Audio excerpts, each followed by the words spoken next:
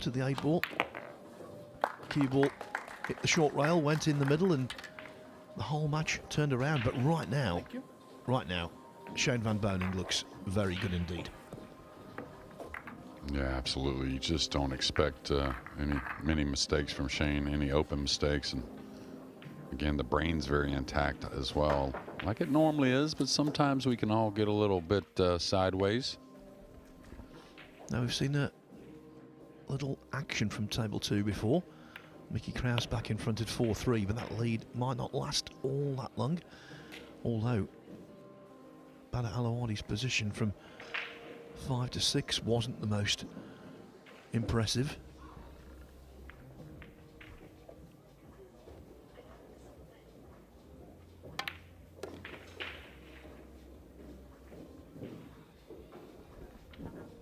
He's not trying to put some English on that cue ball, is he? He likes that. Even when he was practicing, I noticed earlier on his practice rack, he was just playing all kinds of zipping around the table shots. Yeah, he elevates the cue really well, like jacked up off the rail. But you don't want the little silly things to cost you. Okay, good to get that one down.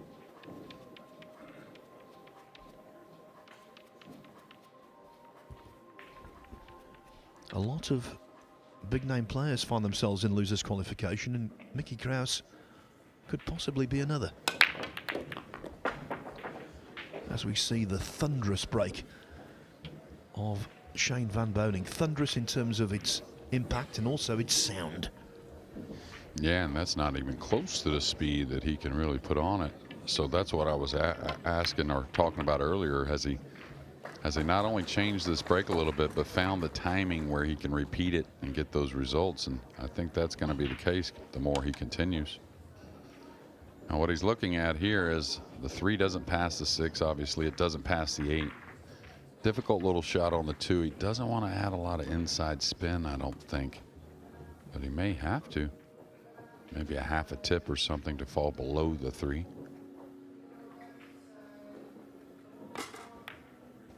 Yeah, that's good speed. He should be somewhat straightish on the 3. No, it went a little far, so he's got a tester.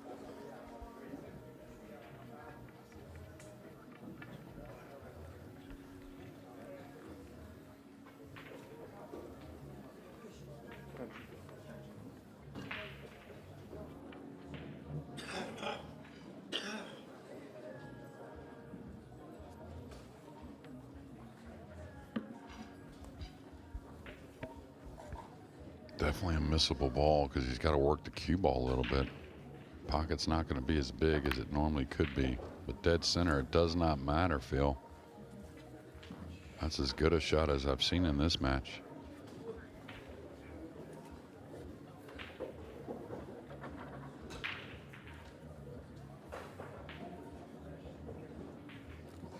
All right, looking to follow the ball. I wonder if the carom on, okay, followed to the outside. I was going to say, I wonder if the carom is an option on the 9, but I think the 5 does go between the 8 and 9.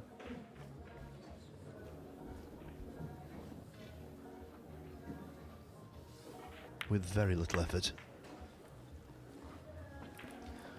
I don't know how the scoring went in his first match against Juan Carlos Exposito, but obviously he won the closing right there. So at the very least, he's got this 9-ball to win 13 consecutive racks. It might be more than that, but minimum it's 13.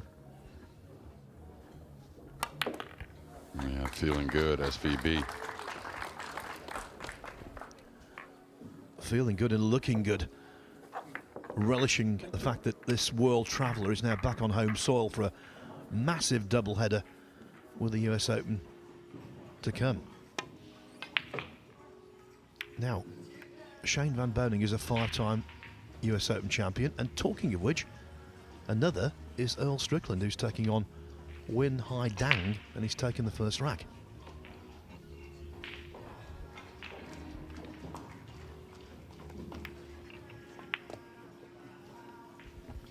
I wonder if he knows it's a race to 8 today, Jeremy.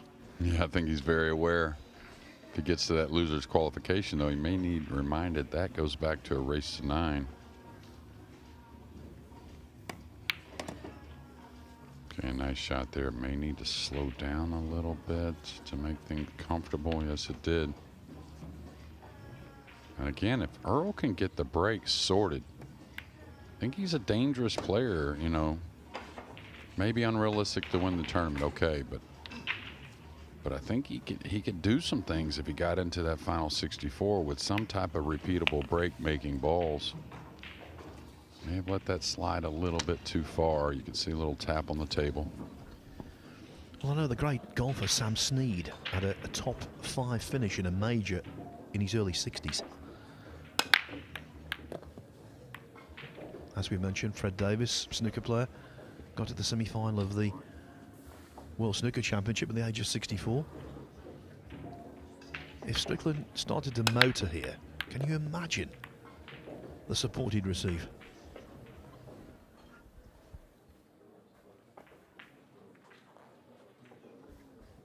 He's missed the 9, Earl has. There in rack 1, it wasn't easy. He left it very difficult, though, so good chance he gets back to the table. Well, he's got a little sliver here to drop him behind the pink. This could get away. This one here is very touchy. Oh, good smart shot, and he had a little more of the blue, too, than I thought.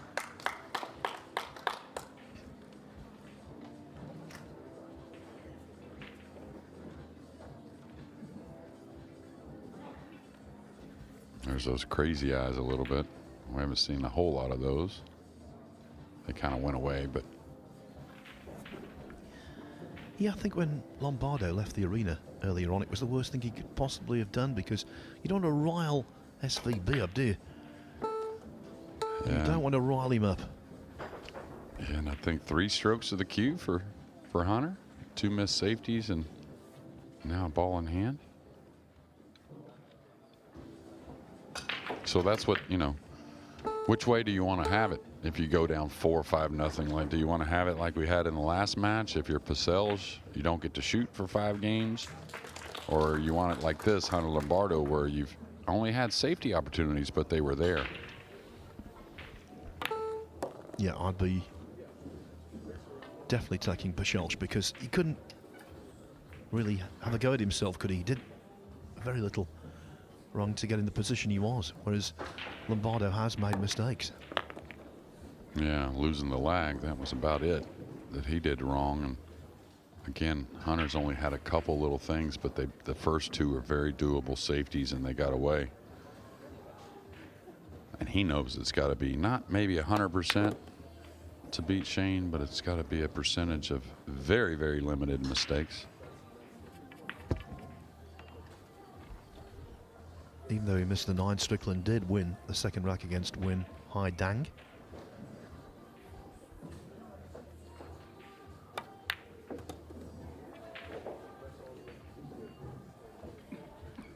Strickland was the man, and now in terms of American pool, the man is at the table.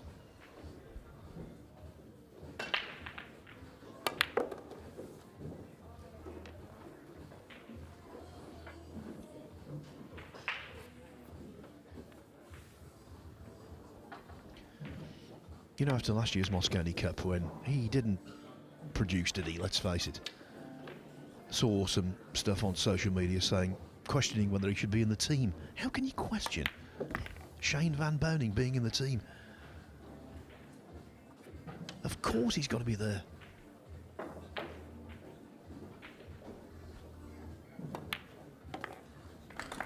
(4-0). Just like that. Other scores, Vitaly Patsura, who's a good friend of Fedor Gorst. He's 7-5 up on Mario He now. Eklund Kachi has won the first rack against Donny Mills. The young Finn Riku Rompainen now 6-5 over Quinton Pongers. It's 4-4 Bada Alawadi and Nicky Krause on table 2. Aaron Raghun Annan, who's from Trinidad and Tobago, he's 2-all with Connor McFadden. Eloy Vidal Perez and Chang Yi 2-all. Raymond Linares 1-0 upon Yanni Sikkanen It's 3-1 for Low Ho Sum over Piers Labutis. Good start for Low in that match because Labutis is such a consistent campaigner. Sean Wilkie from right here in the good old USA. He's 2-0 up on Sharik Sayed of Singapore. Roberto Gomez and Brett Ross 1-1. And Olman River just keeps rolling, doesn't he? Ralph Suke 3-0 up on Miguel Salvia of the Philippines. Chang Yulong and Gregorio Sanchez 2-2. And the very tall Romanian Christian Sadea looking good against Ahmed Abdulami. That's on the loser's side. Sadea 2 racks away from victory, leading 6-2. So we've got to complete losers round 3. We've got to tie up some loose ends in the winners' qualification as well. And then the rest of the day will be over to losers' qualification, where, of course, if you lose, that's it.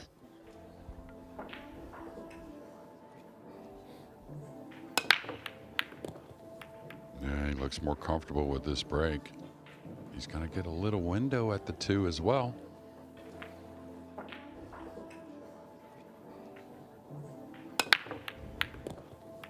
And I think with a little speed off, what I've seen this week is maybe he's not, you know, a little more congestion on the bottom end, it seems like, than I remember other events, but that can work.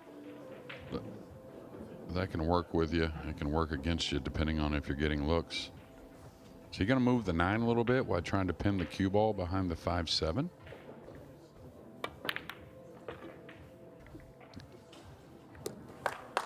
He didn't want to fluke the 2. He wanted to fluke the 9 maybe, but not the 2. When is a fluke not a fluke? All that kind of stuff. Can tell you our next match, centre stage, and it will be potentially a cracker. Jeffrey Rodder of the Philippines up against Tyler Steyer. Yeah, Tyler's probably playing a little better than he was early in the event. Does that quite often, starts out a little slow and then starts to mount a charge. He's going to have to be on point to get through the next one. Pretty easy kick here to hit, and if just rolling speed, try and get a little split. Not that hard to get the snooker, and the crowds have been great here at the inaugural Florida Open. Again, this one you don't have to hit it hard at all. Just a rolling ball. Cue ball hits the top or the bottom of the 3. You should have a good action. Oh, he hit much harder than I thought he would. Somehow he split the 7-8. And Hunter's going to have a tall task to try to get something started on a long, long 3 ball. He's a coach of some repute, Hunter Lombardo, a qualified sight right coach. Sight right is a method that was introduced in snooker some years ago by Stephen Feeney, and it revolutionized the career of several players who went from very good to extraordinary.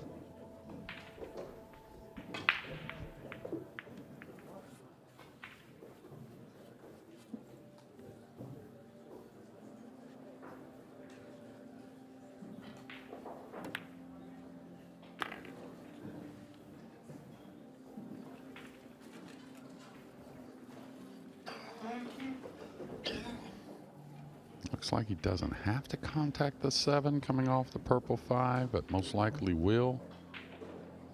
6 is in a great spot, so should be fine. Did the 8 get out of the way? I think it's just enough.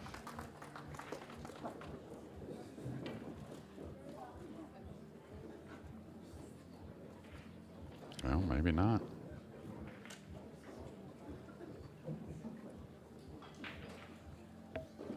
I'll tell you, if he can't get at this green 6 for the side, he's just got to make a big shot for the corner here. I don't like any safety options.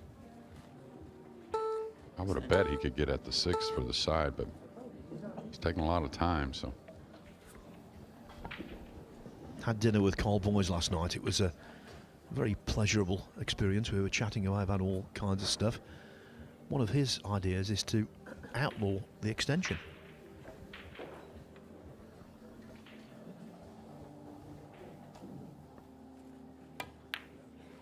Yeah, he had to shoot at that, in my opinion. Had to try and get it going. Well, I like it as far as taking away for every game, but I think there should be 1 or 2 a match, something like that. You know, there is a situation to where I think it is definitely called for.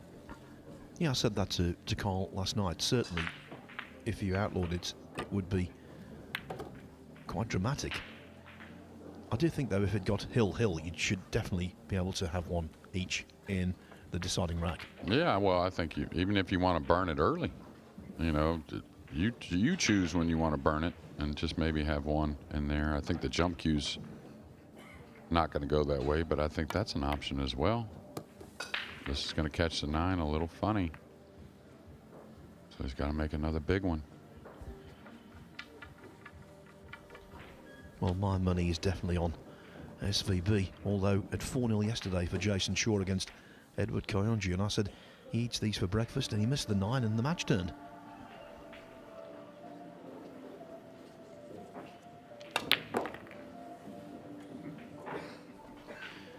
Don't forget you can check out the match of Earl Strickland on table 3 on WNT.tv. In goes the 9, Strickland 4-0 up. And it's even better for Shane Van Boening, 5-0 now. US Open champions all over the place. Down the spine of this building, you've got a 5-time champion on one table, a 5-time champion on the other, and then you move down to the commentary position, and there's Jeremy Jones. So 11 US Open titles all in a line. Yeah, many throughout the building with all the players, and many will be trying to get that title in a few weeks' time, just a couple weeks' time, actually. Would you say that was the sporting highlight of your life? Yeah, I think so. I mean, I always liked that Moscone Cup a lot, too, just with the team sports and stuff. But, yeah, I would say so for sure. Better than the Astros winning the World Series, even? I'll tell you what, the one in 22 against the Phillies, that I watched that home run that Alvarez hit the other day, and still gave me goosebumps. It's the greatest home run I've ever seen, you know, in playoff baseball. I think it's better than even Joe Carter's, to be honest with you. You guys have it easy, of course, when you watch the World Series. You watch it at the right time. When I watched my Angels win the World Series all those years ago, when Darren Erstad caught that final catch and we got it. It was about 5 o'clock in the morning back home, and I wanted to cheer, but I didn't want to wake the rest of the house up. So I was running around the house like a madman, unable to say anything. Oh, wow. I don't know how many kisses were on that cue ball. There were quite a few, but a little fortunate the 3 got tied up. Did he hit it a hair thin? Is that what happened? That was just one kiss off the 8. But yeah, I remember that series real well. I think it was Game 6. The Giants were up 5-0 in that Game 6, I believe it was, and couldn't take it down with Jeff Kent and Bonds and that great team. And that was the series, of course, when JT Snow, who was playing for the Giants, having played for the Angels earlier on in his career, pulled the little child away from home plate. He was going to get trampled, wasn't he, by the runner?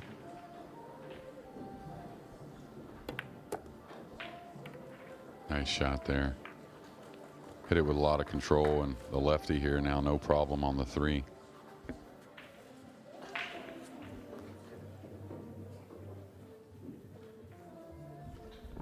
Sorry, folks. Enough baseball talk now. I've used up my quota for the day. I think I've used up my quota for the week, actually. But well, you got to bring that series up every now and again because the Angels have been suffering a little bit since. A low blow, but true.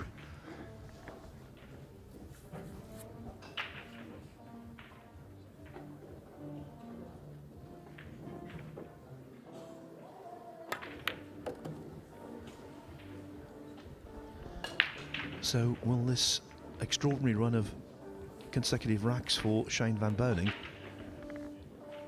be over?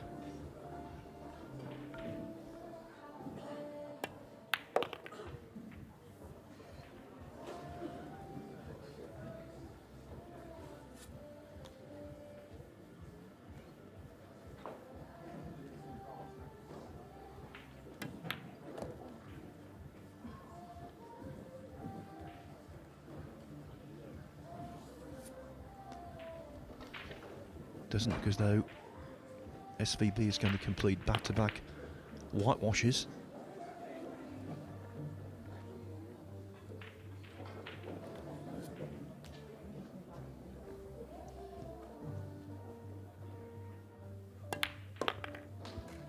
Hunter Lombardo gets on the board, trying to watch table 3 behind Earl.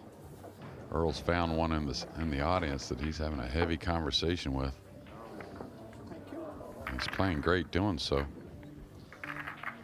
So 5-1 here. Now, back in 2022, Shane Van Boening became world 9-ball champion for the first time. It meant an awful lot to him, but I would hazard a guess as to say, if you asked him and he gave an honest answer, winning a 6th US Open title in a couple of weeks' time would mean even more. That would be the record-breaking effort, supplanting Strickland.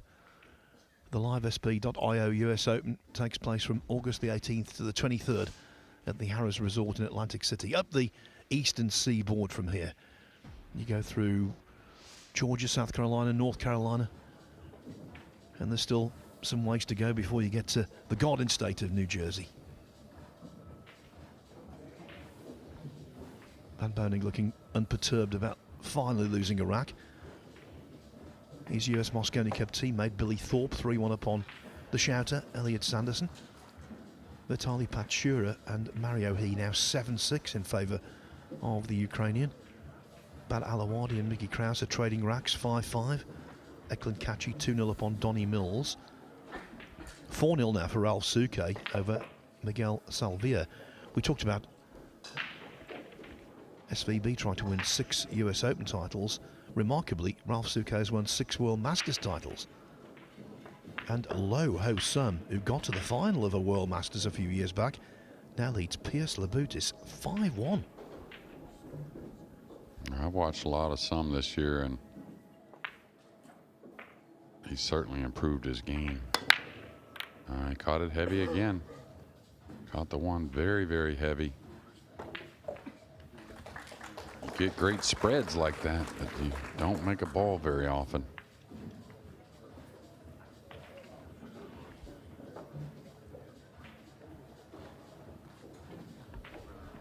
Yeah, you're right about Lo Ho Sum. He came on the scene in a blaze of glory, then he seemed to regress, but now he's going in the right direction again.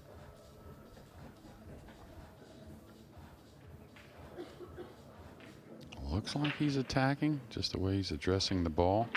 Is he trying to cut this and maybe go into the 2? Yeah, take a chance. He's missed this now.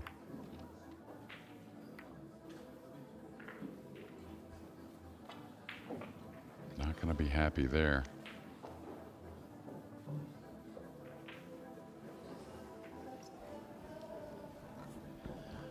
Now on table 4, that's the action you can see on the Matchroom Multisport YouTube channel. Riku Rompainen, who never needs to use the rest, he's so tall, and he gets taller by the minute it seems. He's on the verge of defeating Quinton Ponga's 8-5.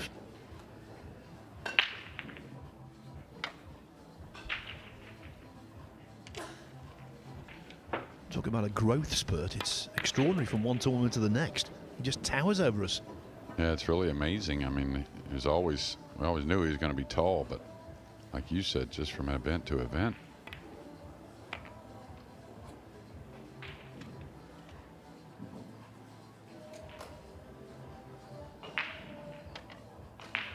All right, you can see here a 9-ball for him to take it down. A missed 3-ball there. That's going to hurt from Hunter Lombardo after having a rare mistake from SVB.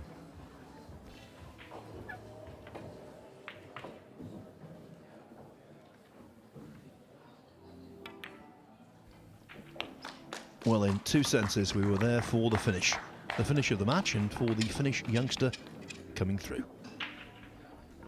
Riku Rompainen defeats Quinton Ponga's 8-5.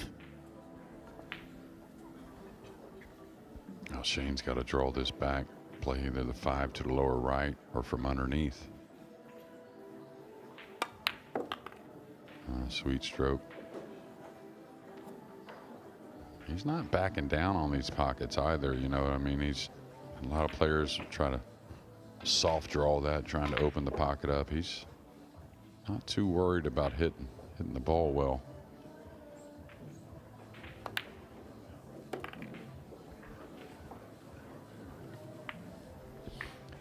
Once saw a report in an English newspaper describing a one-sided soccer match, and the writer said it was cloaked in an aura of inevitability, and that applies here, I think. Just can't see any other result than a heavy Shane Van Boening victory. He could have done better there. That's not going to be his best. Now he's got a little bit of a tricky shot from nowhere. Yeah, there I was bigging him up, and that was a poor one. He's got to go into the 9, really. So here you got to regroup.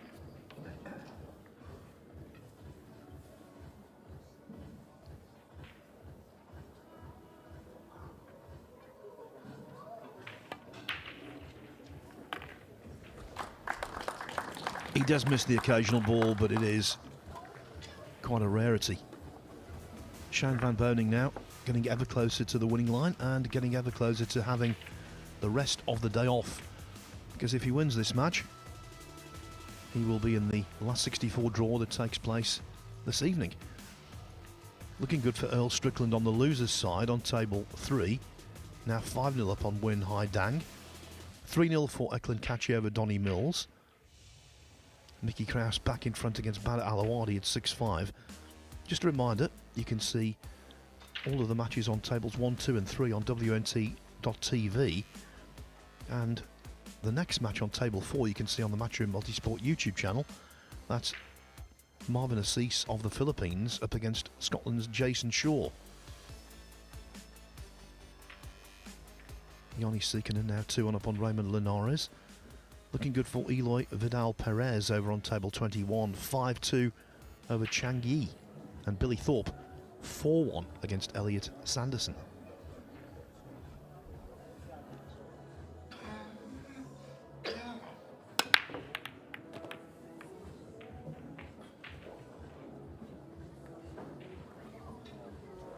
That's funny. Shane hasn't really had a ton of look the last few, but he's had a little sliver of the blue 2 each time, and has produced some type of handy safety usually. Not sure what's on offer here.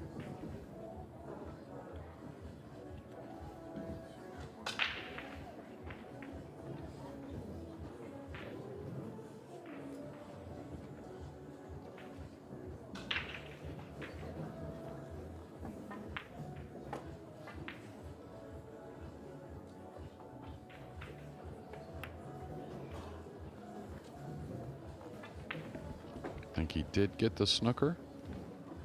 Wasn't a whole lot of options.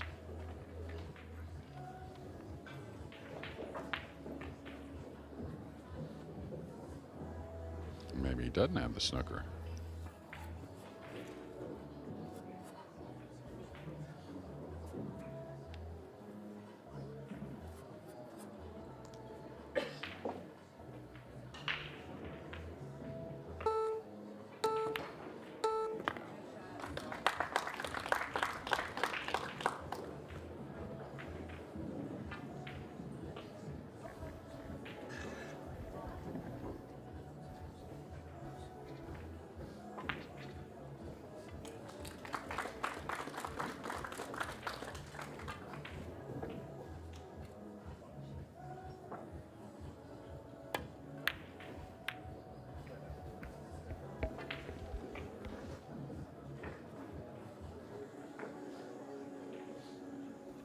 Did not want that kiss.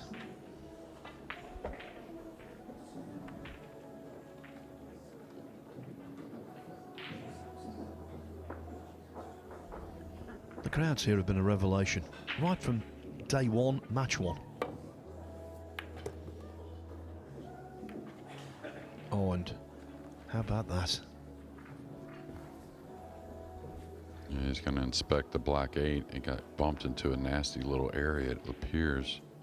He's going to make sure. Now he's got options. He can shoot the 4 and get behind the 5 to play it off the 8 to take care of that problem. Shane will certainly recognize that. He's going to come 2 cushions.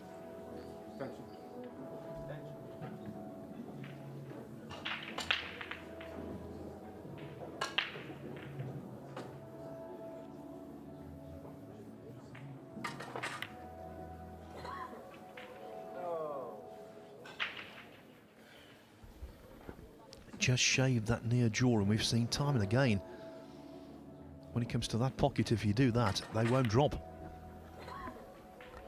No, tables are definitely tightening up as the week moves along, and Shane would tell you that one wasn't supposed to go. Rail first here, maybe. Trying to avoid the 6. Just come between the 6, 7, a few rails. It's going to be overhit. Going to be overhit a little bit. And now he really can't play it off that black 8 to take care of a problem, and he's gotten a little thin for the corner.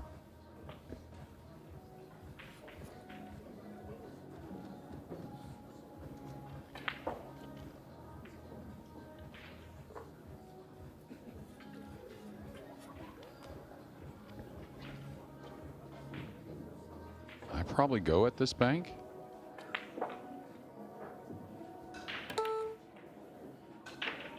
Yeah, he didn't get the cue ball near as far down as he wanted.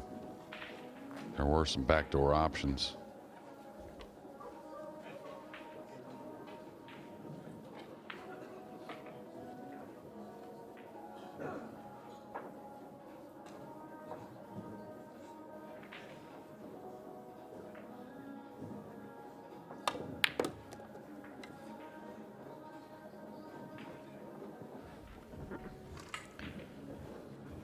Again, almost on a dime. It's not been an overpowering performance by Shane Van Boening. He has missed the odd one here and there, but the confidence, that's totally apparent.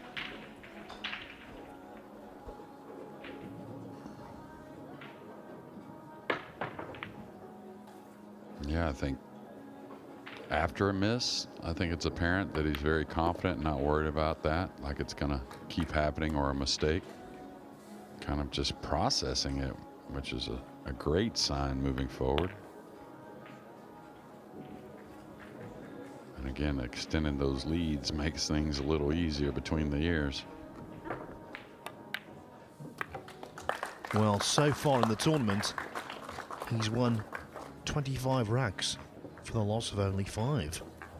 Pretty good strike rate, even for him. 7 on the scoreline, 2 more needed for victory. On table 3, Win Hai Dang has won his first rack against Earl Strickland, so Strickland's lead reduced to 5-1. On table 2, still very close, Mickey Kraus 6-5 over Bada Alawadi.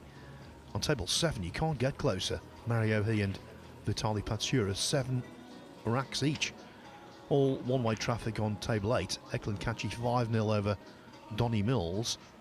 Billy Thorpe 4-2 on Elliot Sanderson. Always the attempted bank on the 3. Doesn't quite work out for Strickland.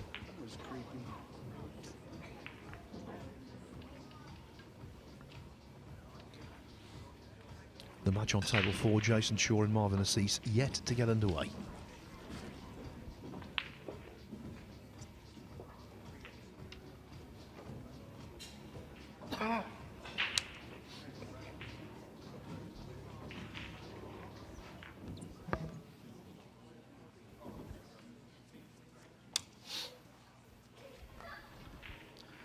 Table 19, by the way, Roberto Gomez, who has to be considered an outside chance to snap this tournament off. 5-1 up on Brett Ross. Oh, dear me. You can't afford to do that kind of thing. Good pot, no reward.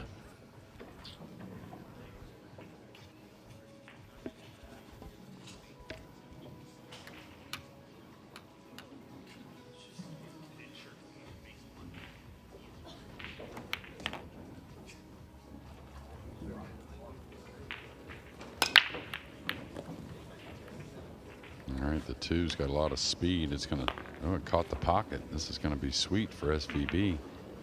It should be a breaking dish to get on the hill. This is what you call reaching the paid ranks of the tournament without any great sweat, although that's self-imposed stress there. Very poor positional shot onto the 4. Yeah, one you didn't expect. He's got all that space above, and Maybe just a little stretched got him.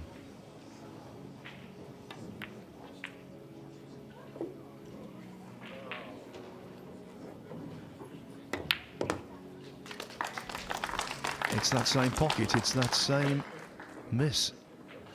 It was so thin though, the 4, wasn't it? So thin. It wasn't really a mistake on the pot. It was more to do with the fact that he had such a large margin of error with the positional shot of the previous shot, and he totally failed. Yeah, maybe got in a hair of a hurry there. You can see he was trying to really get at it prior to the ref even removing the rack.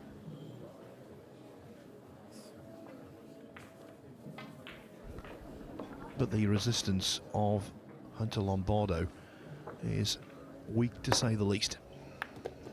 Yeah, he didn't have many options, and curving at that angle with the ball on that side of the pocket, pretty slim pickings, really easy to miss it or scratch.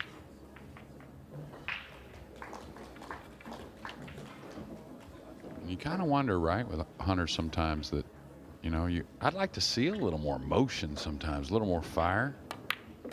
He really does have a solid game. I mean, he can, it's not a guy that's, you know, one of the favorites to win one of these tournaments or anything, but he can do a lot more than sometimes it appears.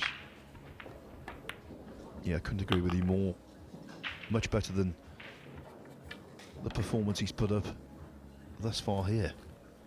Yeah, without a doubt.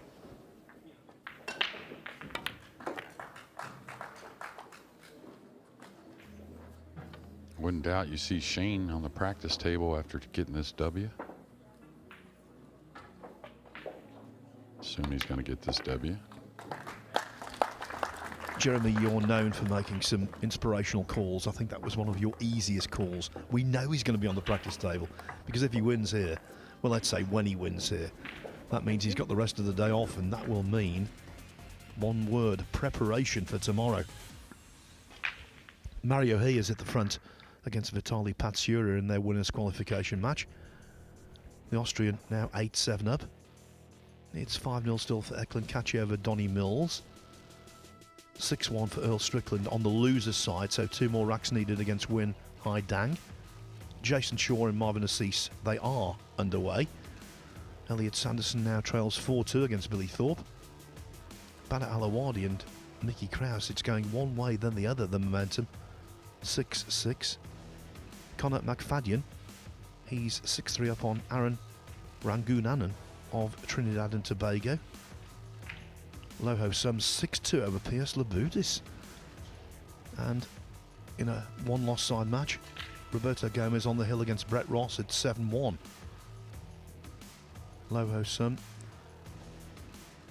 that is a race to 8 as well, so he needs 2 more to overcome Labudis.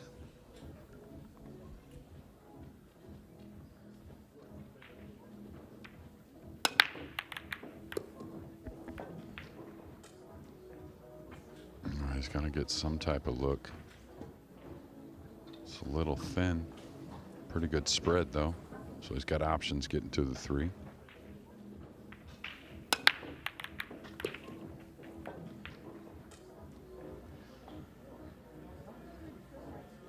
Can cue the left side of the ball pretty nicely.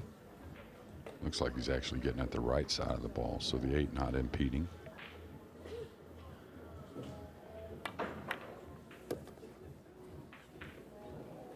And those type of shots, to me, blend a little easier without the extension on the cue. A little more spin, a little more attacking. I don't think the ball quite deflects as much.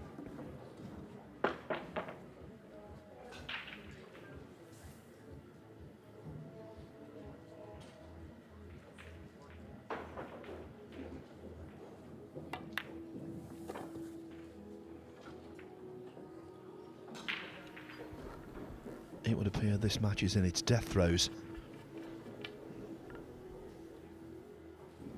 Yeah, 2 shots really. This one to the 5 and then the 5 to the 6. This one can fool you a little bit. Should be able to follow through.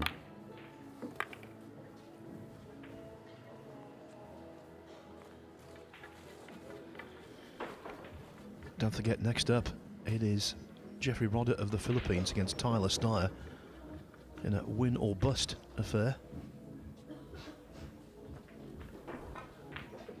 going to say I like coming one rail back, maybe using the long rail. Just a little, use your touch, float into position. So Hunter, I think, has got to regroup a little bit, not only physically, but mentally.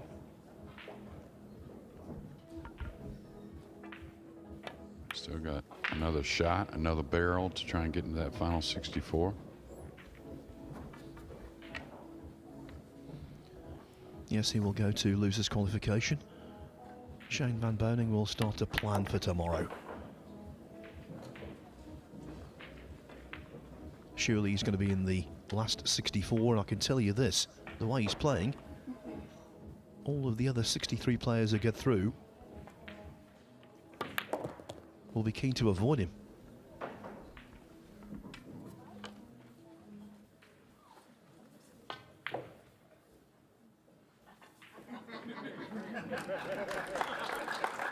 We don't see the winning 9-ball because Hunter Lombardo concedes. It's a really good strike rate for Shane Van Boening. He's played in this tournament 32 racks and he's lost only 5 of them. It was 9-0 in his previous match, now it's 9-1 in this. And the way he's playing, he will take all the stopping. Shane Van Boening through very, very comfortably. 5 minutes time, just a reminder, it's Tyler Steyer, another US Mosconi Cup player, up against a fine player from the Philippines, Jeffrey Rodder.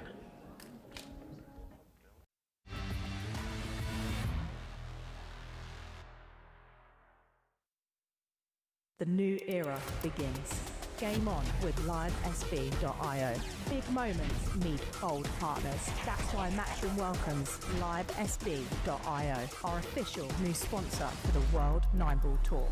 LiveSB.io brings cutting-edge sports entertainment to fans all around the world.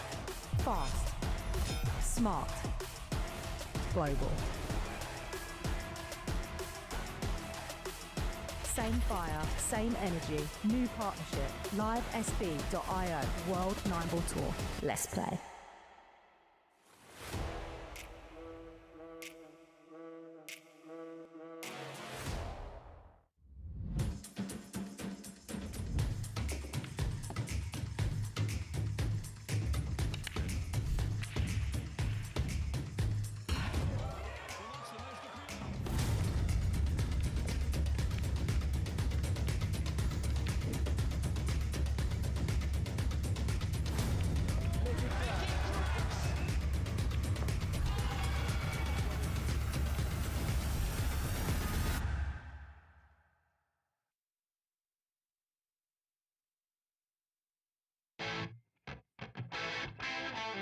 We're back at the Harrah's Resort in Atlantic City for the US Open. It is one of the most prestigious events in the calendar.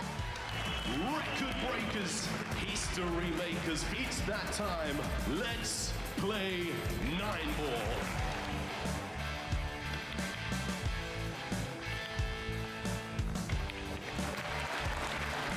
Nine-ball pulls on the growth. The governor gets on the board. Next year's prize money in the US Open is going to be $500,000.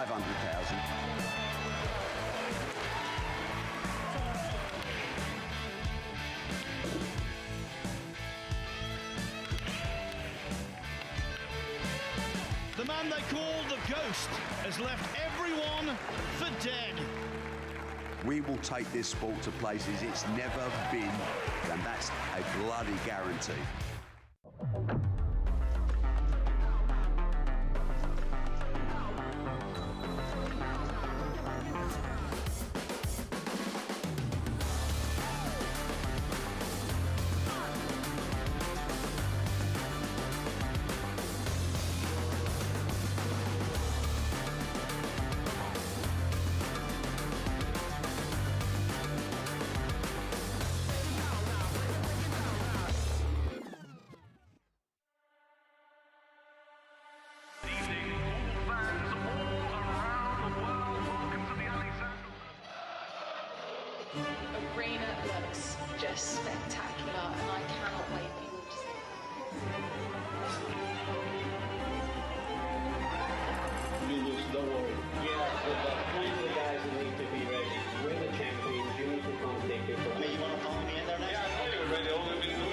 Can you speak English, but please speak? Because I ain't sure what you said.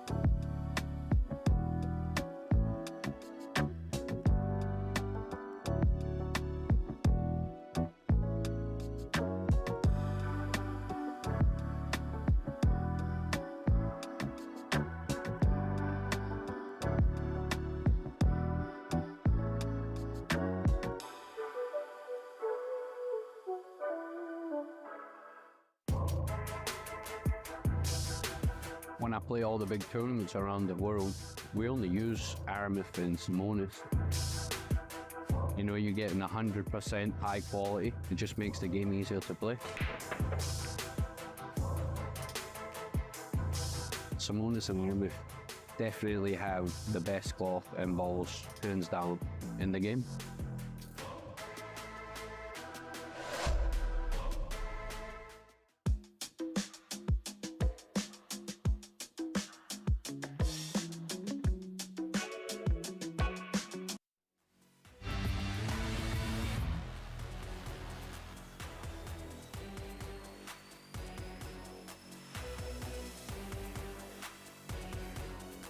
Welcome back to the action.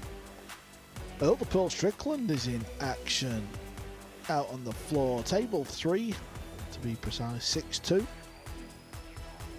playing the Vietnamese man, Win Ha Dang. He was the player who knocked Jeremy Jones out in round 1. Billy Thorpe's out in action, 6-2 over Elliot Sanderson. Let's get you one of the feature tables up. Let's get you over there. Table 3, Earl the Pearl. He's at the table.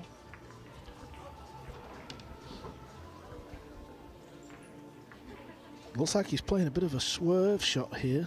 Or he was. No, he's going for the short cue. Doesn't use this often. Let's see what he can do. I gotta get no position here.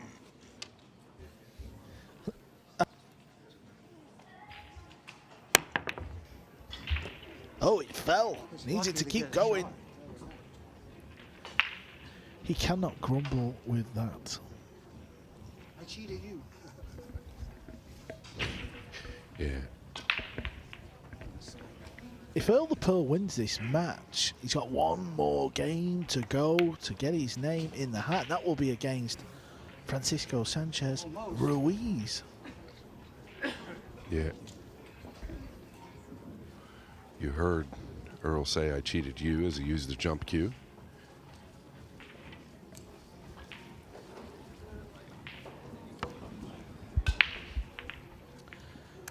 Yeah, and the useful bump on the side has helped because it's landed in the middle of the table, so now it's time for a bit of payback with a short cue.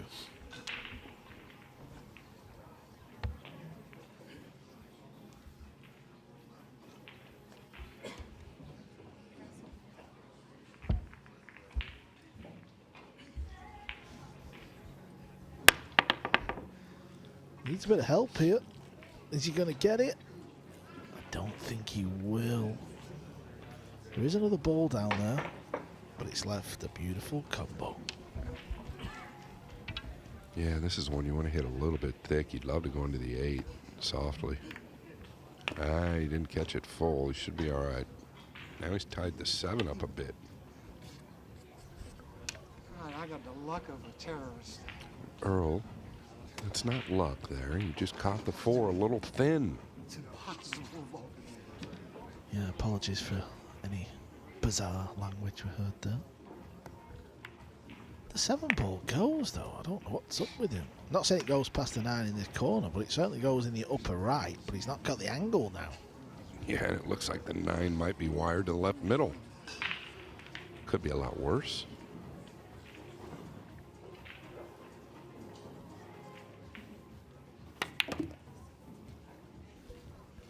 Also goes in the side. I don't know what's up with the man. It was perfect.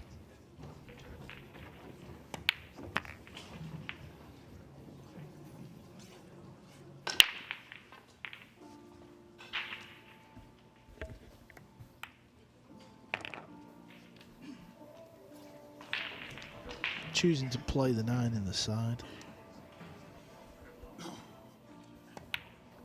And the Pearl is on the hill, 7-2. He's got 1 foot into losers qualifying round. So was this man here, Bara Alawadi. He was down in this match. I want to say it was 3-4-0 down. 3 balls to go to put Kraus into losers qualifying round. But puts his name in the hat. Got to get this shot right though. This needs to go. It needs to go. Yeah, and that shot really not an easy shot. You've got to strike it a little thinner. You can use the 9 here. He'd love to weld him to the back, but just any type of cover. He's going to leave a kick to the right or left long rail, and it's probably going to be the right long rail. I'll tell you what, this is makeable. We've seen players do it over and over. Jesus Atencio made one yesterday versus Fedor Gorst that went viral. It's in a big ball position.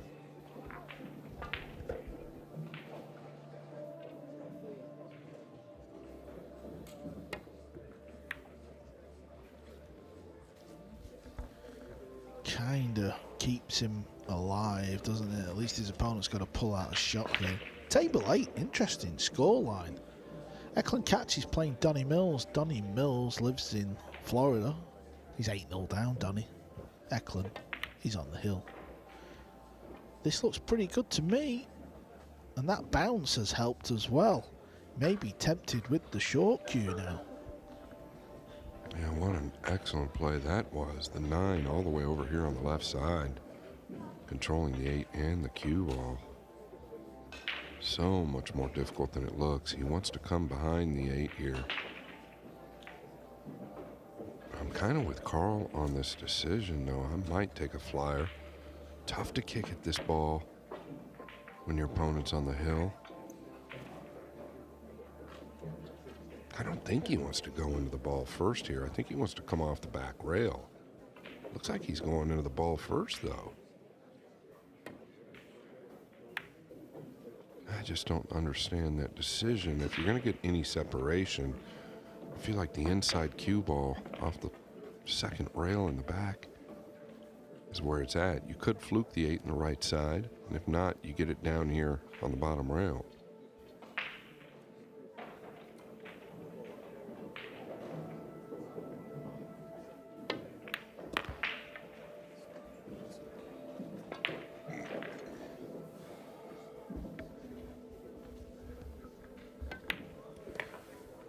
But Alawadi has got his name in the hat. Great win there over Mickey Kraus, 9-6. Mickey will be back in a little while. He gets one more bite at the cherry to get his name through into the final 64. Oh, the Pearl. This is a chance. This is table 3. He should really get the job done. You know, Shane Van Boning patterned Earl's game by using the extension. I've just kind of thought about it. Shane playing, from what it looks like this week, some of the better pool he's played recently, but he's not using the extension. Earl, the complete opposite. Q has to be around 35 ounces. He's striking the ball well.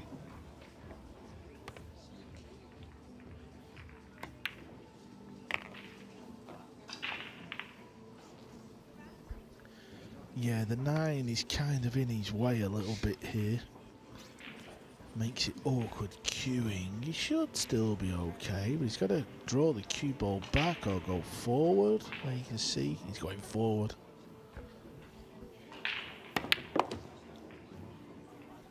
Earl the Pearl, at 64 years of age, still plays pool good enough to go deep. There you go, Earl. Earl has got one more game to go this afternoon, and it will be against Francisco Sanchez Ruiz. And I'm almost certain it'll be on the main table. Well done, Earl. This is what is going on out there. Table 4. Look at this for an early result. Marvin Aziz 3-1 up over Jason Shaw. Donny Mills has managed to get a rack on the board. And from one pool legend in Earl to another, Ralph Suke still going strong at 54 years of age. 5-2 over Sal Villa from the Philippines. Patrick Gonzalez, Chan Ching-ju, their match is about to get underway. Pierce Labutus against Lo Ho Son, that is the left side match. 6-4 to Lo Ho Son, we could be saying bye to Labutus.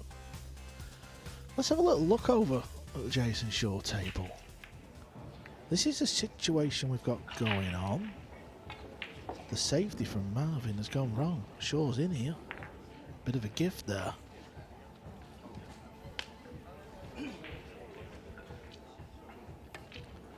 We're still waiting for Jeffrey Roeder to enter the main table arena. Tyler is there, he's practicing away.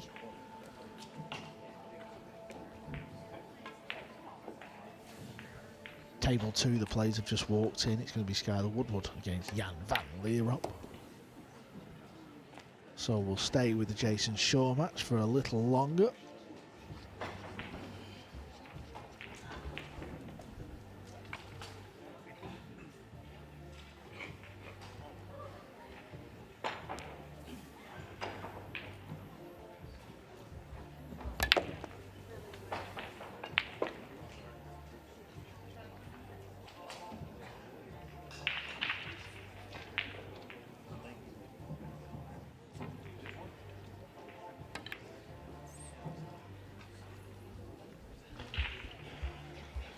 Oh well, mistake from Shaw, Scott. Yeah, he caught it thick, really just got too far under the 7 to begin with. Once again, the body language from Shaw just doesn't look like vintage Shaw. And this guy here, you just can't make mistakes against. What is it about the Filipinos, Scott? You know, they all come with their own crazy little style, but there's loads of them that play at such a high level. They all know how to finish, man. Like, you know, where they come from. They come from a rough world. I guess you could say a third world country, but they just know how to finish. No fear. They grew up fighting for their lives, fighting for their food. And he just squeaked that one in. Yeah, sure, we'll be watching on thinking, wow, that fell, but he's not silly. He knows he missed opportunity. And Marvin Aziz goes 4-1 up against the former Hanoi Open champion. Shaw's got work to do. And it's not long until we're back over in Vietnam for the Hanoi Open. What a tournament. It's in October 7th through to the 12th in the Vietnam National Sports Complex. Talk about fans, Scott. Unbelievable over there, the fan base. 3,000-4,000 people near the end of the week, and what an atmosphere they put on for us. Johan Chua defending his crown. And he's got his name in the hat here this week as well. You can just see Elliot Sanderson there in the black and green top. He's playing Billy Thorpe. And boy, would he love to represent Team Rest of the World one day in the Reyes Cup. 6th through to the 19th of October. We're going back to Manila, the Philippines, live from the Ninoy Aquino Stadium.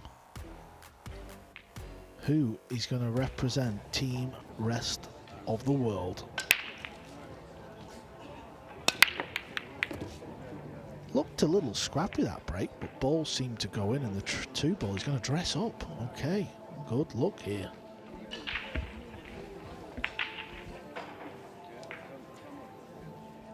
Yeah, where's the trouble? I don't see it.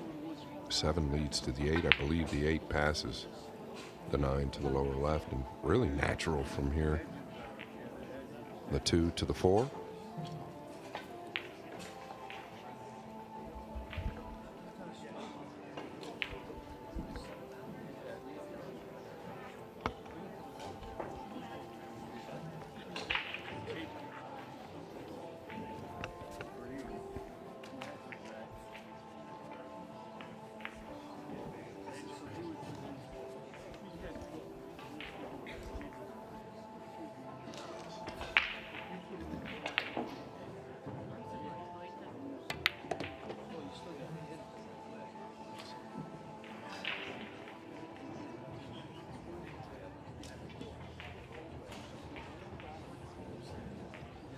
He's landed straight here. Maybe actually the worst kind of straight, where the cue ball's kind of dropping towards the lower left corner. If you pinch back, I don't know. He can force forward 2 rails, stay below. He might be able to just draw back. It's hard to tell. Yeah, it looks like he's just able to come back.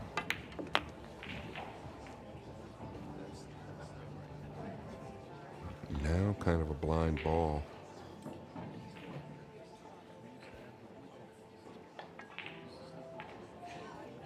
I think he's got a cleaner pocket to the top right.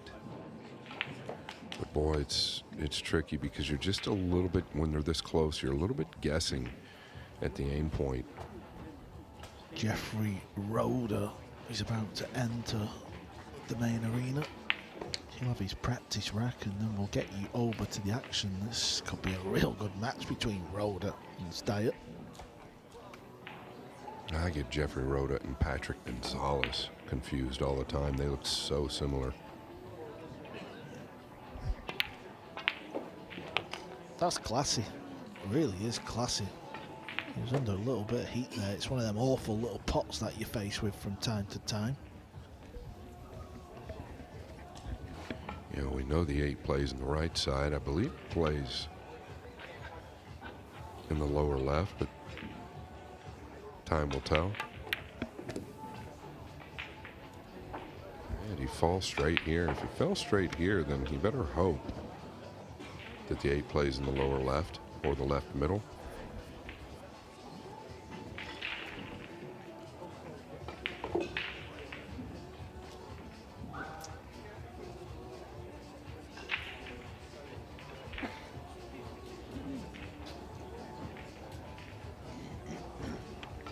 Potentially the worst place he could get if it's dead straight. Okay, it does play in the lower left.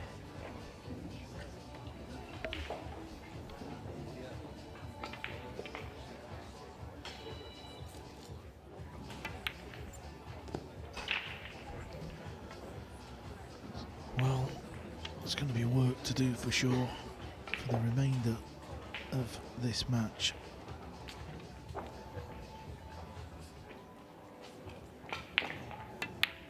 Because Aziz takes a 5-1 lead. This is what everybody wants to be holding come Sunday evening. Elliot Sanderson has pulled a couple back, now trails 6-4 over Billy Thorpe. One of the few Brits that have made the trip across the pond, Damien Massey, is about to start his match against Maurice Neuhausen. That's a losers qualifier round, so the winner of that will go through. The loser is out, and that's kind of where we're at now. If you see a race to 9, it means it's a losers qualifier match. We do still have some winners qualifier matches going on as well. Jeffrey Roeder, well, he's having his practice rack. Tyler Steyr has left the building. There he is, Roeder.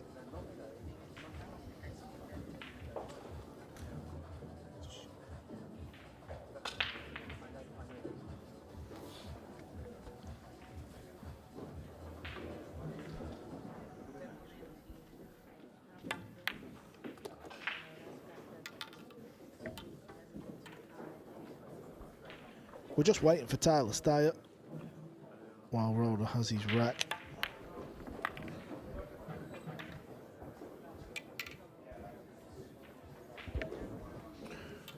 Yeah, we got a good look at Rhoda. A week and a half ago in Saudi Arabia, at one point, looked to us like he could have been a clear favorite to win the event.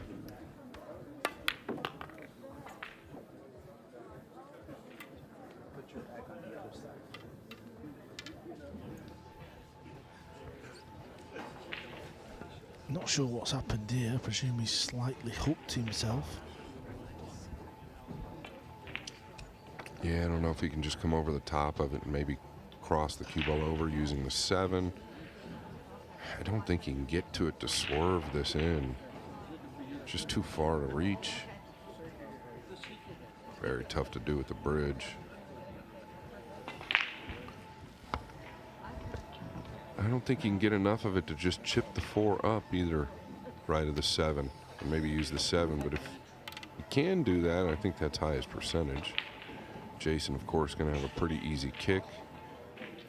But you can only do what you, and that's what he was attempting. A little weak.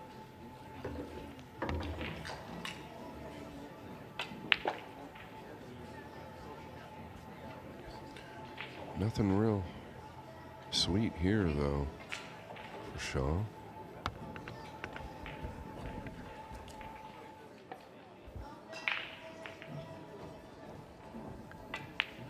He's trying to see if he can graze off the right-hand side with a bit of right spin and can just spin it in towards the green.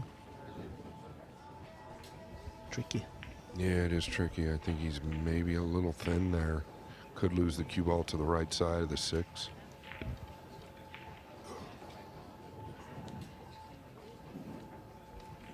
Yeah, just wanting the cue ball to be cleaned.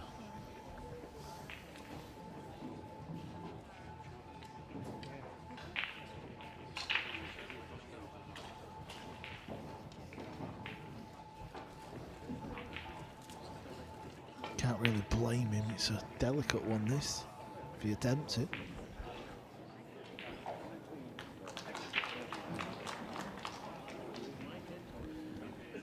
He's got the short cue out, he's trying to stop the cue ball there.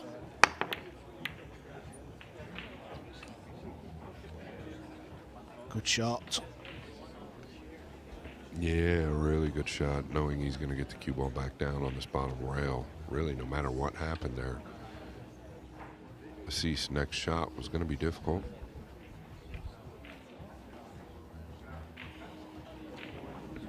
He definitely swerved to the left long rail.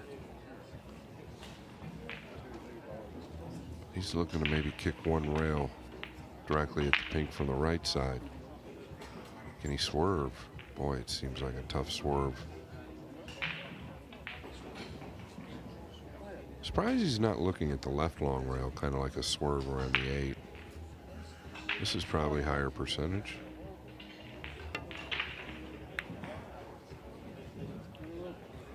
Tell you what, Jason's still got to earn it. Can bank this cross side and come in behind the 5.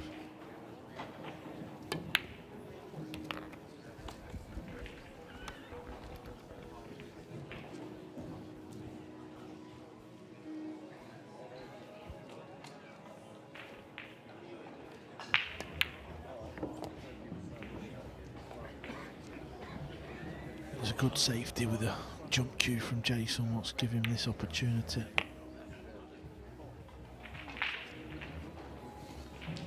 If you want to continue watching this match, it's also available on Matchroom Pool YouTube. I'm sure Jason's going to knock these couple of balls in. But we will be focusing all our attention on the Rhoda Steyr match. And the players are about to lag.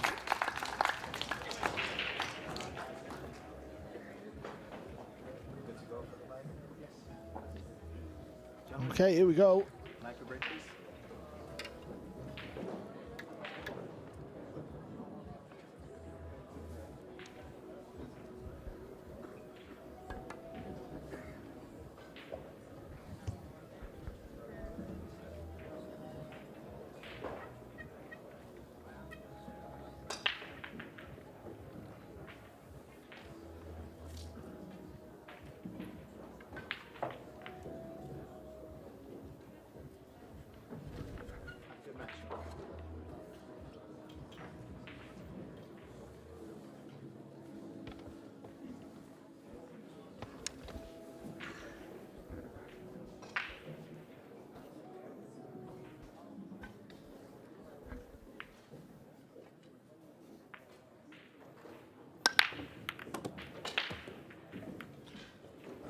got a great break. It's going to be steep on the 2. The good news is, made great contact. Timing looked real good. It's something he works very hard on. The other good news is the red 3 is in a real nice position. If you can just cinch this 2 back and forth with the cue ball out towards the center. A lot of guys will put just a tick of outside spin on this so the cue ball doesn't dive downward towards the 5.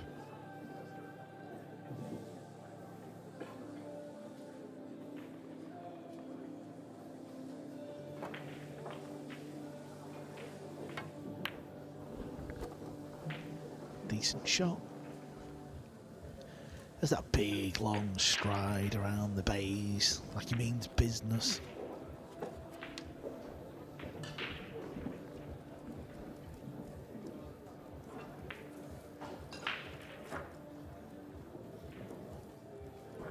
Yeah, basically just stop here, pinch back a couple inches.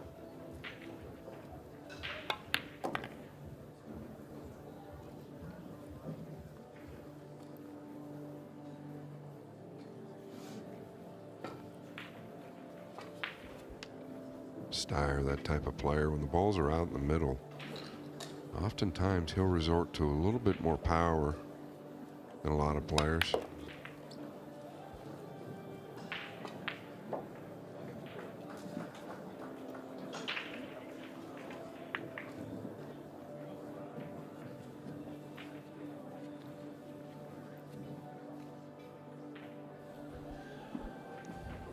Got a decent view of the amount of people that are in here watching, and I'm so used to these open events being pretty quiet the first 2 or 3 days, but this has been a different story here in Orlando.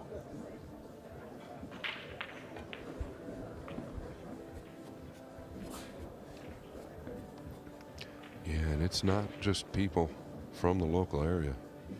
We've got people here from everywhere coming to watch this event, which is great.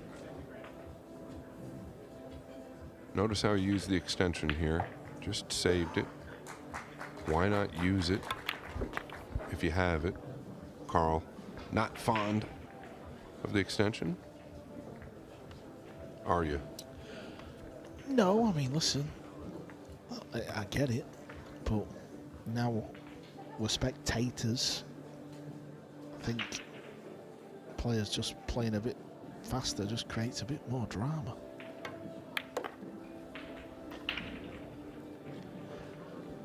Plus, if you look at all the kind of popular sports that are out there in the world, they're all fast games, aren't they? Kind of tells a story, really. But Steyer, he's not hanging about. As he takes rack 1 with a decent enough finish. Interesting match, actually, over on table number 3 starting out. We got Yannick Pongers, the young Dutch player, against a real young American called Harrison Leinen.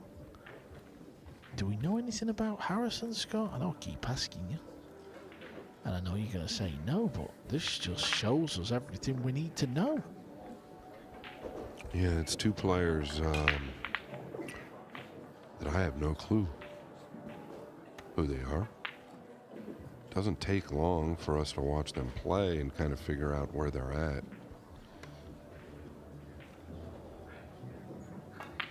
And there he is just in the background. The red shirt. Table behind us. Yeah, we'll try and get over there for a few shots and see if we can have a nosy at Harrison and see what he's about.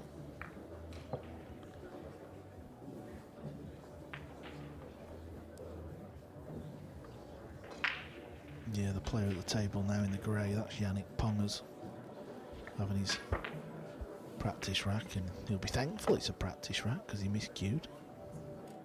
Okay, we're about to see Tyler Steyer break.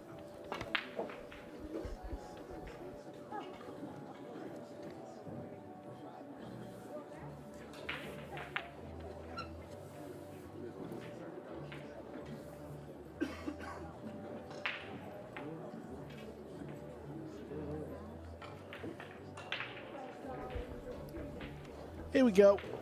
The balls are racked.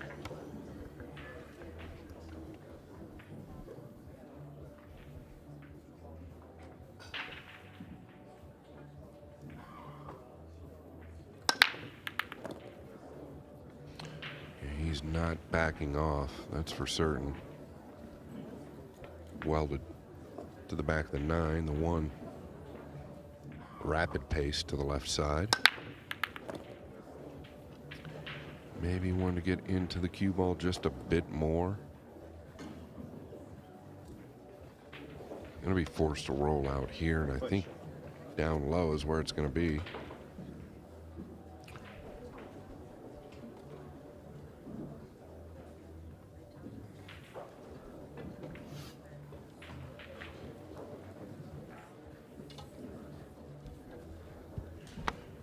Not a bad push. I don't feel. A shot that I like, though, if you can hit it thin enough, is like cutting the 2 to the right side of the table, letting it finish on the top rail. Going over to Marvin Nassis, where he just continues to do work on Jason Shaw. 5 games to 2. Thin on the 8 to the lower left. He could go to the lower right, but kind of a bigger pocket this way. Just got to smooth it. You can miss-hit it and it'll still fall. He definitely likes to use a lot of the pocket. This 9 go up 6 games to 2 versus Shaw. Wouldn't call that an upset, but Shaw just not being able to get things together.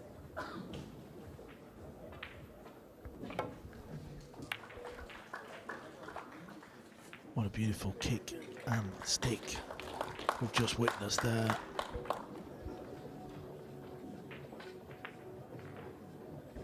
Yeah, I had to swerve around the 5. Not easy to do. I believe he's got a piece of the 2 here, but where do you go?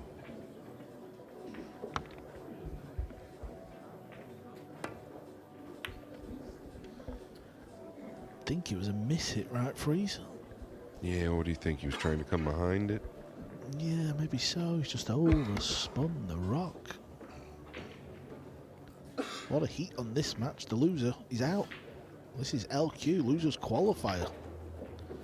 This is the stage where we're at. Tyler at times known to have that flush face, but I believe he's just been a little bit more on the golf course. Clean, clean, clean strike right there by Steyer. Fundamentals have really tightened up over the years. I feel like his game has just become more and more and more consistent. Works very hard.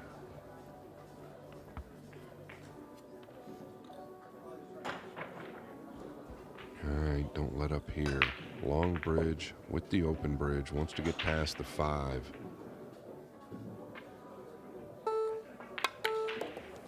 Well, he really got into it. This is no good.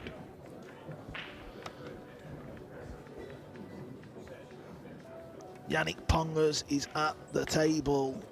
This is a match we're going to pay close attention to. 2 of the young guns, 2 of the youngest players we have on the circuit. You might have seen the name Pongers because his brother Quinton Pongers has also been playing in the tournament, and it's Yannick who takes the opener. How's the cue ball here? It looks pretty good.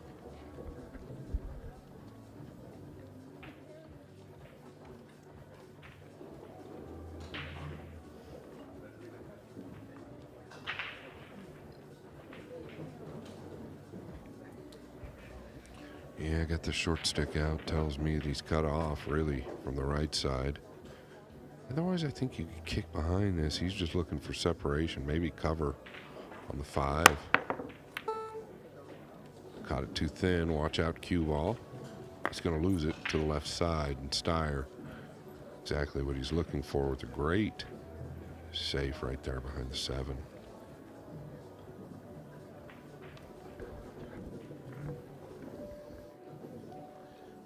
Judgment Day here in Florida. This is day 3. It's a 6-day tournament, and after this evening's play, only 64 will remain.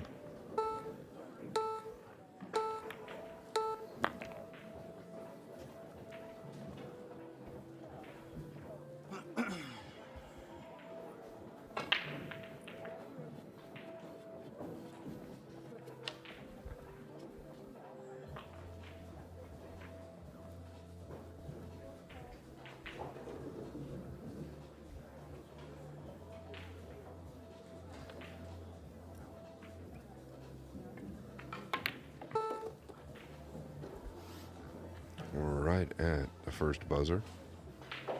Nicely struck. A little bit of a reach here. Could go into the 9, but no reason to. Just stay left of it.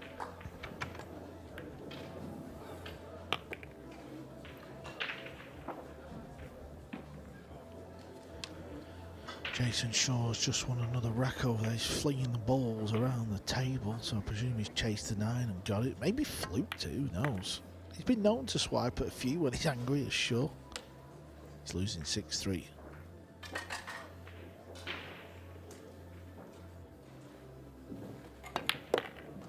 Tyler Steyer looking strong. Tell you who's also looking strong. SVB played another phenomenal set the match before this. He's played all 3 matches on the main table, and rightfully so. He's earned the right over the years, and I don't think Shane's missed a 1 ball yet in the side. This is the format. These are the tournament rules. 256 players we started with. I said just a little earlier, after today's play, just 64 players will remain. I wonder how many of the 64 will have been seeded. Double elimination. We're playing race to 9s, race to 8s in the losers or left side of the draw. Then when we get down to the final 64, all the way through to the semis, race to 10, couple of semi-finals, race to 11, and then the final, race to 13 on Sunday. We expect big crowds come the weekend. This is losers qualification round. That's where we're at. Loser of this match is out. The winner will go into the hat. 32 players with 1 loss will be drawn against 32 players undefeated, and we'll play single elim all the way through. Decent break here. He's on the blue too.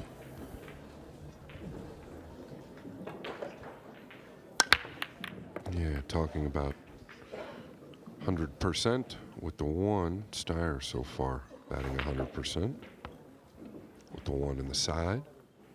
The 4 does pass the 7. So really just got to get good on the 3. Ideally the top rail would be where it's at. I don't think he's going to get all the way up.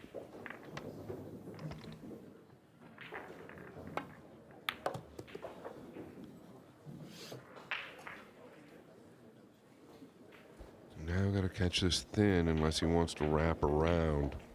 Could play it in the lower right, but you have to stay below it if you do that, meaning on the right side due to where the 5 is at.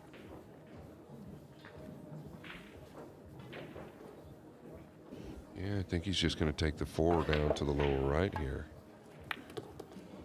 He was aware, did stay below it.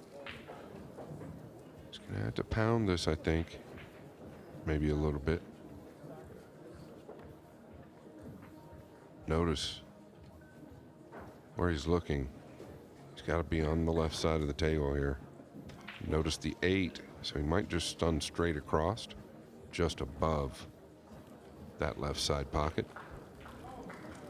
Mika van Berkel, the young 18-year-old Dutchman, has beat Lo Li Wen 9-8 to get through to the final 64. The Florida Open seems to be a tournament where the youth are doing very well. I know that sounds crazy when you think the world number 1 was 24, but we're going even younger. There's 16, 17, 18-year-olds out there doing well.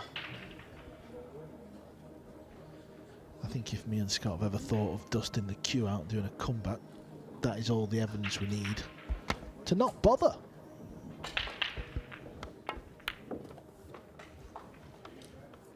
Yeah, I think we've just got dead lucky to be up here, Carl. And I'll take it.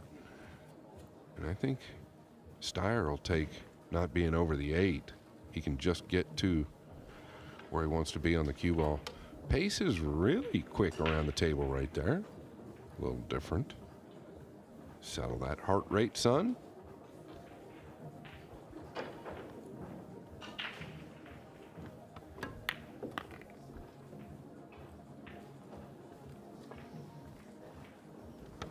I mean, he is walking around like a machine.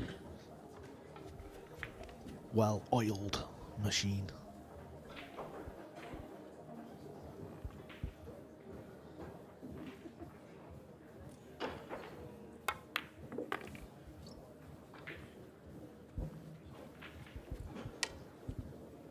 Slamming the chalk down, just making his presence known.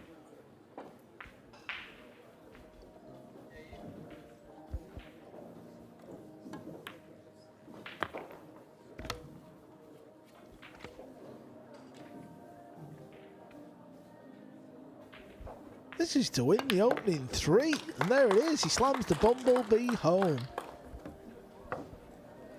We've been keeping an eye on the Jason Shaw match as well. We have 4 feature tables, all in like a kind of square, and everyone just parades around them.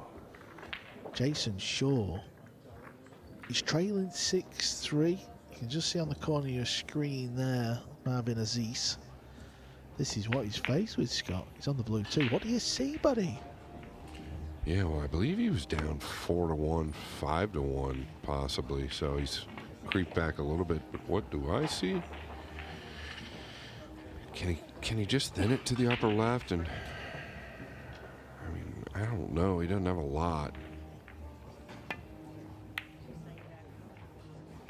Yeah, that's kind of, you know, back door. You can end up behind the 3 or get lucky with the 2 and the 4.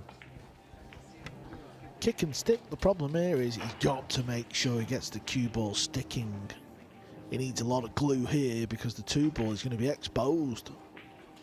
Yeah, well said. And it's quite a ways off that back rail, so a little more difficult to hold the cue ball. Obviously, the further away it is, the more glue you need, as Carl said. And how did he do? That would be cold-blooded if there was a gap.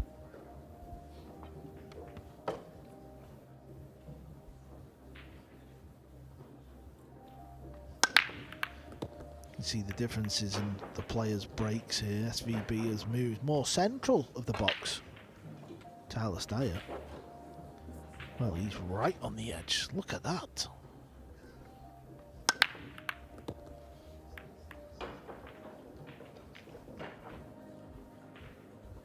Yeah, does he drop down below the 6 here? I don't think he takes anything aggressive on. Doesn't have to drop below the 6. He could chip the 2 down below the 9.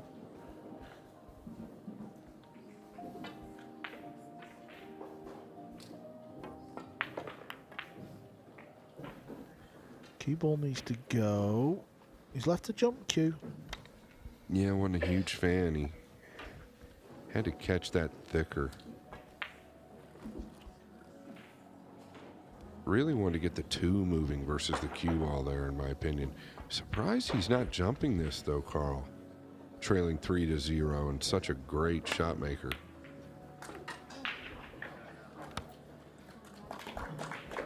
Yeah, it's going to lay up for Steyer.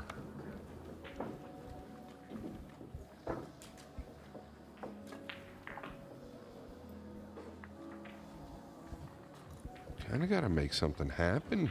If you're Jeffrey Rhoda, you see that Steyer's not going to give it away. Extension. I guess he assumed he was going to make the kick there. Much higher percentage with the jump cue, in my opinion. Wants to stay a little thin on the 3 due to where the pink 4 is. And there's a look at Rhoda. Never a good sign when you've got your hand fist up towards your cheek, just sitting there. It's just not a positive sign.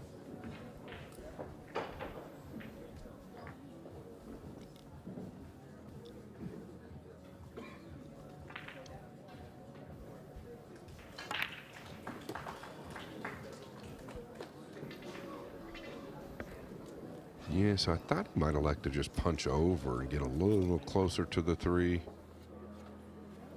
and still have the same angle. Now, kind of got to control the pace a little bit better. 7 becomes a big ball here.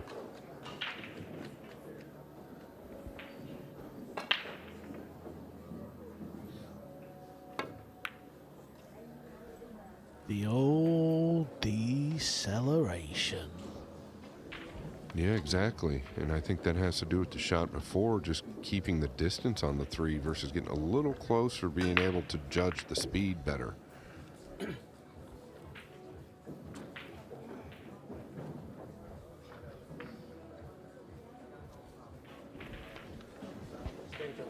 Marvin Aziz has won a rack over on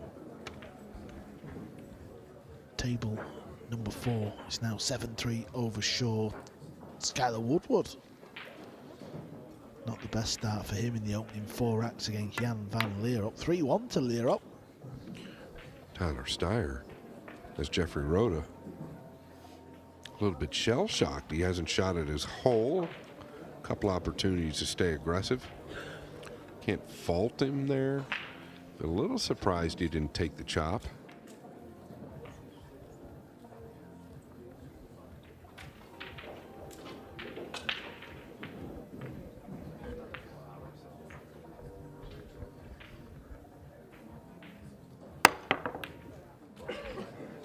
Okay, if we had a replay of that, you would see, well, he's obviously gotten away with this, I believe. I don't believe this was by design. Yeah, you can't see the back arm. The back arm went out from the center of his body, and that's how he ended up swiping a little bit at the cue ball, catching the 3 thin. There's no way he was playing that.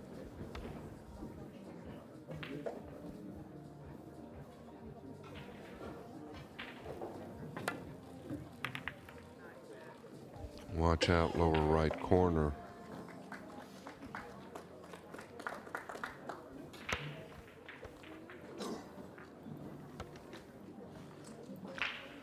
Well, this is a shot that'll make you or break you.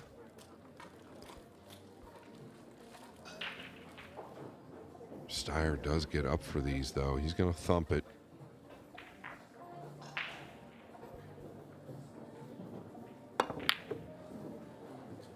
Off by some distance, and Rhoda finally earned a look to the lower left.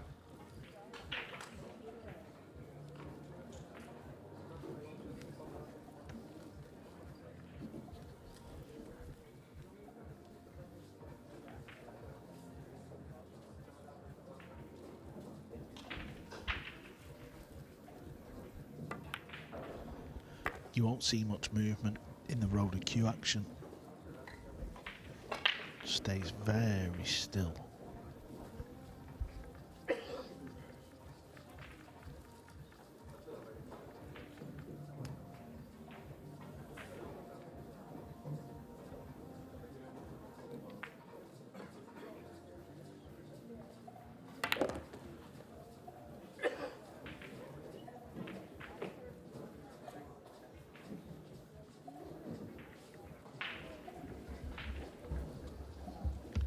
Combination here.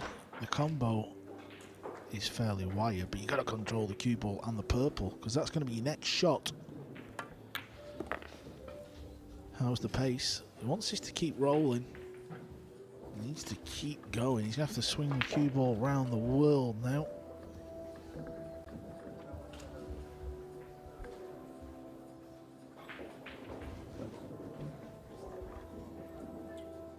Yeah, what he's worried about is kind of ending up on the 50, I believe. Like real steep on the 7.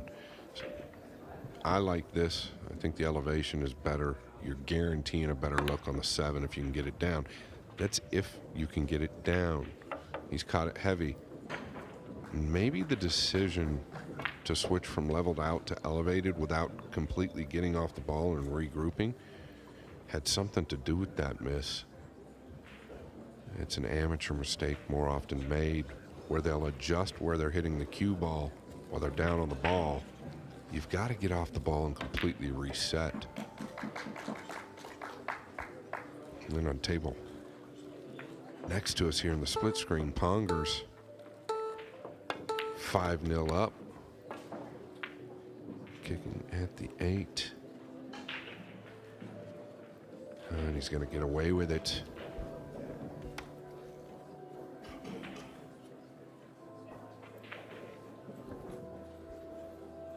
Carl, I think you take this bank on under the situation, right? Yeah, there's no really easy safety, so you may as well go down shooting.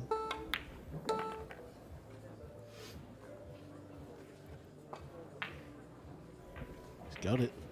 The youngster has got it.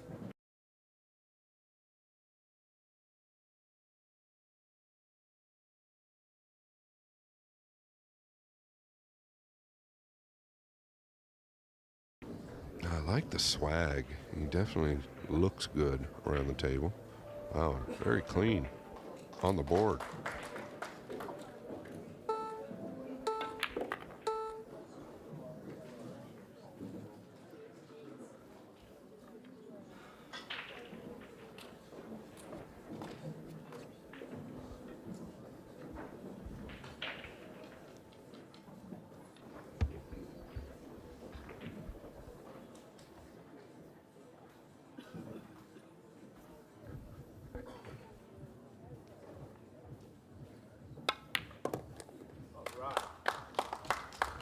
Really, really nice pot.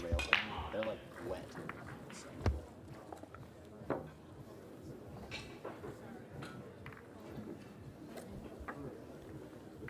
Tyler Steyer has got off to a flyer, 4-0 over Rhoda. Marvin Aziz over on table 4 is on the hill.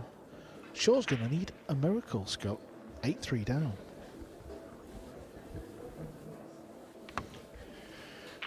Jason Shaw just feels like he is going through the motions. Table number 2, Woodward, trailing 3 games to 2.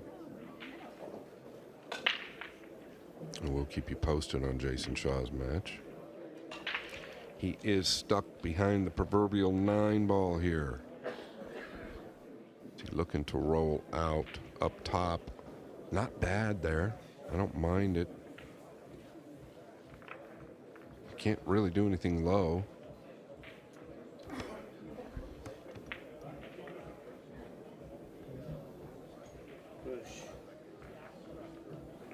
Push out cold.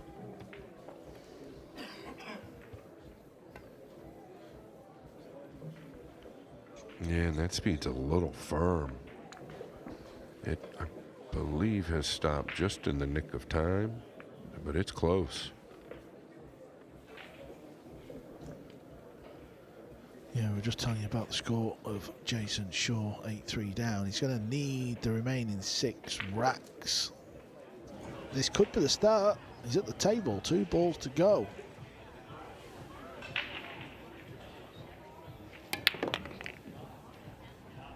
And that is the first rack of the comeback. It's going to be 8-4 with Jason Shaw to break.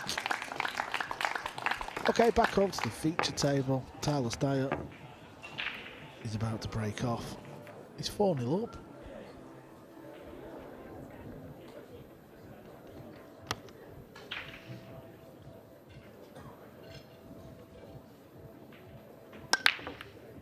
Still 100% with the 1. It's tough to fade if you can do it every time.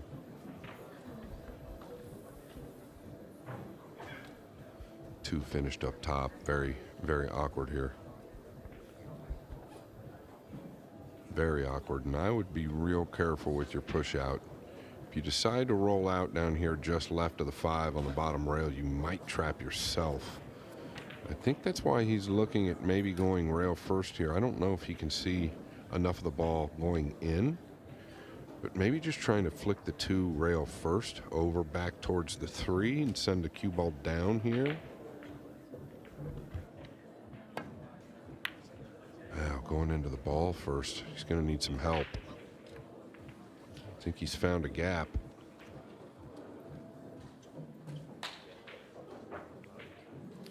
close.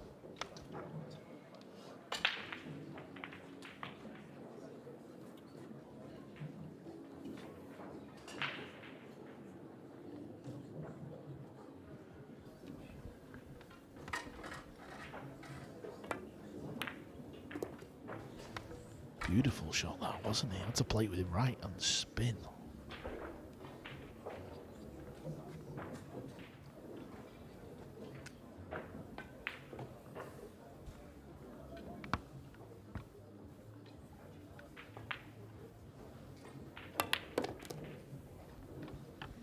Yeah, he likes to use the high inside ball a lot.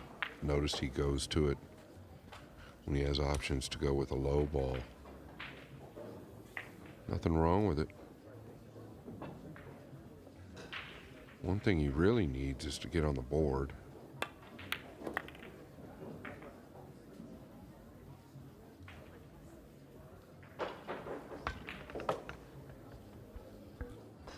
Might take the 6 in the right side pocket here, I guess.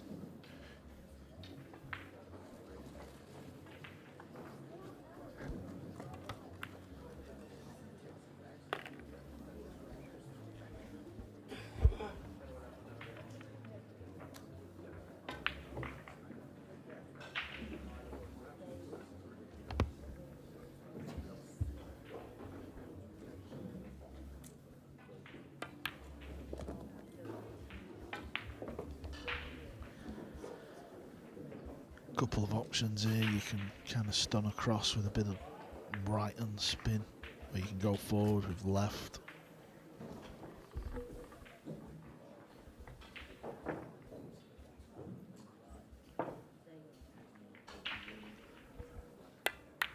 Chooses the one railer.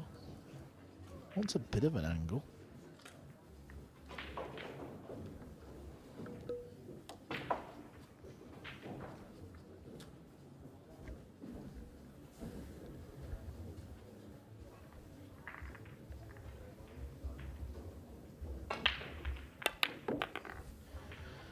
Well, looks like Rhoda is going to get his first rack on the board.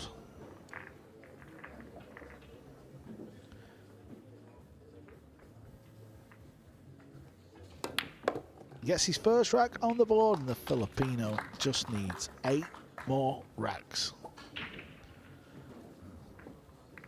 But another Filipino doesn't need 8 racks, he needs just 1. He's on the hill. 8-4, and look at the table layout here. Just 4 balls remain. Yeah, this is going to be devastating for Shaw.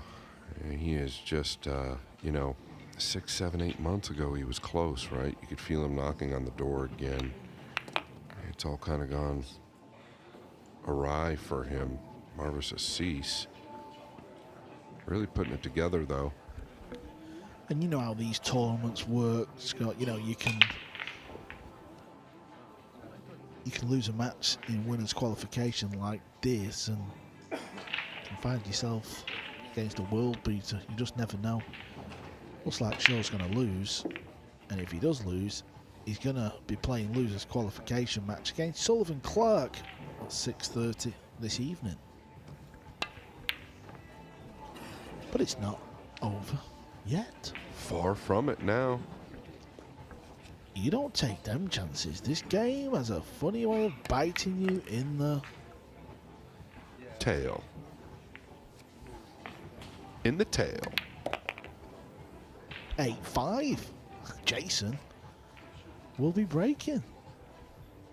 Yeah, he pinched it, Marvin Assis. Just like the back arm kind of jolted.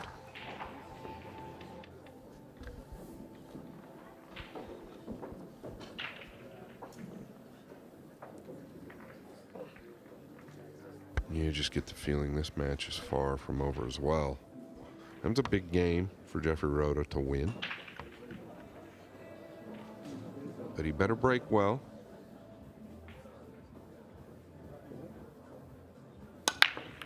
And that's a big start there. No love on the 2.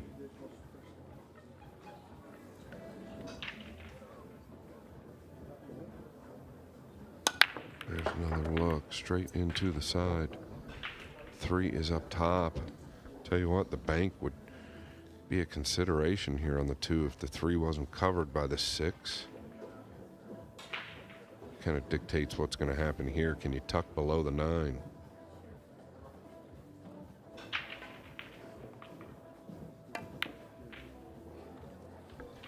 Boy, how did he hit it?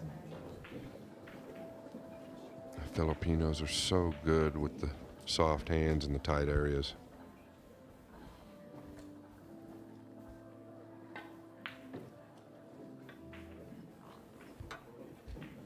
Skylar Woodward is trailing the entire way. 3 balls away from taking a 4-3 lead.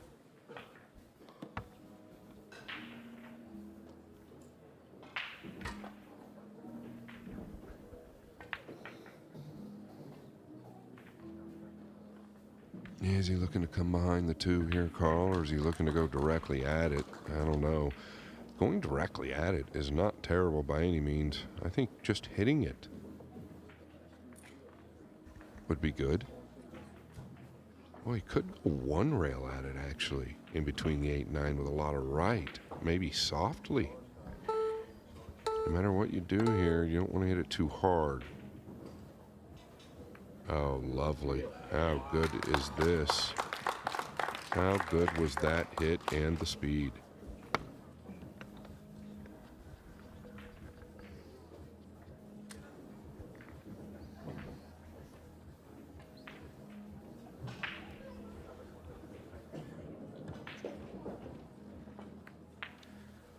Okay, it's all going to be about the 2 ball here now.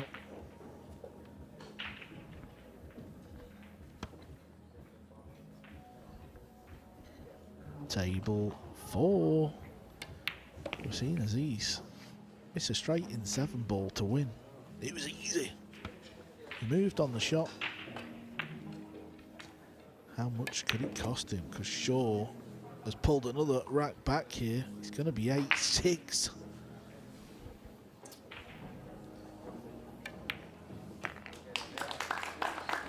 Yeah, and the pressure there just continues to mount for Cease, not Shaw. This for a shot. Well, he's playing it firm. That's a foul. Double foul.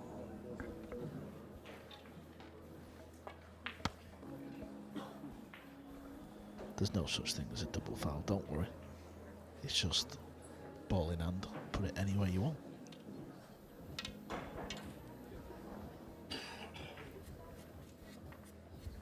I think the fans know you well enough, Carl. We appreciate the explanation.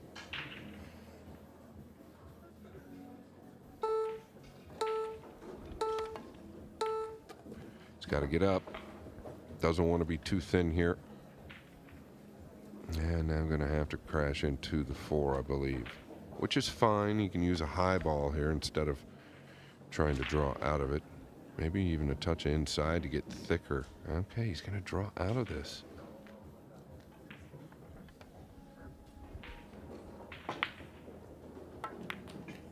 I just didn't know about that decision. I felt like if he just followed this ball, he's going to crash into the pink and guarantee a good look. Here, he was always going to be thin on the 4, and he still hit the 3 too thick. So just imagine how thin he would have been if he caught the 3 where he was supposed to.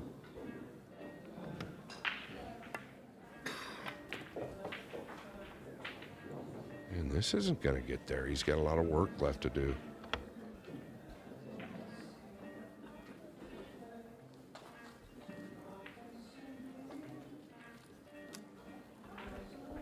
Yeah, super chop here to the top right, back and forth. I don't know, can he hold to the left side of the table and just swerve this in softly?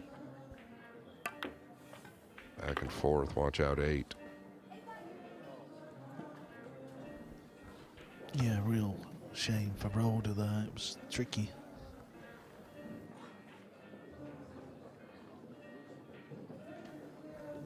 He's got work to do here, Scott, hasn't he? He can go below, kick it, try and get some distance. Yeah, he'd love to get distance, meaning 5, up somewhere up towards the top rail. Mr. Shaw, he's at it again. If you've just tuned in, Aziz was 8-3 up. He had 3 balls over the pocket. He had a 7 ball that was easier than this one, and he missed it. And the rest has been history. It's been all sure.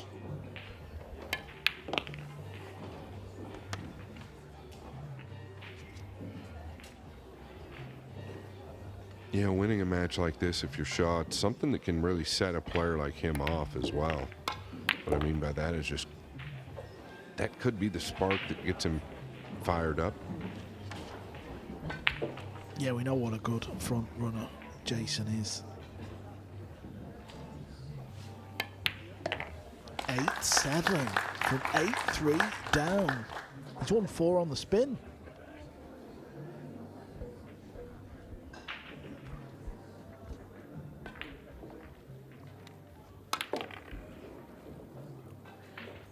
Yeah, and there was a little bit of that power that I was talking about that Tyler likes to show us from time to time. He did give it away, this rack, to Jeffrey Rada, and Jeffrey didn't get high enough on the 3, snookered himself on the 8. Steyer not going to give it away again, I don't think, in this rack.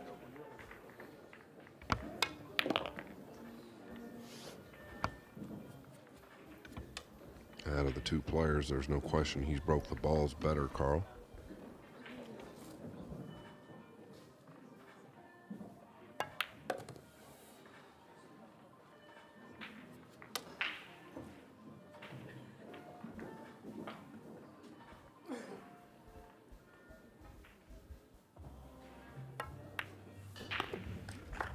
Normal service resumes.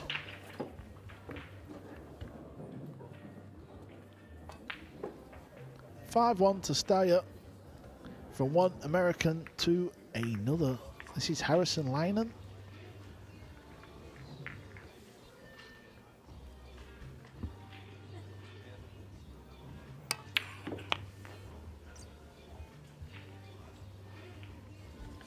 Looks to be about 14 years old. But if you just looked at him in the cueing, looks to be about 30. He's great over the cue. I love his bridge. I love his stroke. Obviously a big 14-year-old, but he doesn't look old by any means in the face. Jason Shaw. Can he weld him behind the 6 and 7, or is he a little too steep here? There's nothing wrong with just floating the 3 past the 7. Where are you trying to play? Looks like he was eyeing up the 3 off the 7 into the 6 to the lower left. Seems like you're asking a lot there, Jason. We'll come back to that soon. Steyer to break.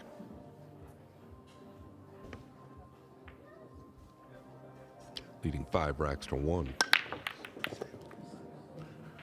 Well, the table's leaking here.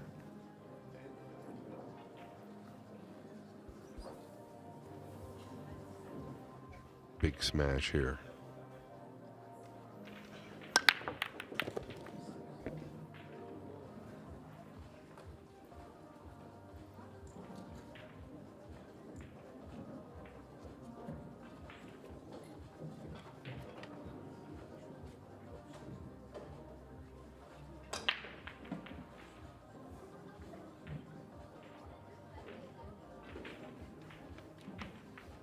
Long here, just stay leveled out. Doesn't like it.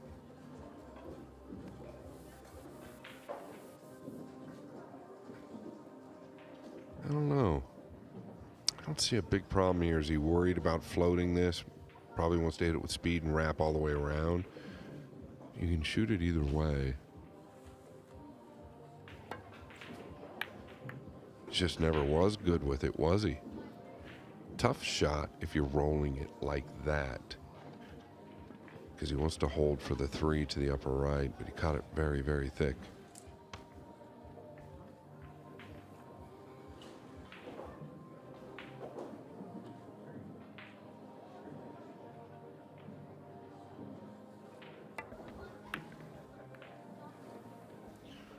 Well, Steyer got away with one there. Not to leave a look on the blue 2. And now wiping the table down.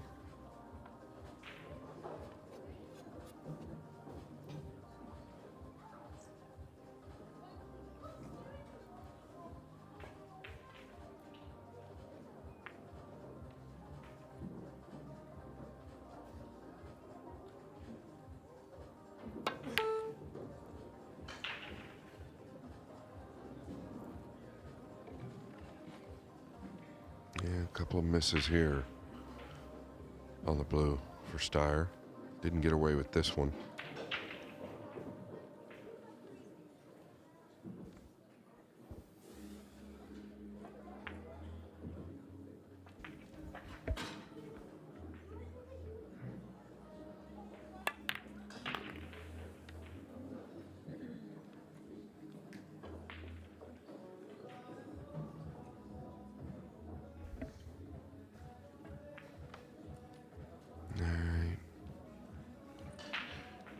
Might have to dive forward here. Yeah, he's looking at it. He's really going to have to dig with a left ball here because this angle's a lot steeper than it looks. There's a look at the crowd. He's on the extension.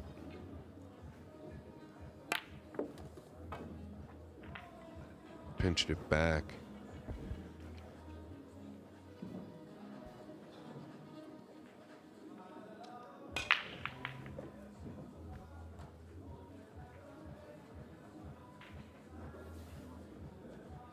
Get the sense that this is a must make right here. He's got to float it down into the lower right. Oh, nicely done. Down the middle.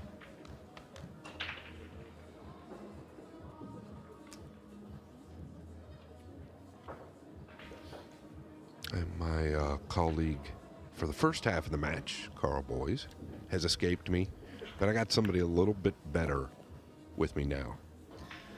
Well, I agree, but don't tell him. No, Carl's gone off to do a piece with Matchroom on some up-and-coming boxer, apparently.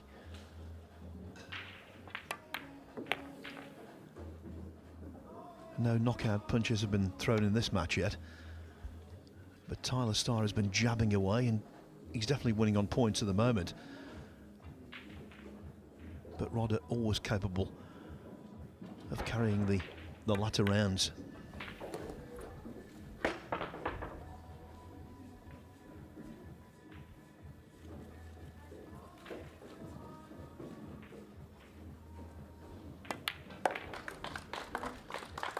(5-2). I think it's always intriguing, Scott, when you get down to this round where it's basically win or go home. It just does carry that little extra bite, doesn't it? Obviously, if you're in winner's qualification, you want to win to avoid having to play at this stage. But when you're involved in loser's qualification, you know the equation is very simple.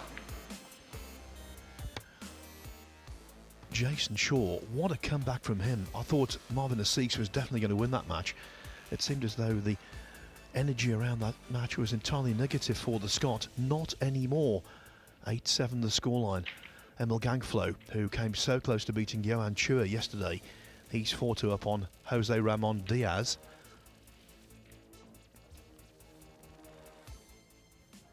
That's the scene here. Crowds around every single table. Obviously, one of the most popular players, A, because of his likeable personality, and B, because of the way he plays, is Jason Shaw. Is the crowd around table 4 going to be treated to what would be one of the comebacks of the tournament, Scott? Yeah, you got to feel like Assis just took the 7 for granted, but you wouldn't think that's the case. Maybe just a bit of pressure knowing he was going to finish Shaw off so well. Steep on the green, and he's got it down, but a little awkward, Phil, on how the brown finished. This is not easy. Can he clip it to the top right or to the middle?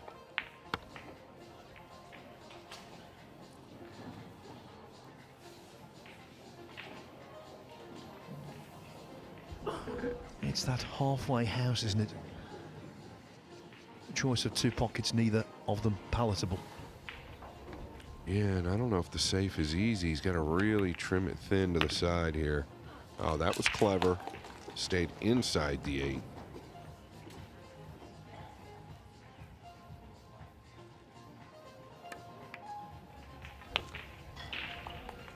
So, Scott, what was the worst deficit for Shaw? I believe it was 7-2 or 8-3. Excuse me. Yeah, I think it was 8-3, 7-2. And so now he's very much the man with momentum, and of course he's in the 17th rack, the man with the break. That's what they're all playing for, the golden palm tree. Luong Duc Tien from Vietnam, one of the leading players from that country. He's fallen up on Lo Li Wen, Harry Vergara and Arseny Sevastianov 3-3. Sevastianov sent to the one-loss side by Lee Van Corteza a little earlier today. And this losers qualification round, as the day progresses, is going to feature some very big names. Next up for you, by the way, after this, it's going to be Fedor Gorst against Pier Francesco Garcia.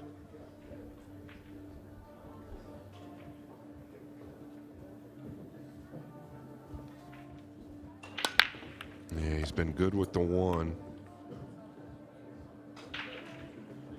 Boy, this is a cruel sport at times. Take a look at the 4 here.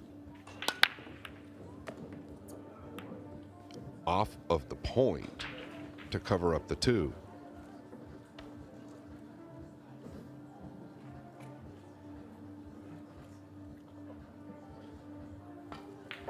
Yeah, looking at the rollout down here on the lower right end of the table. Says it loud enough so the ref can hear it.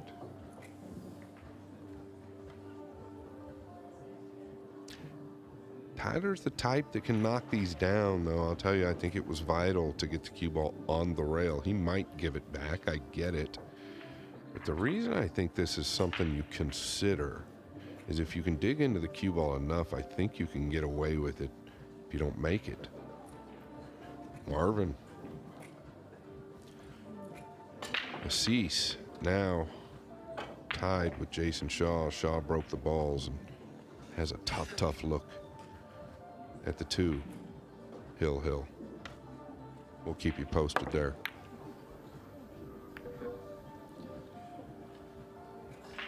Well, it's worked out okay. More than okay. Yeah, I was watching table 4. Ben Taylor, quite correctly, took his time racking the balls, wanted to make absolutely sure everything was as it should be. He was meticulous, but all the time he was doing that, Shaw was just waiting to get down and breaking off, chomping at the bit.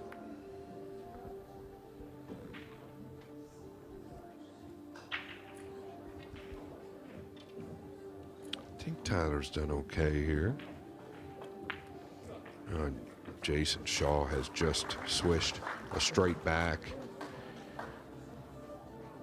Has a good look to run out now.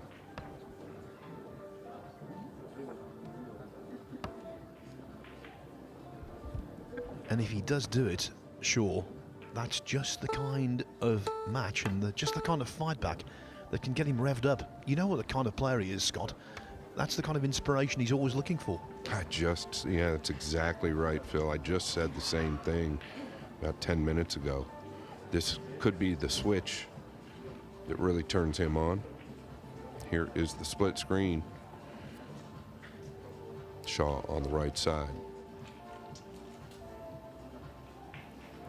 Phil, I believe the 5 passes the green 6. If not, he can come up above it.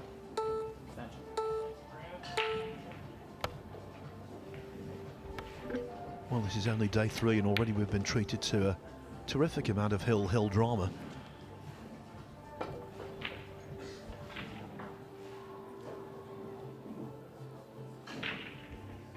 Does he just pinch back and plays the green 6 on the left side? He can float forward as well.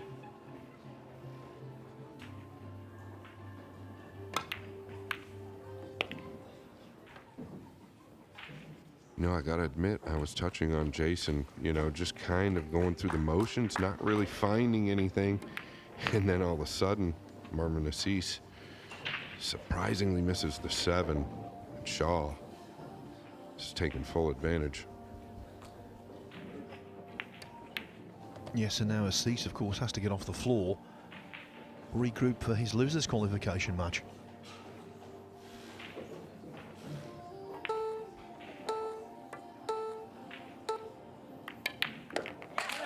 Braveheart, Jason Shaw, the fighting Scot, coming back from the dead to beat Marvin Assis 9-8. He's into the last 64 and single elimination tomorrow. That leaves only one match in winners qualification to be completed. Over on table 2 right now, Skylar Woodward with a slender 5-4 lead over Dutchman Jan van Leerup. Well, I don't know if everybody heard that back home, but the roar for Jason Shaw just gives you an idea of all the people here surrounded around these 4 tables. It is it's really pleasant to see. Back here, Jeffrey Rhoda forced to kick at the 2. What speed do you hit this at? Or do you just go at the make? Yeah, he's kind of frammed at it. I don't blame him.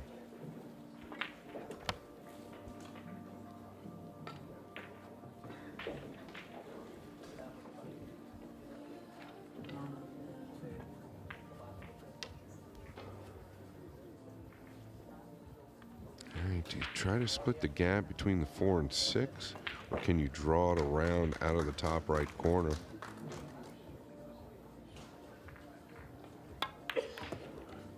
He was going into the 7. I don't think he gets away with this one.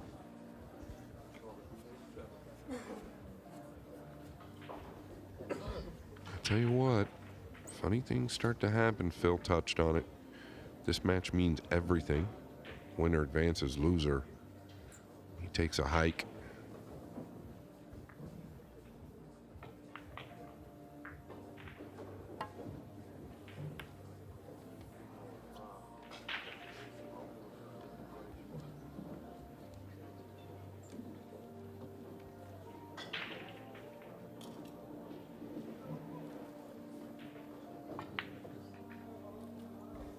I don't know if he just uses the 5 here and tries to nudge up behind it, or comes all the way back towards like the 8.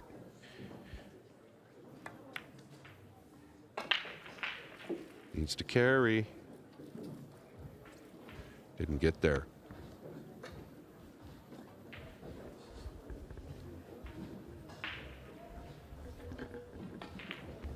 Back in the summer of 2023, Jeffrey Rodder came really close to qualifying for the World Snooker Tour. Lost in the final match he had to play in the Asia-Oceania qualifying school. Lost 4-3 to Lei Pei Fan of China. And last December, Lei Pei Fan came out of nowhere to win the Scottish Open, a really big tournament on the Snooker Tour. So just underlines how good Jeffrey Rodder is at that game. He made a 136 break in that match against Lei Pei Fan. And in the match before, he beat Ishpreet Singh Chadha of India. Now, subsequently, Ishpreet has gone on to the Snooker Tour and reached a ranking semi-final. So, again, underlining how skilled he is. So, Tyler Styer doing really well here. Wow, you just touching on the skill. Look at that hit there. Does want it to stop, and it did. Every single game that Jeffrey can get back, it's going to add a little bit of heat to Styer. He's got to keep that shaken off. Be thrilled to just park right here, or if he can stun over to the left a little.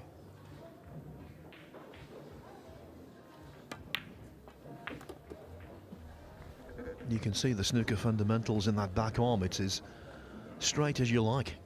Delivers the cue with real accuracy.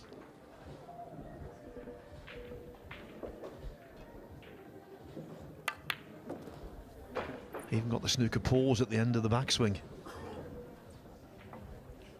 Yeah, Phil, I was talking. I felt like a week and a half ago in Saudi Arabia, a lot of us felt like he might have all of a sudden become a favorite to win that event.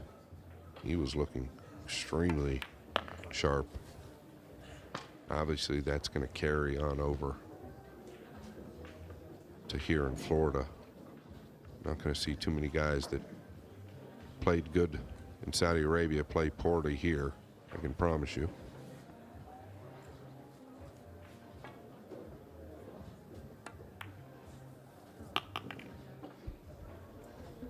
Or one of the first winners in losers qualification. One of Roda's fellow countrymen, Patrick Gonzalez, who's beaten Chen Qingju 9-2 to make it into the last 64 tomorrow.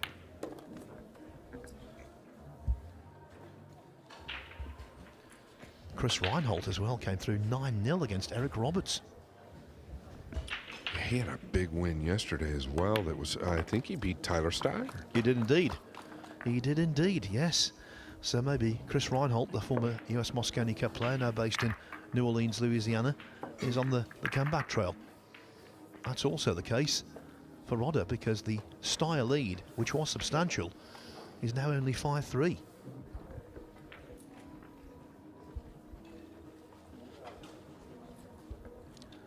Other losers qualification scores for you. Moritz Neuhausen, 6-0 upon Damien Massey. Luong Doc Tien, 5-1 over Lo Li Wen. Now, bear in mind, although it's a loser's side match, this is a race to 9. We saw him earlier on, Alexa Pachelch, absolutely blown out of the water by Jan Oata. Young Albert was brilliant, the 16-year-old. Well, Pachelch is bouncing back, if you like. He's 4-2 up on Lucas Fracasso Werner. Yannick Ponga's on the hill against Harrison Lehnen, 8-4. Evita Putnik in the early stages against Fuang Nam Pham, 2-1. Harry Vergara 4-3 up on Arseny Sevastianov. And I was just looking at a website and happened to see his name. It's his 22nd birthday today, Arseny. He got no gifts from Levan Corteza earlier on, and now another Filipino's trying to spoil his big day.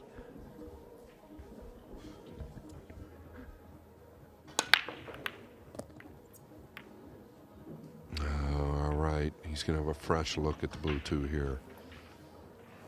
It's funny how these things change, right? He was struggling early to get a look at the 2.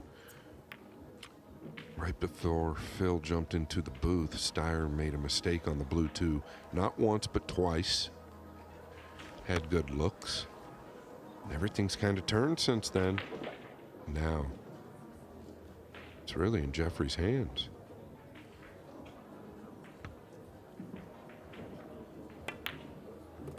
Well, a little flinch. That was the flinch that we saw a bit earlier. Caught it real thin there.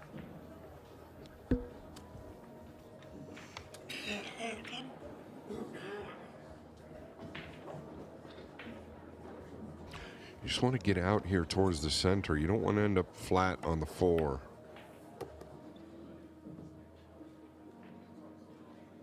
Yeah, you want a bit more run. I think he's okay. You just got to draw past the 8 now. Can go forward. I think he's coming back.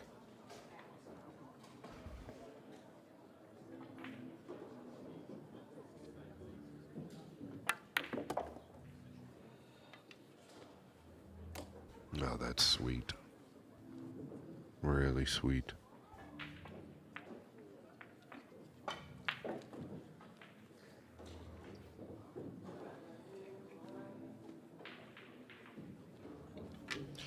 Yannick Pongers has been leading Harrison Lehnen. Harrison, a young American that I wasn't real familiar with, but he was way behind in this match. He continues to creep back. I love his style. I'm going to learn more about his game.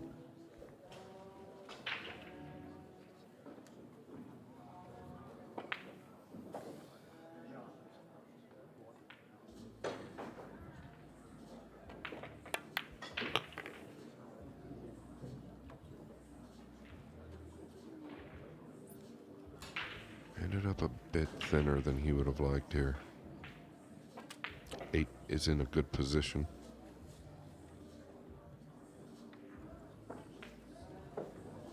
Kind of feel like the pressure's really turned over to Steyer, as Rhoda calls his extension.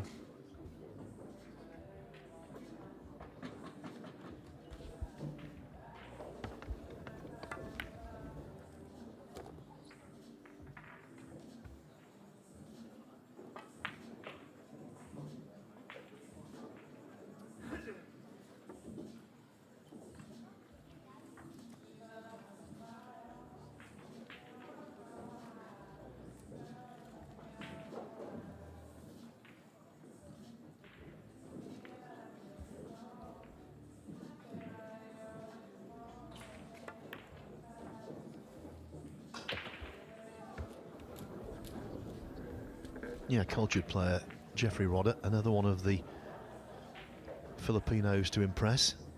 There are so many of them. 5-4. Steyer's lead almost entirely erased. Now let's take a quick look at table 3. Young Yannick Ponga's trying to see off Harrison Lehnen.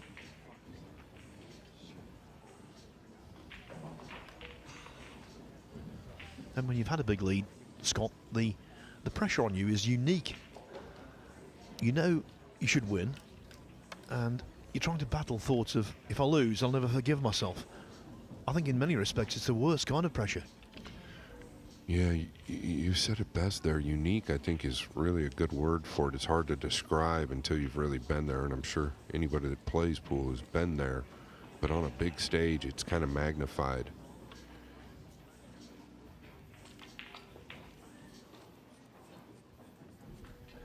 In Q Sports, there's nothing worse than losing after being in command. Yeah, especially if you kind of give away the start. Now, I don't know exactly what his thought process was there. I might like to ask him later, because he's left the 4-6 combination, excuse me, the 5-6 combination on. Yeah, and I think you can bet that Ponger's going to take it. The mickey is being taken out of me at the moment by the world number 1, Fedor Gorst. I've got it right.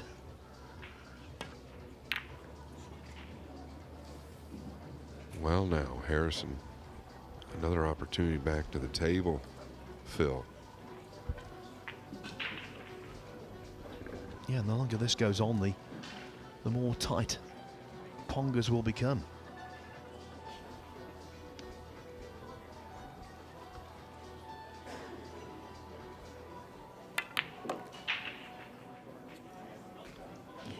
Meanwhile, back here on the main table, and we'll keep you updated there. Did Jeffrey snooker himself? I don't think he wanted to crash into the 9 the way he just did. It looks like he can get to the 3, Phil, but I don't know. He's going to have a hard time getting back here for the pink. He's going to have to put a good stroke on this ball. Yeah. Okay, I thought the buzzer got him. Squeaked it in.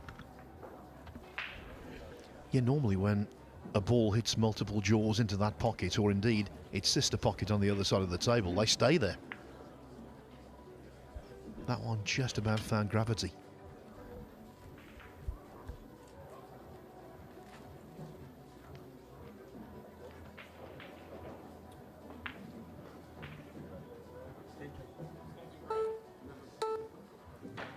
Call it the extension. Get 1 per rack. Boy, is he looking at this combination? It's thin.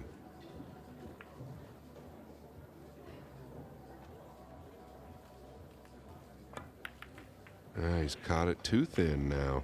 Wow, this is a big, big chance for Steyer because he's got the laid up combination here. Even though he's over the 6, this is extremely doable. Yeah, what adds to the complication with these kind of excessively hampered shots is if you've got to do an awful lot with the cue ball, and he hasn't.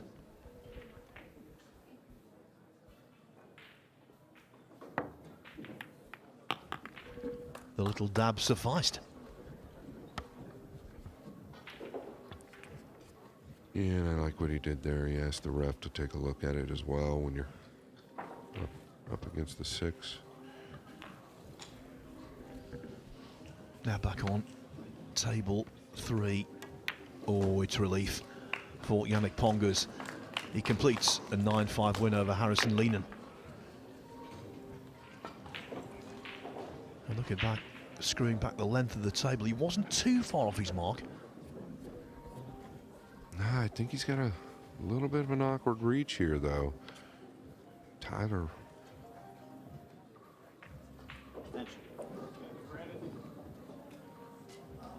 Tyler at times known to overpower the draw stroke. This is a big reach. Good news for him is I don't think the 7 is really a problem. So he can come back down past the 6 if he needs.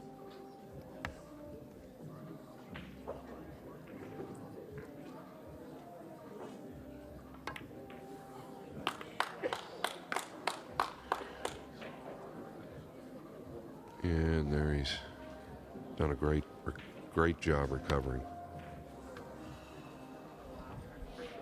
Just watching Tyler, it seems as though he's been out in the sun. I said the exact same thing, Phil. I said sometimes he gets red in the face due to pressure, and we all know that with Tyler, which is fine. But I think he's been in a golf course a little bit.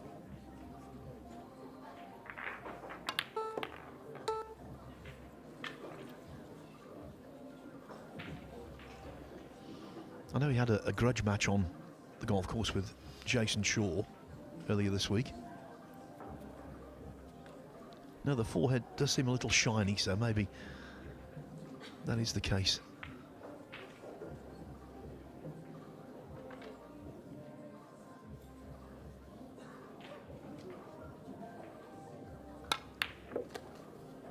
Well, that was straight down the middle. Very good indeed.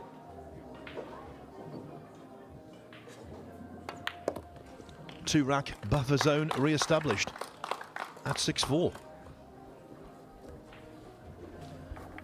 Emil Gangflow, 7-3 up on Jose Ramon Diaz. Arseny Sebastianov, the birthday boy, he's 5-4 up on Harry Vergara. 2-2, Ivica Putnik and Phuang Nam Pham. David Alcade is just starting out against Chang Tzu Chien. These are all losers qualification matches. Moritz Neuhausen, one-way traffic for him, 7-0 up on Damien Massey. Luong Doktien 5-2 over Lo Li Wen. And as I was saying, there's just one match now in winners qualification still in progress. That's over on table 2, where Jan van Leerup has actually taken the lead against Skylar Woodward at 6-5. Yeah, he was leading Woodward early, I think 3-1. Then Sky come back at 4-3, maybe 5-3. Van Leerup not going away. Yeah, he's not one of the elite players on the World 9-Ball Tour yet, but he's capable of carving out the odd result here and there. Getting the scalp of Woodward, though, I think would be pretty much at the top of his CV. Long way to go still.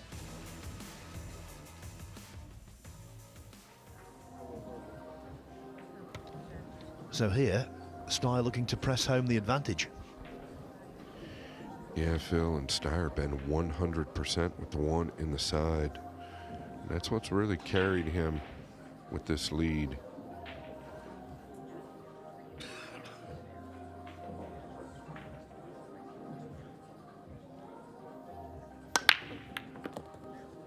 And he stays at 100% with the one inside, and this time going to get a real good look at the blue to the top left. I'll tell you what, if you want to patent a break, that would be it right there.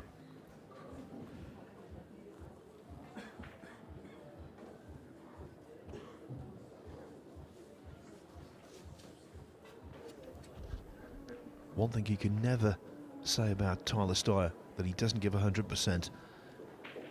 He's so invested in these matches.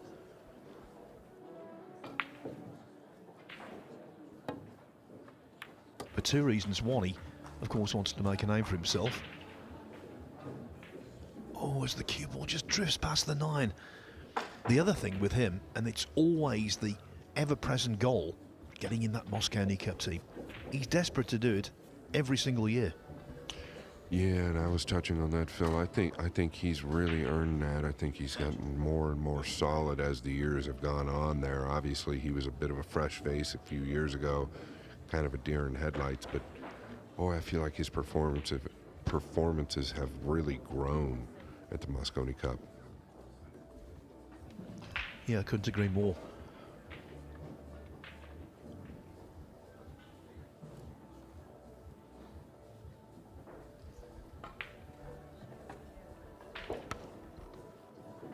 This is a bit of a mess, right? I don't believe that he can get at this. He's acting like he... Well, I guess he can. Maybe we were just a little bit misled. Yeah, I don't know. I'm just saying, I don't know if it was that easy to get out of that kiss. You'll see him using the low right ball here, but the 3 is left of the table, which is hard to miss that kiss.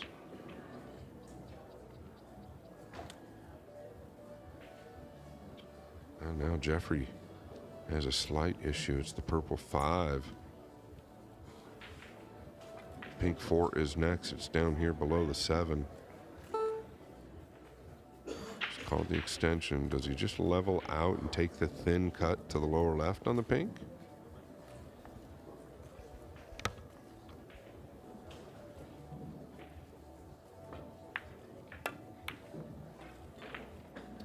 Yeah, and that's what induced the miss there, trying to get a little too close. We've gone to a split screen because on table 2, Jan van Leeuwen is 2 balls away from being 2 racks in front.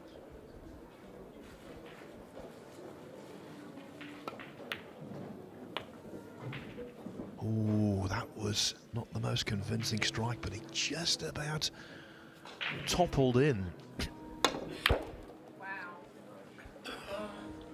Well, did you see the stroke that Tyler Steyer just put on that ball?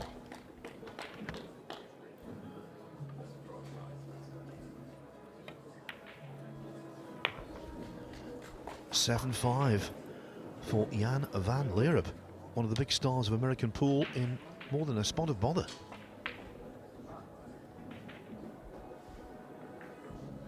Of course, that is winner's qualification, so it wouldn't be the end of the road for newly married Skylar Woodward.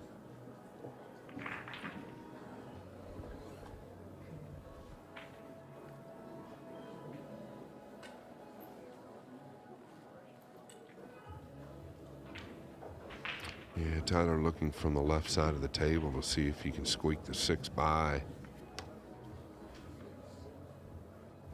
Could punch forward if you'd like, but I don't think the result's there as well as coming back. He likes coming back, maybe towards the 9 a little. He's mishit this right away, and he knew it. The cue raised, Phil. That's how he didn't dig into the cue ball. Took a line that he didn't expect. Like to make full contact behind this 6. The 8 becomes a big ball at that point.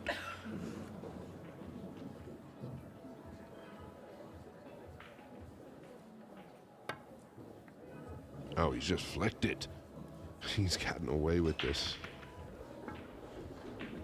There is no way in a month of Sundays he played it like that, but boy, what a result.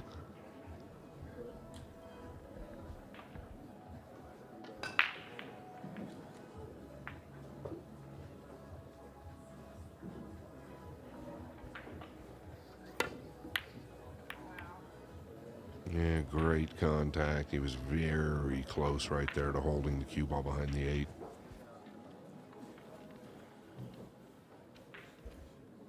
I think it was last game on the 7, or maybe the game before on the 7. Something similar like this for Steyer. He pounded it home to the top right.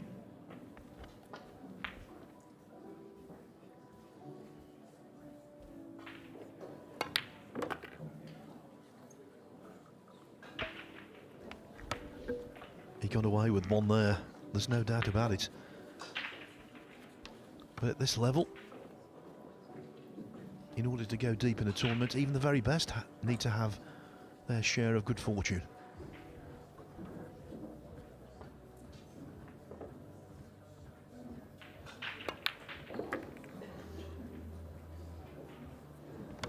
Yeah, right there, as hard as he hit that ball, that's kind of what I touch on from time to time with Tyler. Don't really need to pound it like that, because if you miss-hit it a little bit, you can miss the 7. He's known to do it, though. Likes that power from mid-range.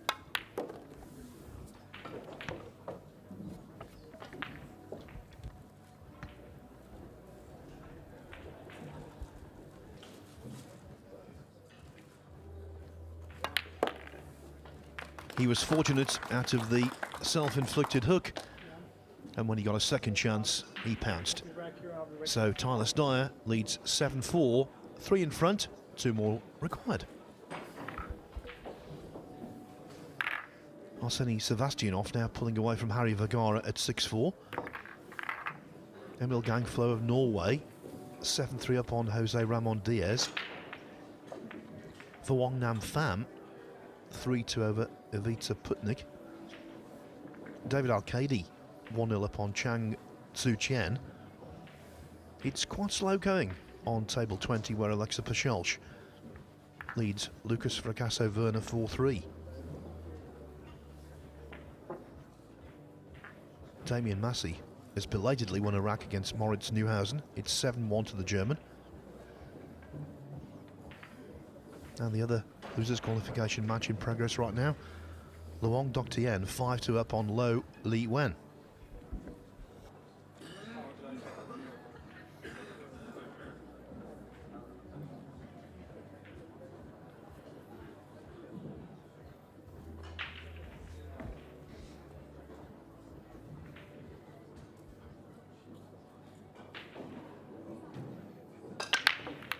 No, geez. I mean, just so good. Got a bad rub off the 5.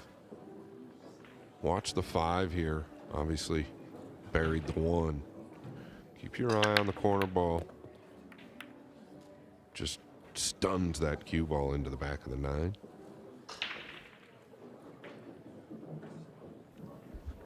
Yeah, pool players don't look at it this way, but I think after the rub he had towards the tail end of rack 11, he can't really feel as though he's been hard done by.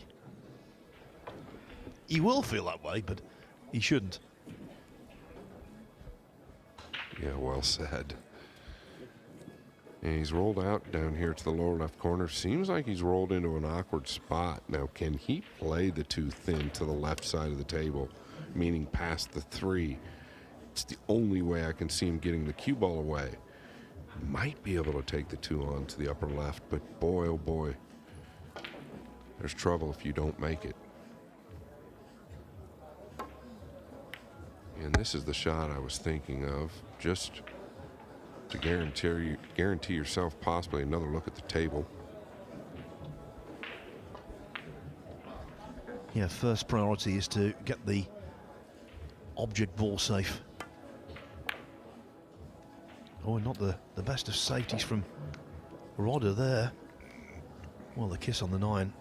Yeah, no wonder he's acknowledging luck there. He caught that one very badly and didn't really deserve what he got.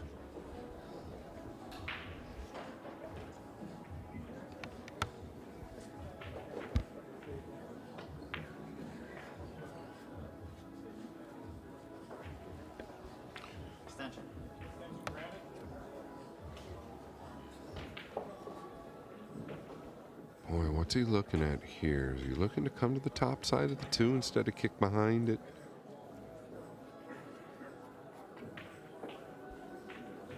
Can he hit it thick enough to do anything with it? I don't feel like he can. Obviously he does. So he must be able to get at more of it than I think.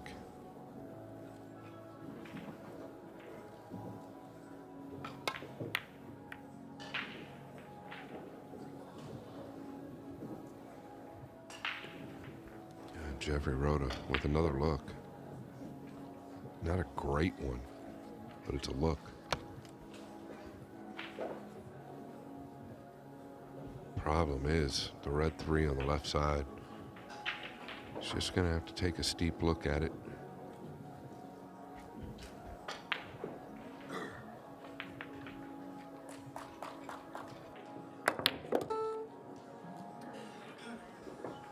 Yeah, you can't get any more out of it than he did there. I mean, absolutely thumped it into the top right.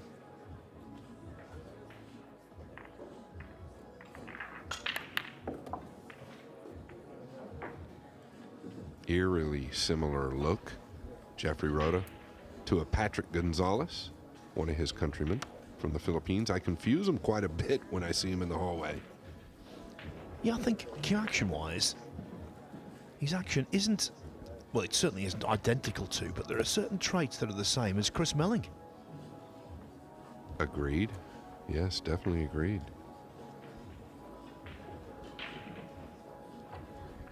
Melling's cue action is a little more lengthy and languid.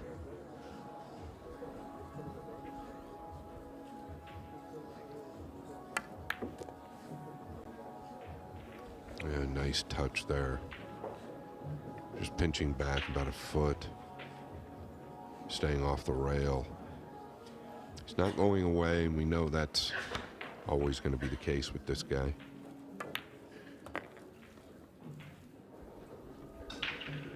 Tell you who's not going away, Jan van Leerup. He's on the hill against Skylar Woodward at 8-5.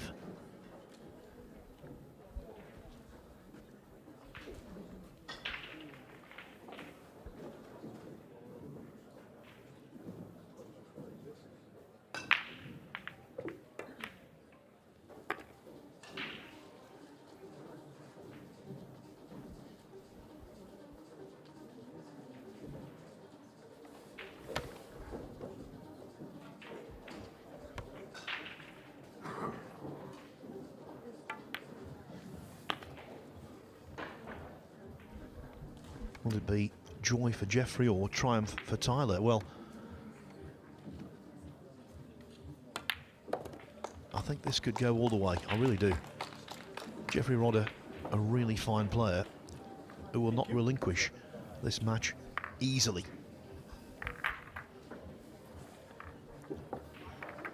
It's rare at these losers qualification stages of Matchroom Majors on the World 9-Ball Tour. You see so many very big names involved on the one-loss side, but that's certainly the case today. I'm going to see some real surprise exits. Well, David Al-Qadi's made a good start against Chang Tzu Chien. He leads 2-0. Lucas Fracasso Werner, looking for his Mosconi Cup debut. He's back on level terms with Alexa Pachelsch at 4-4. Moritz Neuhausen has got 1 foot and several toes in the next round. He leads Damien Massey 8-1. In fact, he's just gone 9-1. Neuhausen, the latest player through. And Luong Doc Tien looking good against Lo Li Wen. 6-2 for the Vietnamese.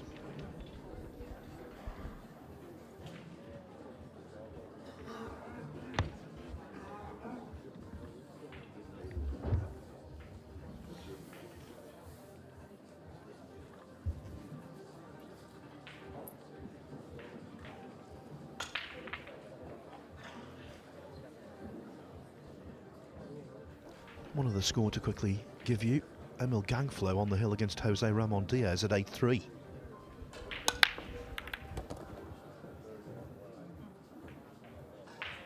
Well, he's taken those apart, but there's lots of distance between cue ball and 2.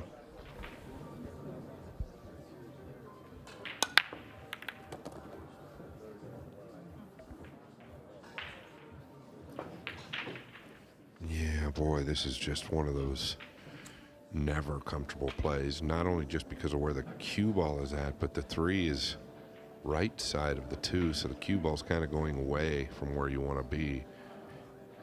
You don't want to let up on this swing. Now, I can't blame him at all. I don't know if that's the play when you're trailing 7-5, but Sure tough to take that 2 on because you know all the while if you don't make it, you're going to lay it up for your opponent.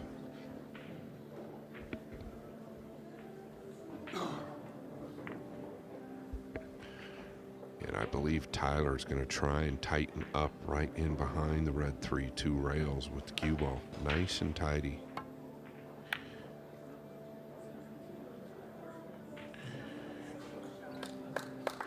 Pretty good. He'd loved one more rotation. That would have been a home run.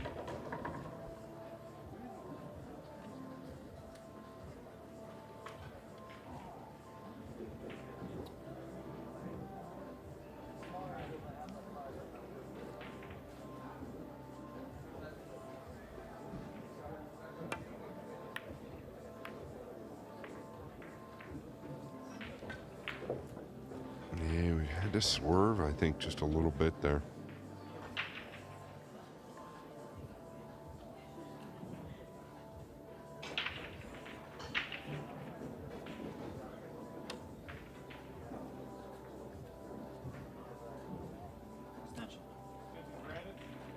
Where do you go here? Scary floating behind a Lone Ranger, meaning the green 6. I think you can control it quite well. Similar to what Tyler just had, actually. Catch the 2 a little thicker. Getting it past the side, it makes things a little bit more difficult. He might have other things in mind. I think the 6 is the ball to get behind.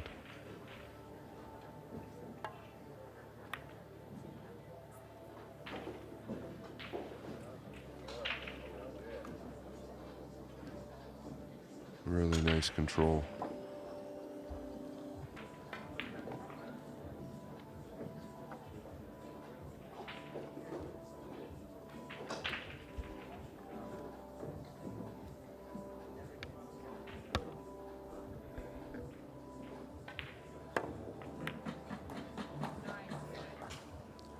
Good hit, and the bonus of the 2 going in with a clear view through to the 3. Yeah, from the first angle, it didn't even look like this ball went by the 5, but boy, could this be a turning point. No surprise, but Skylar Woodward isn't going down without a tussle. He's now 8-6 behind against Jan van Leerup.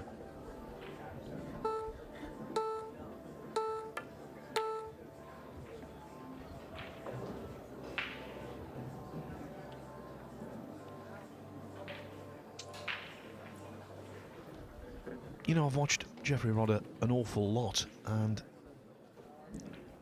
when it comes to potting, very sharp. But sometimes I think the tactical side of his game lets him down a little, and that's unusual to say about a Filipino.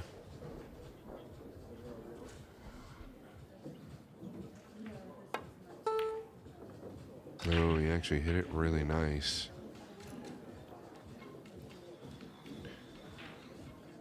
I think you're right, Phil. In that department, he has not been sharp tactically. It seemed like that was his faults in Saudi as well.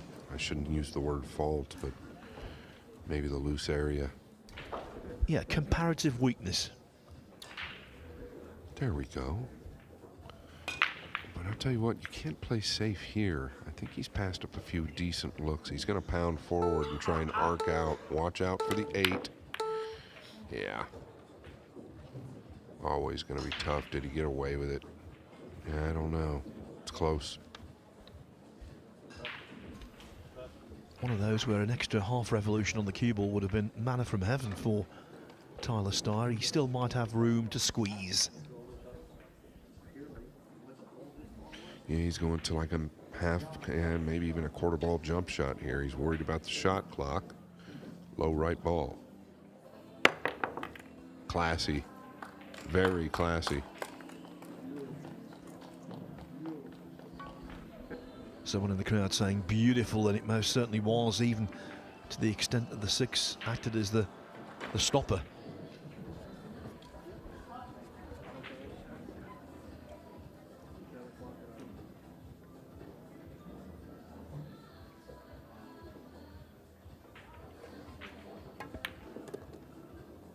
feel like Tyler's been on 7 for quite some time now. This is a big game for him. I do feel like he's been the better player. No question. This match.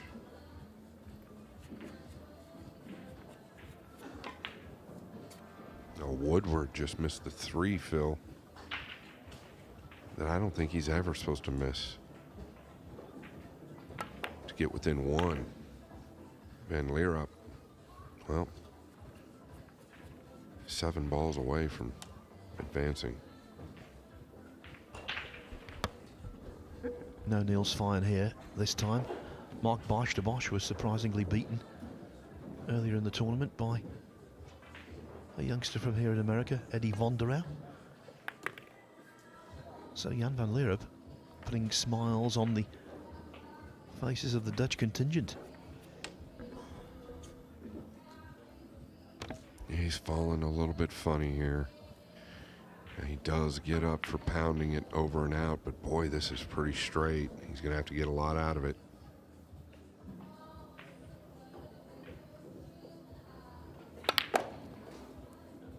A little bit of a let up there. Wanted to be on the top side of the 9, I believe, and if not, at least on the bottom half of it. Does he take the bank on? I think you've got to here, under the circumstances. You don't have to draw this, just cinch it.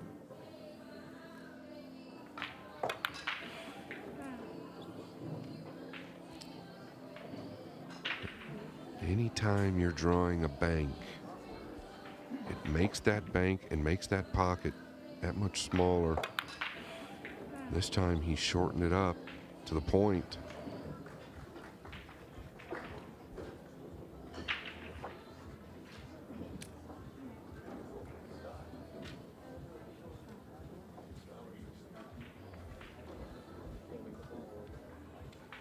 This is where body movement can show up. Just stay level here.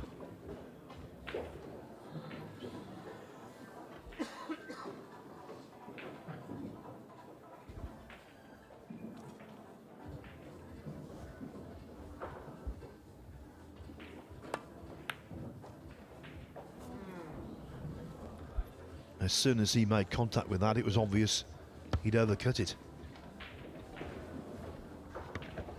Yeah, probably the thought in the back of his mind kind of all along. And sometimes when we have that thought in the back of our mind, that's exactly what we do. He knows it. After missing the 3 ball, it looks as though the end is nigh for Skylar Woodward on table 2. All length of table bank that completely misfired. And now Jeffrey Rodder will almost certainly pick up the pieces.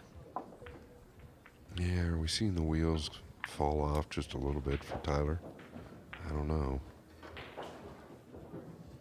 Wide open on the 7 and 9 and didn't get out.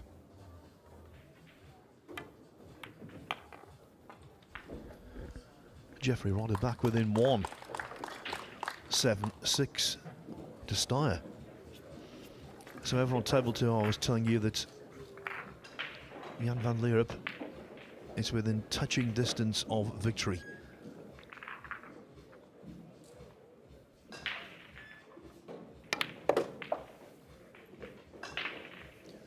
What a moment for him. What a scalp to claim.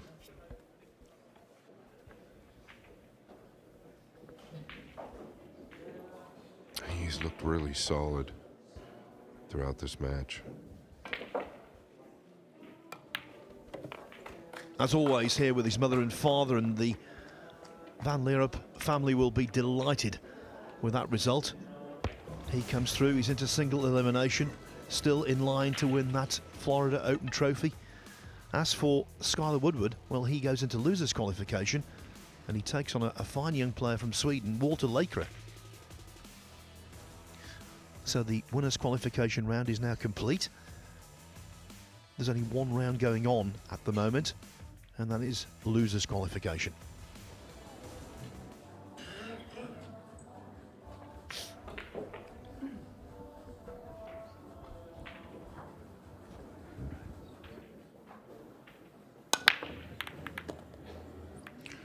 Flush into the 9. Is he going to get a look? He's going to get a good look, but the 4 jellied up to the 9.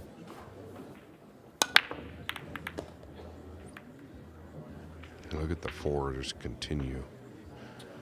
So now, I tell you what, it's not the worst. He can stop on this 2. He carries an angle from the 3 to the 4-9. Just kind of got to gamble, right? Just keep an angle on this 3. A couple of ways you can come at it.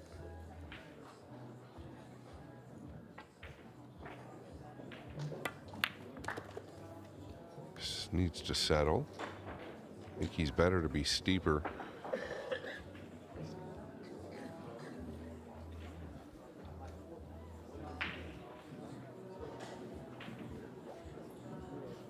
Now, just on what I was saying before about Skylar Woodward going forward to play Walter Laker in losers qualification, well, that mind of information from Matchroom, Adam Clapham, has just come up and reminded me that Laker actually beat Woodward at the 2023 UK Open.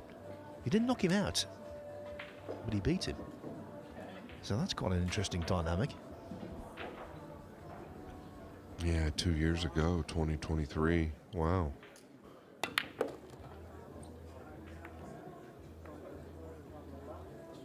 Yeah, I don't know. Do you deserve that kind of role there after such a great hit? I don't think he's got anything here. Boy, that's real tough. The problem with playing the combination or the 6 to the left side is that the pink 4 is going to go up towards the right. So are you trying to get position here on the 4 if you make the 6?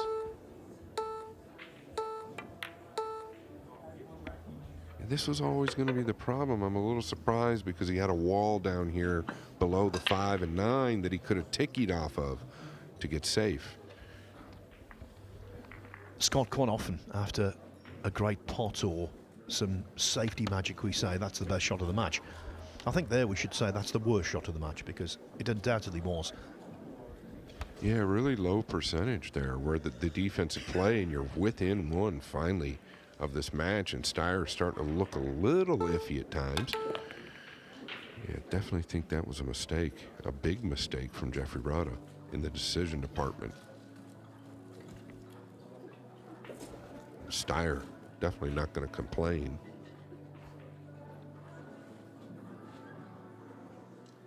But you feel like he's trying to give this back a little bit. Now he's falling flat on the bottom rail. Yeah, nerves definitely are somewhat raw.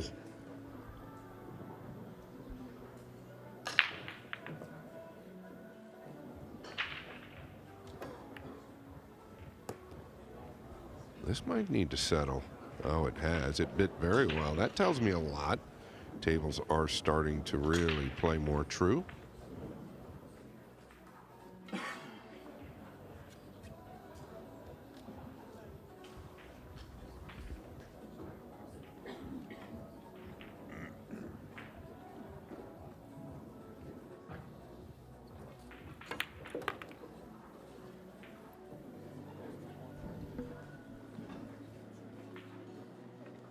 Steyer moving towards the hill.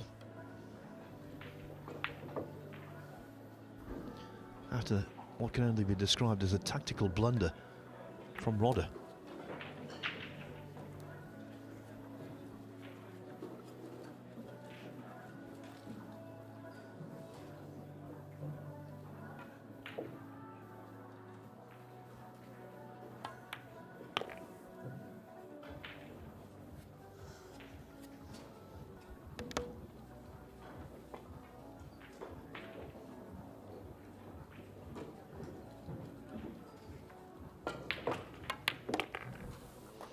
Eight-6 confirmed.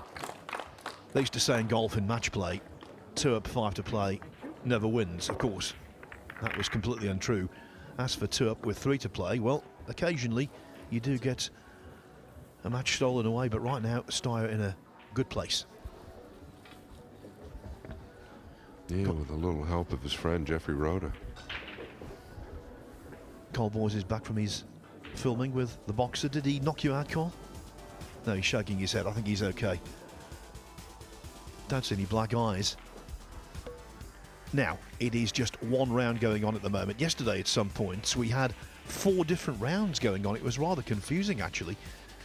Now it is completely simple. It is all losers qualification matches. Emil Gangflo of Norway on the hill against Jose Ramon Diaz, 8-4. Harry Vergara and Arseny Sevastianov, 6-6. Phuang Nam Pham, 5-3 up on Ivica Putnik. Trung Quang Lee and Claudio Cacci just starting out. Cacci in losers qualification after surrendering that 6-0 lead against Torsten Homan on the main table yesterday. And talking of 6-0, that's the advantage for David Alcade over Chang Tzu Chien. Alexa Pachalch back in front against Lucas Fracasso Werner, 6-4. Francesco Candela, a very regular ranking point earner on the World 9-Ball Tour. He leads Riku Rompainen 2-0. Simon Koral of Poland has taken the first from Michael Bohannon. And that's the same story with Kostas Koukiadakis over Benji Buckley. Dean Shields from the UK, 2-0 up on Masato Yoshioka, the Japanese World Cup player.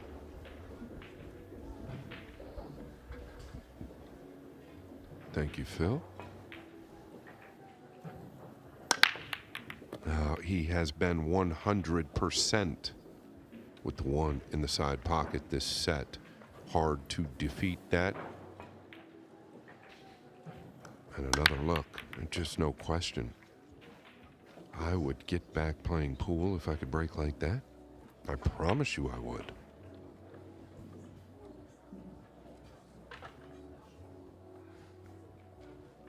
And the body language tells me that he cannot make the 2 in the upper right. I feel like you might be able to swerve the 3 with a left ball here. Gutsy move if you did. Can you cross the 2 back up left of the 8 and go up behind the 7 with the cue ball option? But it seems like the scratch could be on in the top right there. This is all a little funny. So easy in this kind of position, even for an experienced player like Tyler Steyer, to press the envelope, try and become a little impatient to get over the line. Just treat this rack as you would any other. Yeah, trying to use the 7. No matter what, I think it's a great decision.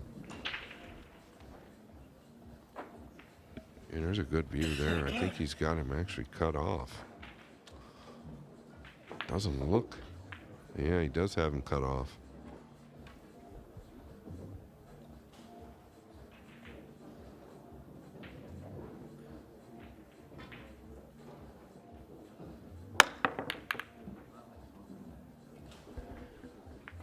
Steyer wanted the chance and he's got it. Already through to the last 64 a few seconds ago. Emil Gangflo defeating Jose Ramon Diaz 9-4.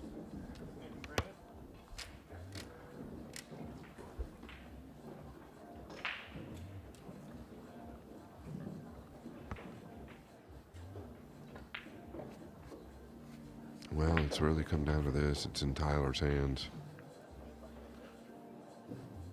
Starts by getting good on the 3. Just steer clear of the 8 or ending up on top of the 8. Something like that would be really bad. It's all right. Didn't end up glued.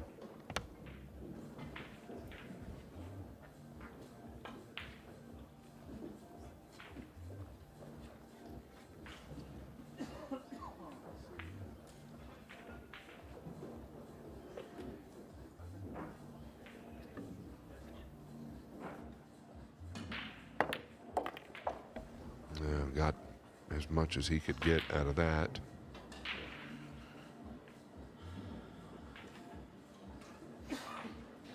Notice where he just placed his Q-tip. Real natural. to the green 6 off the purple 5 if he can get there. He's pumped it a little more than he expected, and this is kind of Tyler's MO at times, just a little overamped. I think he can draw out of this.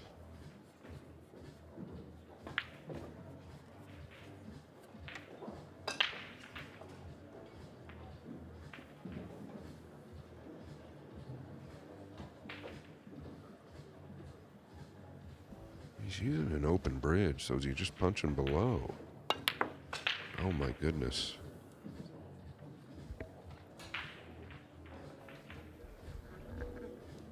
In 3 racks time, or 2.5 racks time, will Tyler Steyer be bemoaning that missed 5 ball? Wow.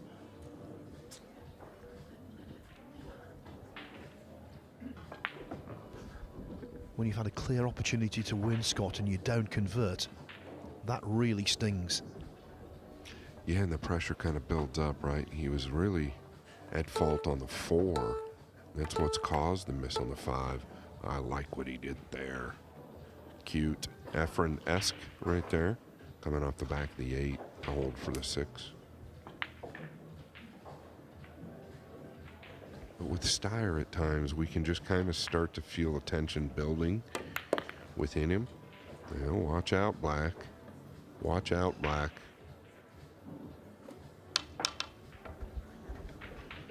Lots of table for Rodder to get the cue ball into. Not there, anywhere but there.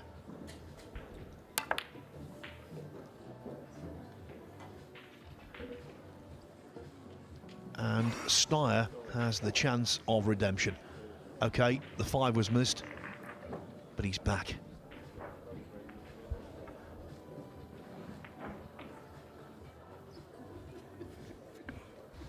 Yeah, just cinch this. Don't get cute. Don't try to cheat it.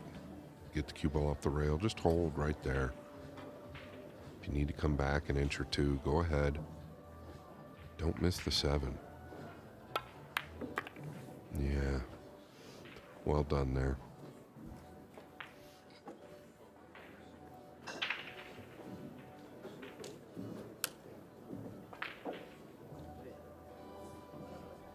Yeah, does he just float this in, or does he try and come all the way down?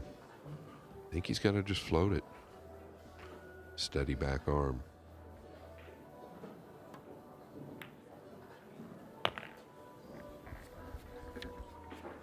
Almost there.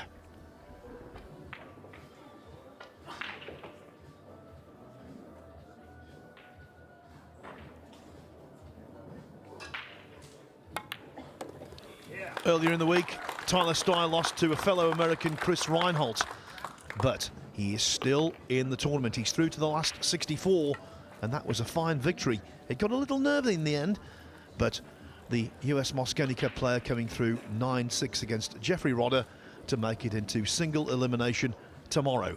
Next up, it is the World 9-Ball Tour rankings #1 and last year's World 9-Ball champion, Fedor Gorst, against Pierre Francesco Garcia. That's coming your way in approximately 5 minutes' time.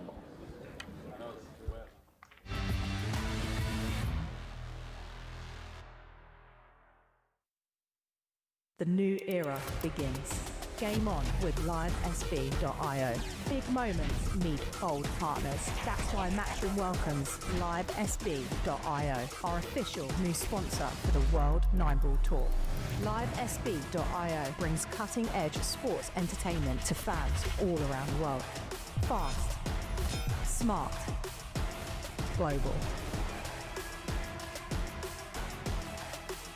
Same fire, same energy, new partnership. LiveSB.io, World 9-Ball Tour. Let's play.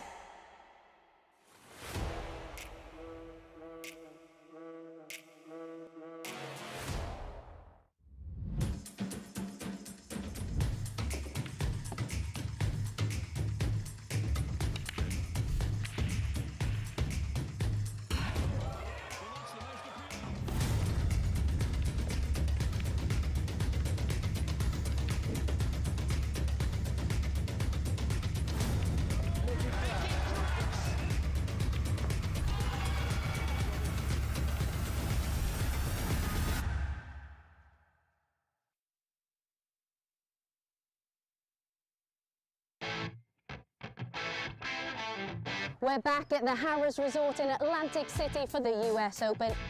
It is one of the most prestigious events in the calendar. Record breakers, history makers, it's that time. Let's play 9-ball.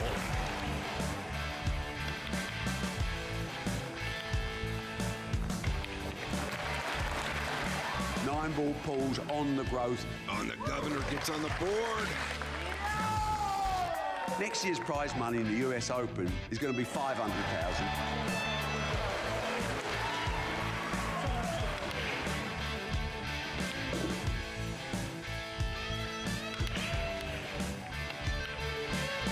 The man they call the Ghost has left everyone for dead. We will take this sport to places it's never been, and that's a bloody guarantee.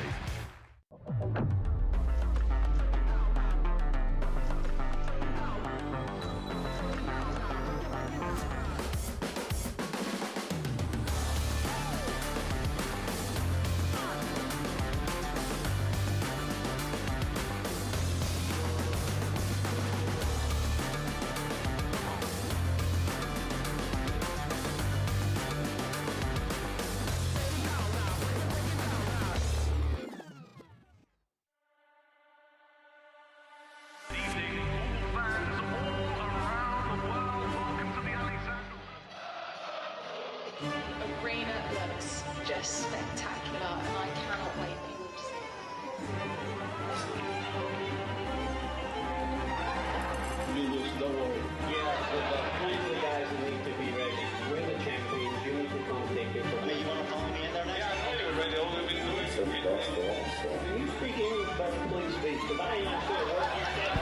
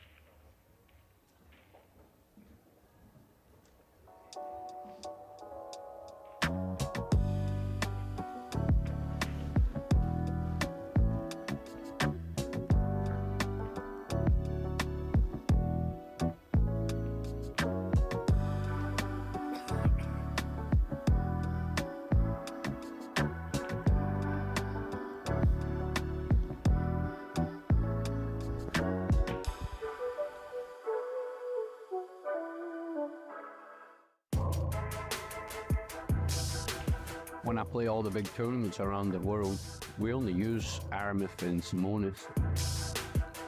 You know, you're getting 100% high quality. It just makes the game easier to play. Simonis and Aramith definitely have the best cloth and balls, hands down, in the game.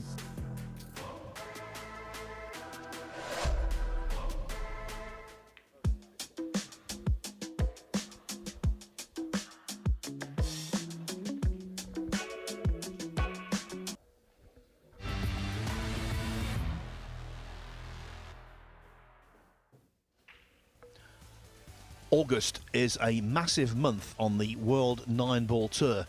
8 days after the conclusion of the event we're at now, the Florida Open, it is the livesb.io US Open.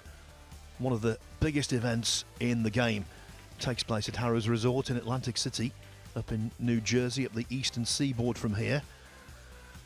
And we're going to see the defending champion at the US Open in our next match here, Fedor Gorst against Pier Francesco Garcia. First off, let's just take a quick look at David Alcady, who's going very nicely against Chang Tzu Chien. Alcady has got a really good chance to take a 7-2 lead. This is the loser's side. Yes, it's loser's qualification, but again, clarification. The only match on the loser's side that is a race to 9 is LQ. So Alcady still has a little bit of work to do, but you'd back him heavily from here.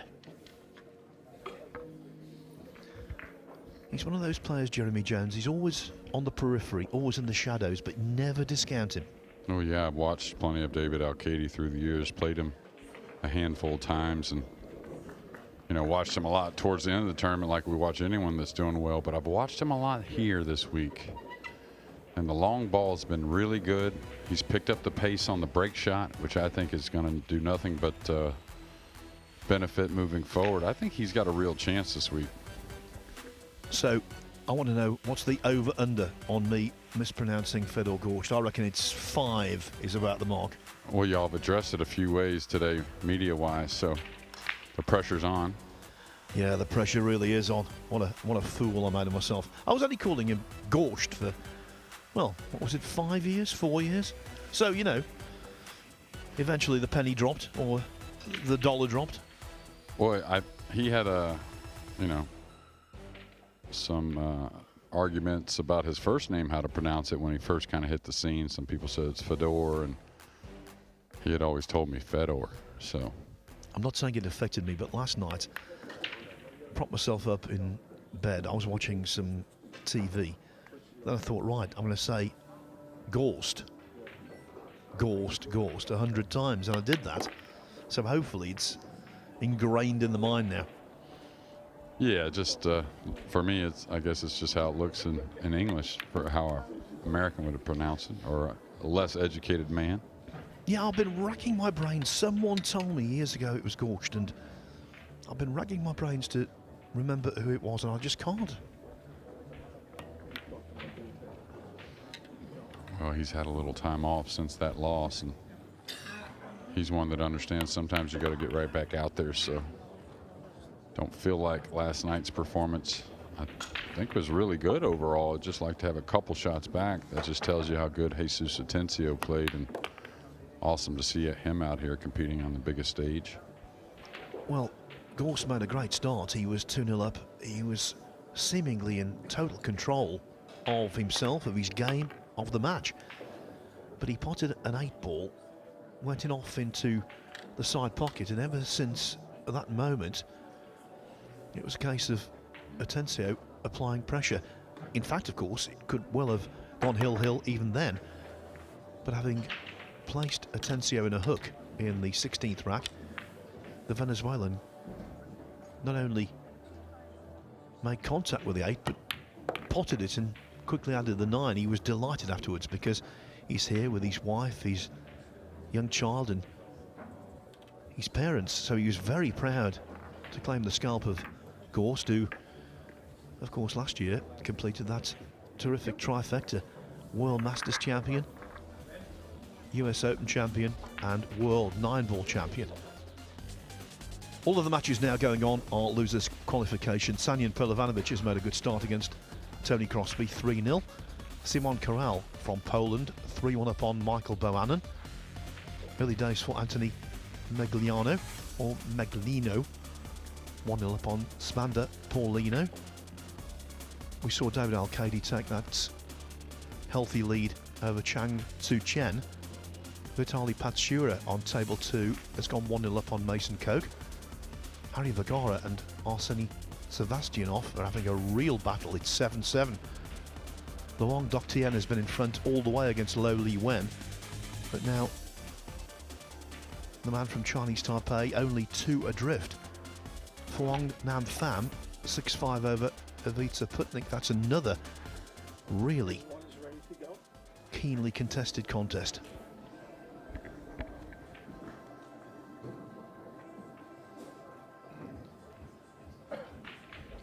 And an interesting score on table 6. Trong Quang Lee from Vietnam leading Claudio Cachi 2-1.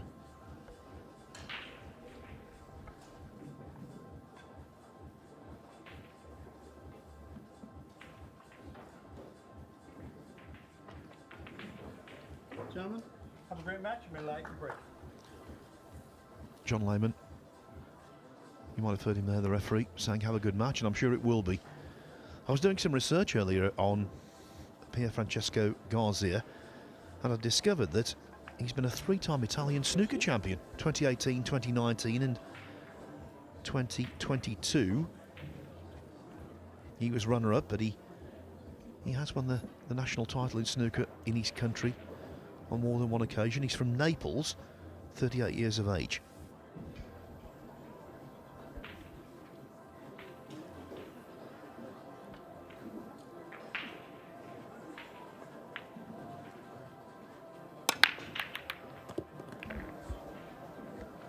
Yeah, I was curious to see the break, and I like the timing of the break, just a little thick on the one. There were no kisses involved, so did get the one down, but the cue ball followed it. Sometimes, you know, this table here particularly will draw the cue ball a hair easier, so you may adjust that tip position just a bit.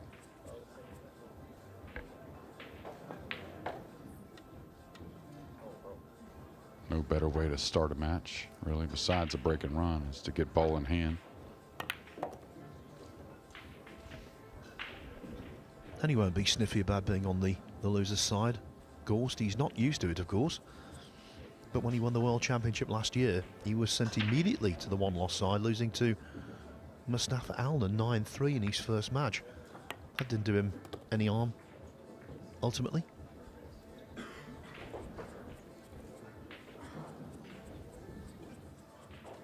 No, he's falling a little straight here, so he may not get a whole lot closer to the purple 5, but he will want to draw the cue ball a little bit. Oh, he's going forward, so I'm not sure what he's doing here. Yeah, it kind of felt like forward could get a little awkward. Thought he would just draw out to the center there, really, but especially a guy that doesn't mind distance, it's all about that natural little angle. Good thing, close quarters, Phil, you can kill the cue ball. Just don't take your eye off the purple.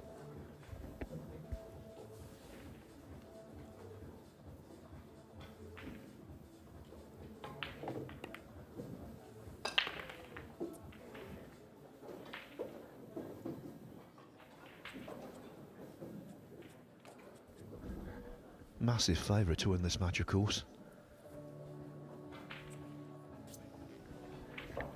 Yeah, I'd be interested to ask Fedor Gorst, you know, since he started playing other disciplines, I don't know if you've noticed his 9-ball is, you know, rankings, titles, day in, day out consistency, along with being so great, has really improved. Where some would say, don't play some of those other disciplines because of one thing or another, but I think the word discipline is it. I mean, if you're a disciplined player that puts into practice the right way and plays those games the right way, I'd say he'd probably answer the yes. The, you know, banks in one pocket and whatnot has improved his 9-ball. Absolutely. It's all about general pool awareness. You can't get enough. He's got application, he's got knowledge, he's got dedication, versatility, you name it. And of course, they say variety is the spice of life, and I think it keeps him from going stale. Yeah, I think the one thing that players don't realize is you just don't realize, period, how much those things are improving your game. You know, little gut instincts here and there, safeties, kicks, and certainly how the cue ball reacts. May go up and down, could ease it. It's kind of on the 50. Yeah, I like the full stroke a little more.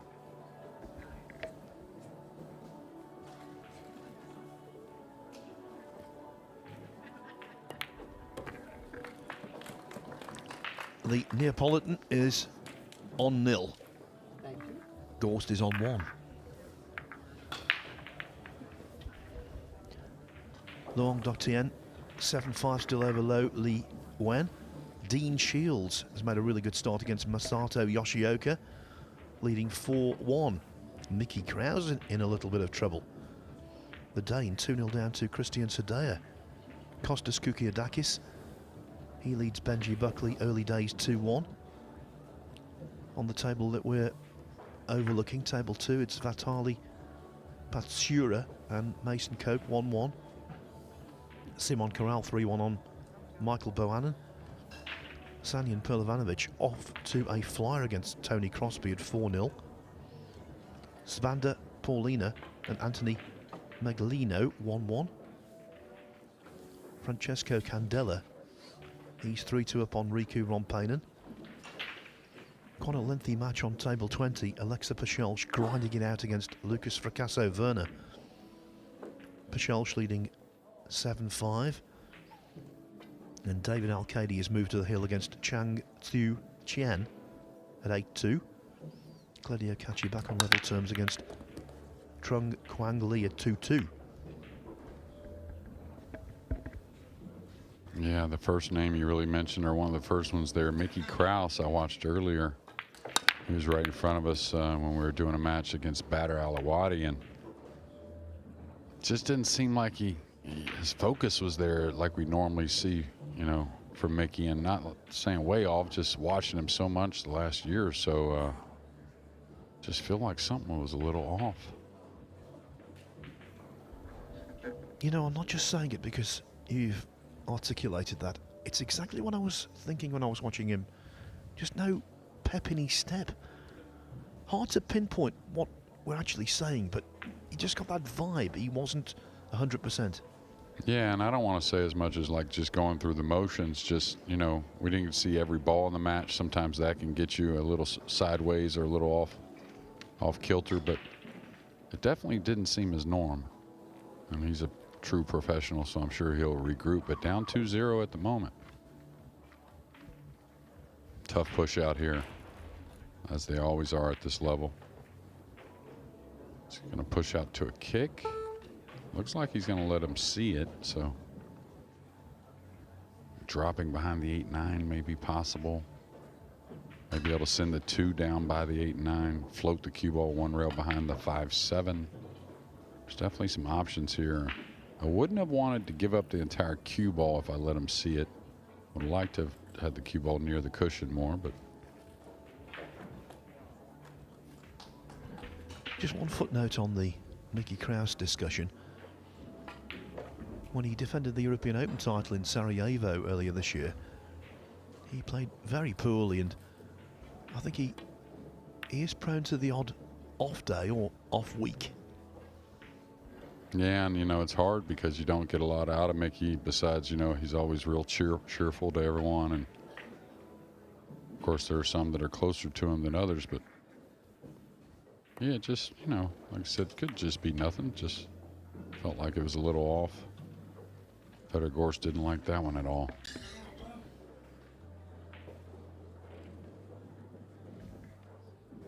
And Gorst, a guy that doesn't miss many tactical plays these days.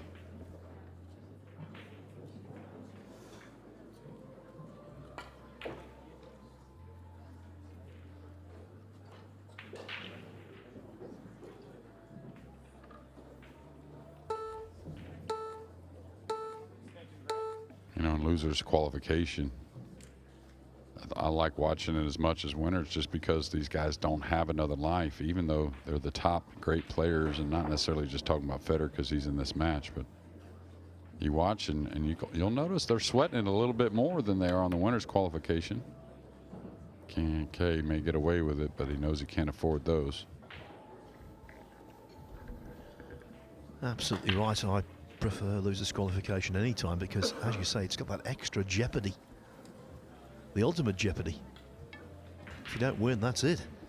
And you don't get paid because the money goes down to the last 64. So this is the equivalent of Cud Day at golf. Does he have to swerve this with right as well? Just make jump and curve. Yeah, he overcurved it.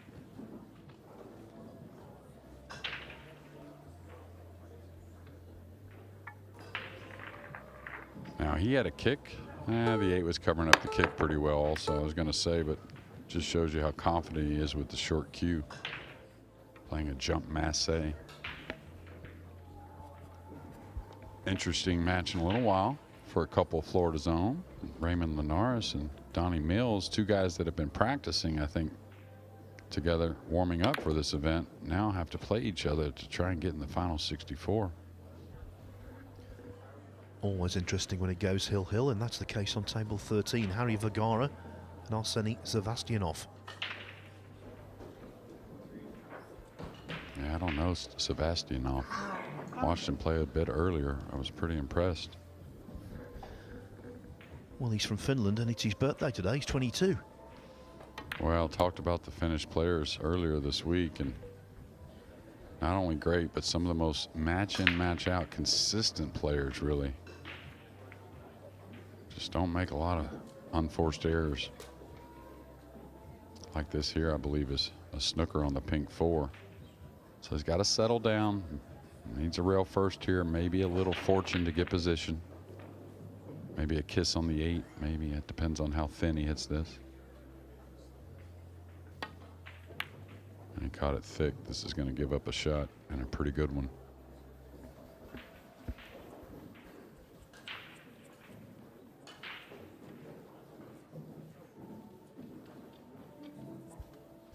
Trying to think how many Floridians we have in this maybe possible final 64. We're going to get one for sure out of that match I talked about. Anthony Maglino, he's in a match to make the final 64, I believe. All right, Svetter, just a couple shots, struggling with the timing a little bit. Had to kind of get into that with some right spin, caught it a hair heavy, now resting on the rail.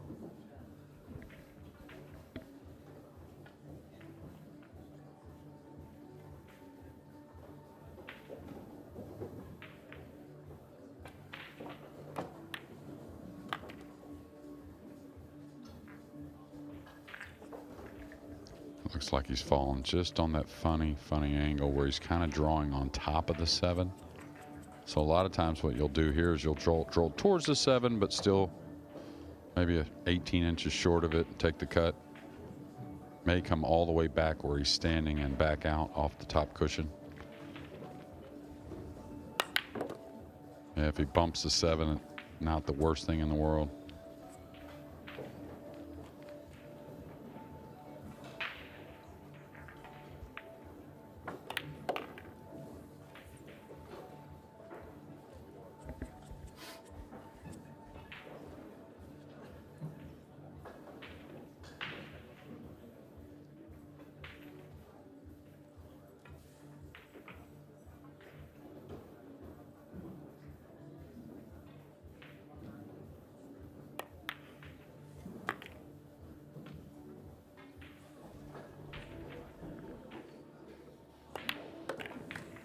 (1-0) becomes 2-0. Now, if you've been on WNTLivescores.com and you've looked down the bracket, you might be thinking, well, I've got a good idea what's going to be our last match of the day on table 1. And yes, it is what you might have anticipated. Earl Strickland next up will take on Francisco Sanchez Ruiz. Want to savour?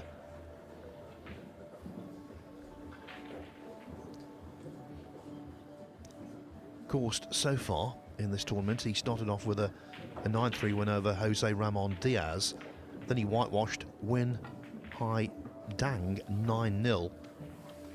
Before that defeat against Jesus Atencio. As for Pierre Francesco Garcia, well, up and down to say the least. He beat Danny King 9-0 to start, then lost 9-0 to the aforementioned Sanchez Ruiz. But he bounced back on the one-loss side, beating Rick Miller 8-4. Then on the table that's out in centre stage we're watching right now, he beat Trenton White 8-5.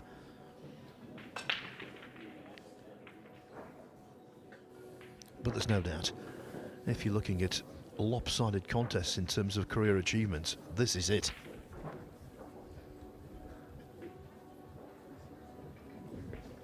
And of course, the break here in game number 3. He's had a couple different breaks, but pretty good so far.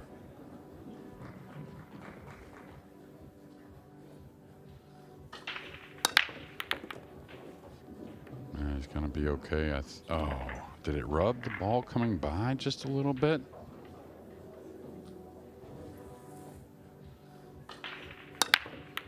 Yeah, I caught the 3, and then I wasn't so sure if it shaved that 2 ball or not, but either way, it's ball in hand for Mr. Garcia, excuse me.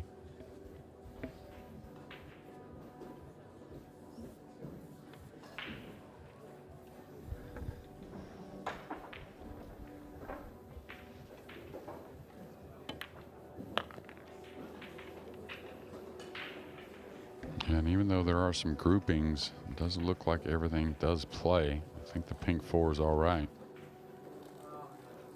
Still got to have a pretty tidy cue ball as a whole.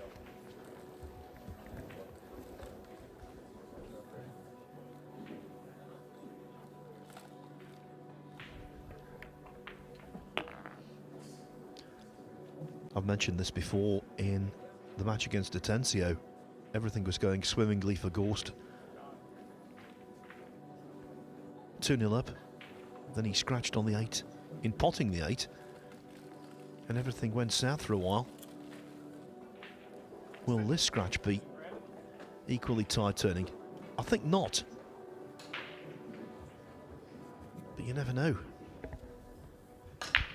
I feel like he can get at this, but obviously it's close. Should be obvious if it's a foul. Yeah, no problem. Now he's going to have worries getting on the 6. I think anyways. If it goes by the 7 and the side, which it does, he's going to have to draw this ball, though, it appears, to the side cushion and back out. Could kill it with a little English, but he's going to get a little steep on the 6. So I think it's the draw stroke here. Easy to fall on the bottom rail with this type of shot.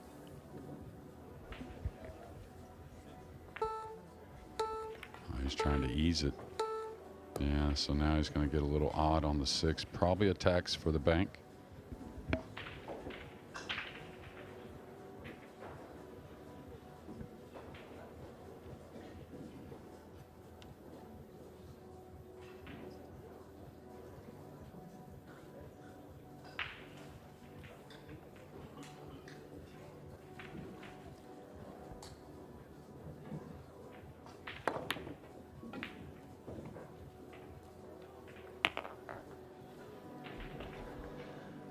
Not double trouble.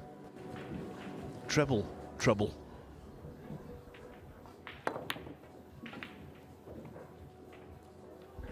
Got halfway through that sentence, Jeremy, and realised how difficult it was to say. And just stay off the rail, stunning over. And he did nice there.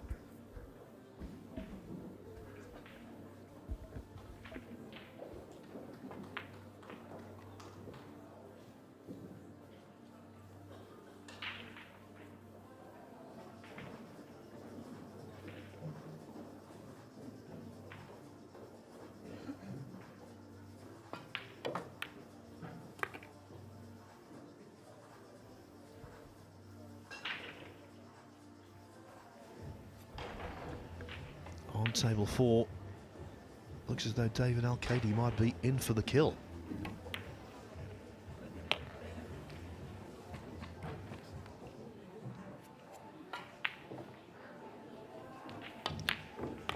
He has won a major on the World 9-Ball Tour in the month of August before, the European Open in Fulda.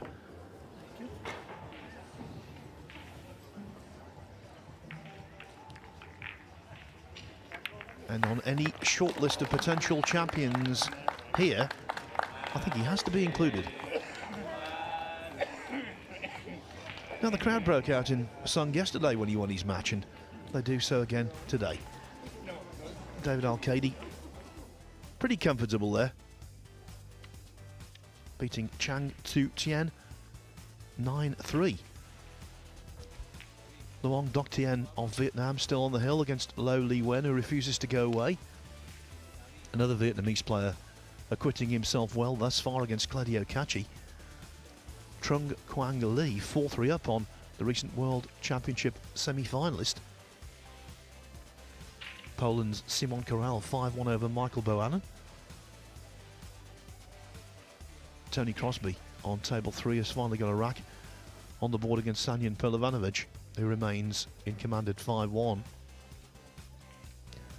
Another player to keep an eye on. He's had a lot of success stateside. Vitaly Patsura, good friend of Fedor Gorst. Patsura 3-1 up on Mason Koch as the losers qualification round continues. Here, Pier Francesco Garzia, well, at the very least he's avoided a whitewash. Now it's a matter of whether he can draw level. Yeah, he's caught the one thick again and scratched him up in the corner. Kind of unlikely, but You send it that way, bad things kind of happen. You can see him drawn past the side, no kisses involved. It's going to have good spreads when you hit it a little thicker, but again, hard to make balls. And now another ball in hand for Fedor Gorst.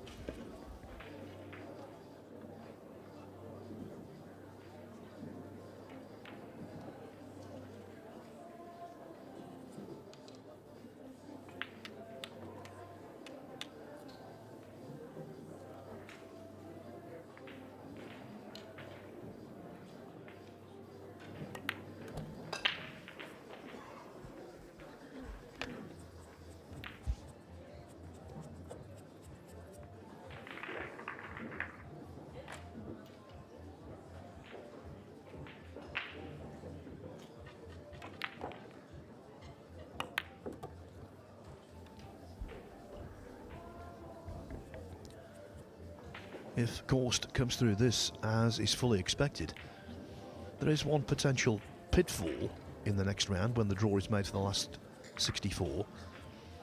It is the 32 winners from winners qualification against the 32 winners from losers qualification. So Gorst could find himself against another big name. Yeah, could face Jesus again. We've seen that. Okay, got to commit here. You're going to come tight or you're going to come long. I think he's coming a little tight between the 6-9, 2 cushions. I may have caught the 6. No, just gets by.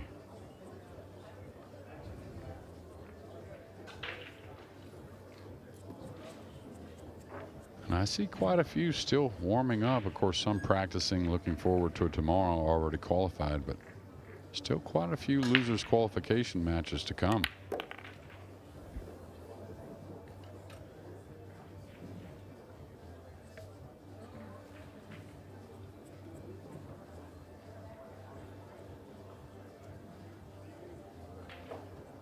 And he's got to kind of pinch this a little. He can handle an angle on the 7. Don't think he wants to go back and forth.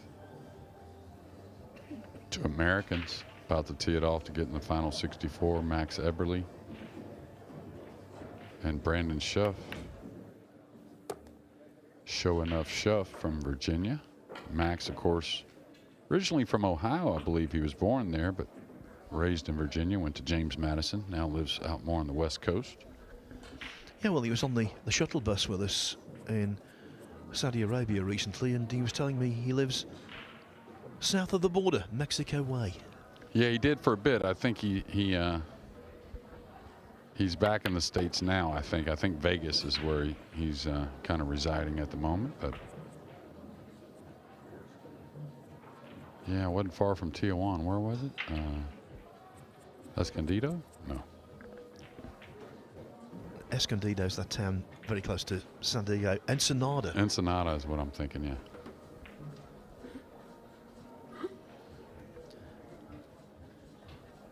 All right, not much here. Just pinch it a little bit. I get the feeling he's really, kind of, even more so bearing down on every ball here, Fedor Gorst.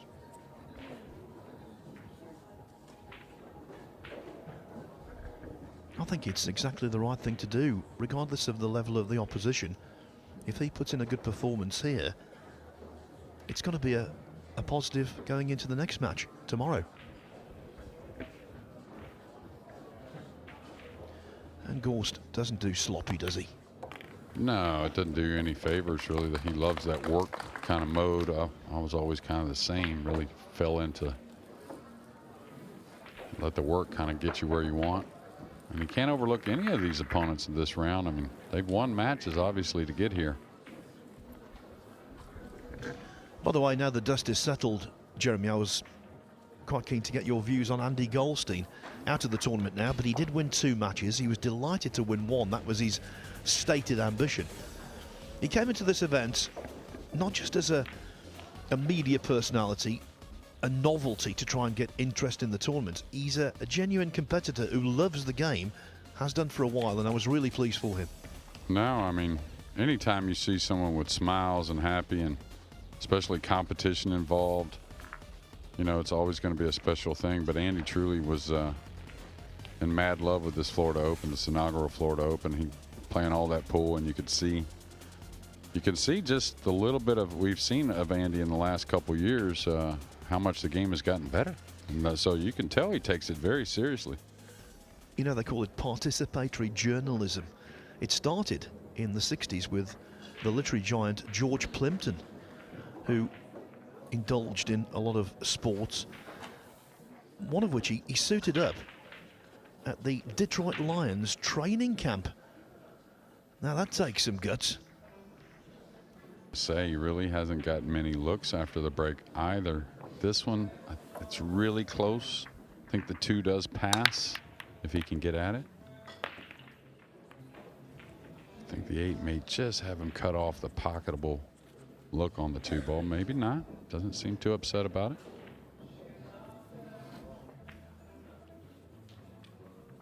But just looking at Fedor, I really think he's pressing a little bit right now. Not like worried or anything like that, but maybe didn't rest as well as normal or something, but really putting forth even more effort than normal.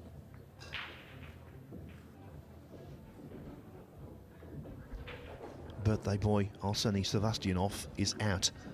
Beaten by 2 Filipinos today. First Lee Van Corteza, and just a few moments ago 9-8 by Harry Vergara.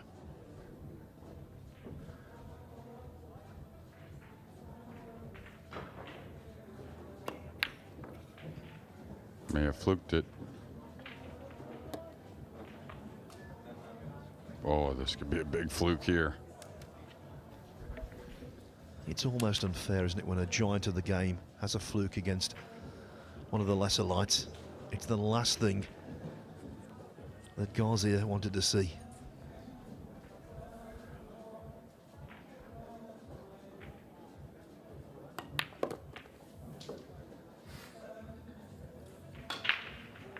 Little off angle here.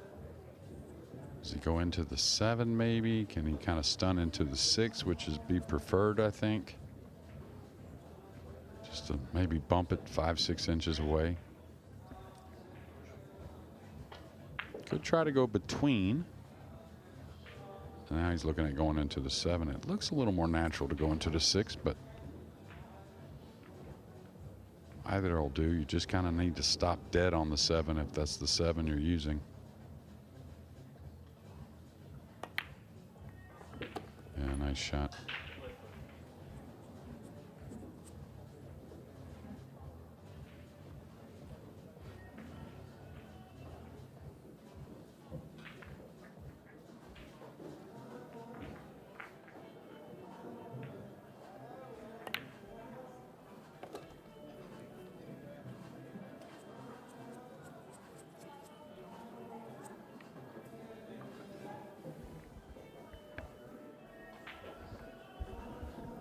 Well, when he had the fluke, there was not a single pang of guilt.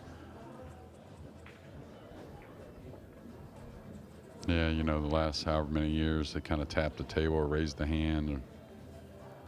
Didn't see much of that back in the day whenever I played. I think we all just kind of understood that, you know, one day it's going to be for you, the next day it's going to be for me when it comes to those little rolls here and there. It's really interesting. I'll tell you about the story I want to give you after this 9 ball goes in.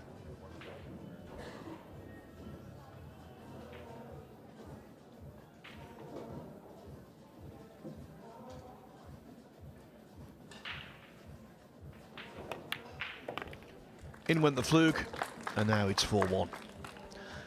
Yeah, you're old school, Jeremy, and a lot of the old school snooker players are in exactly the same mindset as you.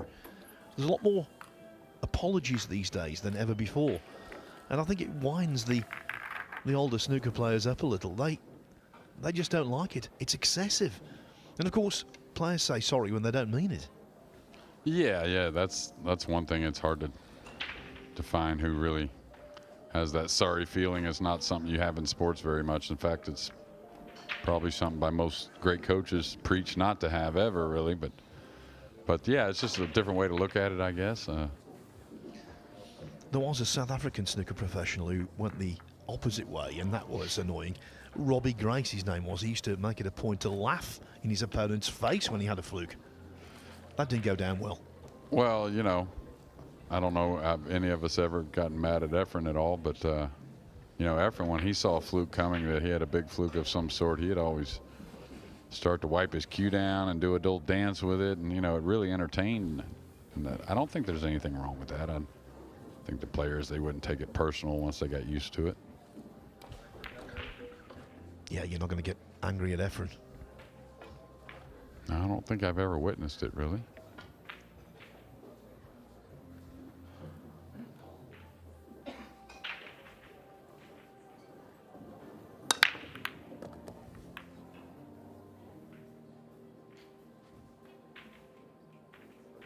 Ooh, that ball rocked back. Did you see that? I don't know if we'll see the very end of this. I believe the cue ball, watch it hit the 9 and watch the 9. Oh, we didn't get to see it. I believe it rocked back though, and now it's going to be a push shot. I'm not sure he had to look at it anyways, but it was close.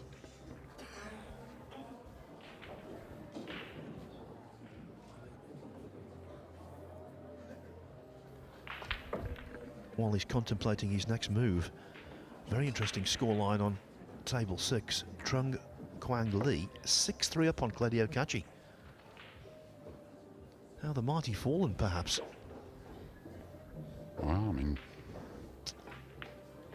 just the, you know, the guys that are favorites are the favorites, but this is deep in the tournament, decently deep in the tournament, and you're not going to see miles between the players, even though it appears it's like that sometimes. If one doesn't perform, a little bit of lady luck on your side.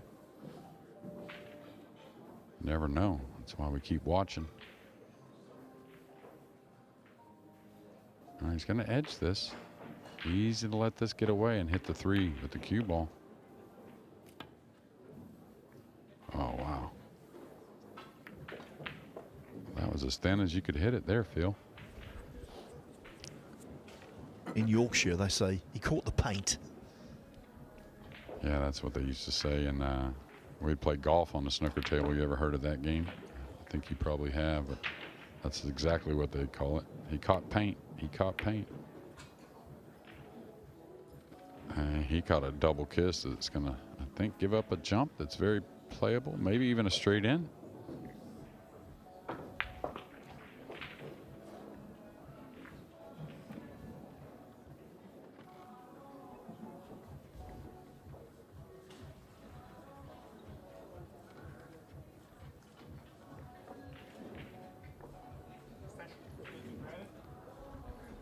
Garcia taking his extension.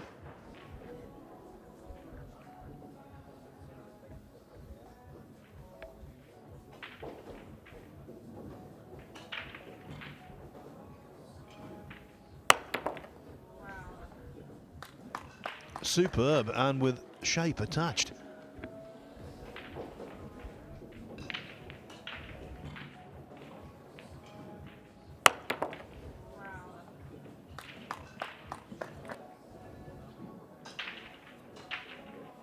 Okay, they're definitely there. Got to pay attention to the purple 5 here in a moment with the 7 kind of near it, and he has to get over for the 6, but the 3-4 shouldn't be a problem.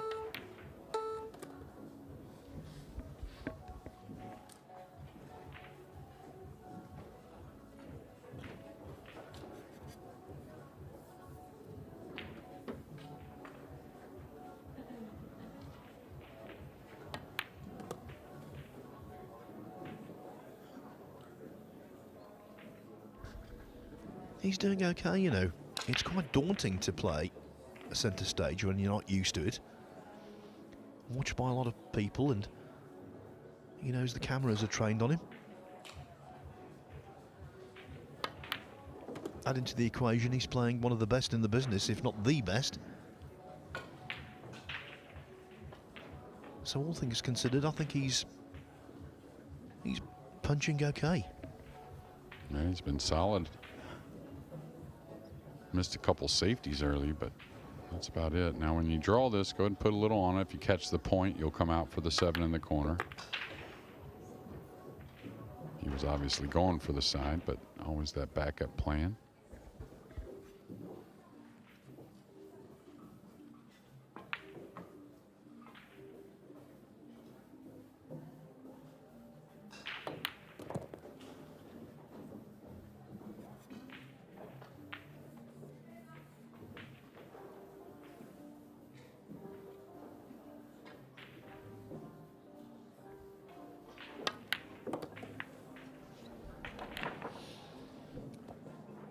When you look at a player's name, sometimes you know exactly where they're from. Pier Francesco Garzia. He's got to be Italian. And he's competing admirably. 4-2. Coming back after a slow start, Mickey Kraus. It's 3-3 with Christian Sadea. Dean Shields 5-3 over Masato Yoshioka. Luong Ductien still on the hill against Lo Li Wen. It's 8-7. Vitali Patsura 4-2 over Mason Koch. Kostas Koukiadakis has a slender 5-4 lead over the UK's Benji Buckley. Nothing slender about the lead of Saman Corral over Michael Bohannon. It's 7-1. Even bigger, Sanyan Perlovanovic on the hill against Tony Crosby at 8-1. Max Eberle has started out against Brandon Schuff, 1-0 for Eberle. Spander Paulino and Anthony Maglino 3-3. Francesco Candela pulling away from Riku Rompainen. It's 7-3 in favour of the Italian number one. Alexa Pachelch on the hill against Lucas Fracasso Werner, 8-7. And Ivica Putnik and Thuong Nam Pham locked together at 7-7.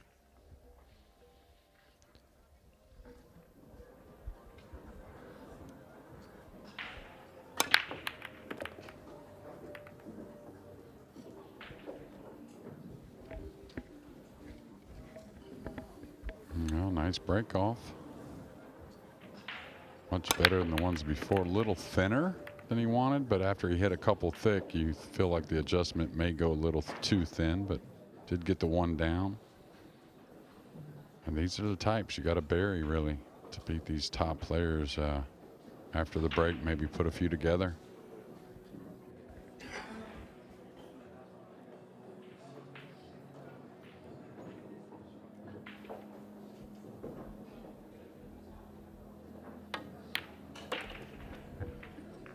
Very good indeed. If he was a little overawed at the start, I think he's relishing this now. The mind's a funny thing, isn't it? A few balls go in, and suddenly what seems like an ordeal becomes enjoyable. Yeah, I may draw in kind of close to this 4-ball as well. Okay, he came out instead, so he'll play the 5 in the left middle, I would think. Stay away from trouble. Could go for the right middle. Thought he'd just check this with a little inside and come between the green 6 and the purple 5 for the left middle. Looked a little more natural. And a little more safe as well.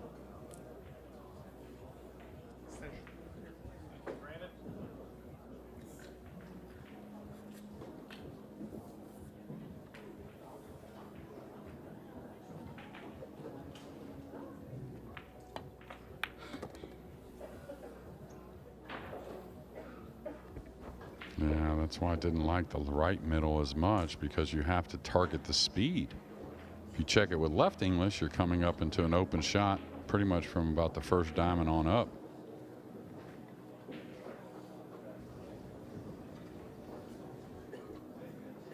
If you're gonna shoot that shot, you want to put a lot more right and let the cue ball open a little more towards the left. That way you get into position quicker.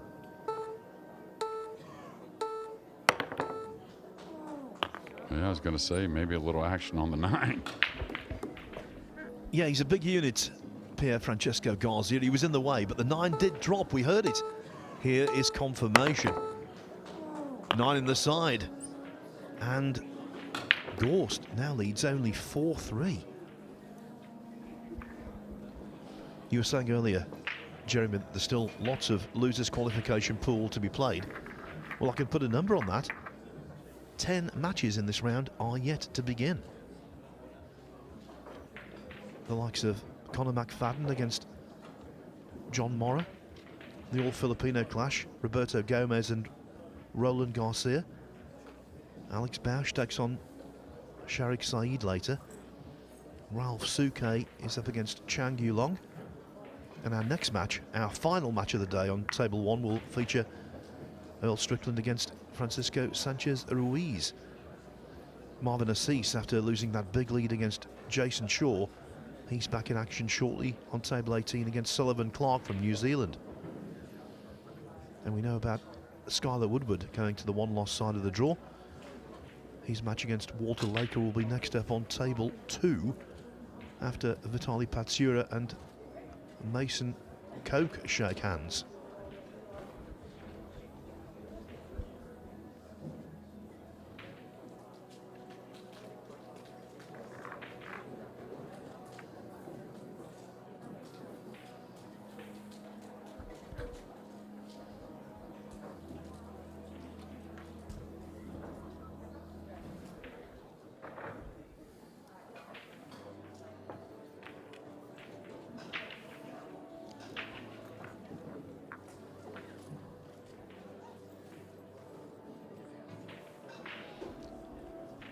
Of course, we've talked about the US Open in a couple of weeks' time in Atlantic City. Gorst is the defending champion.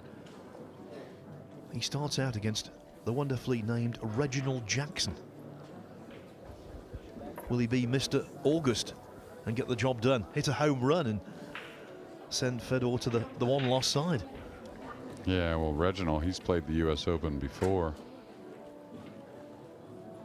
Tall task to beat Mr. Gorst, but tell you what, Mr. Gorst is in one here, I think, especially if this guy keeps breaking and getting shots. Pierre Francesco.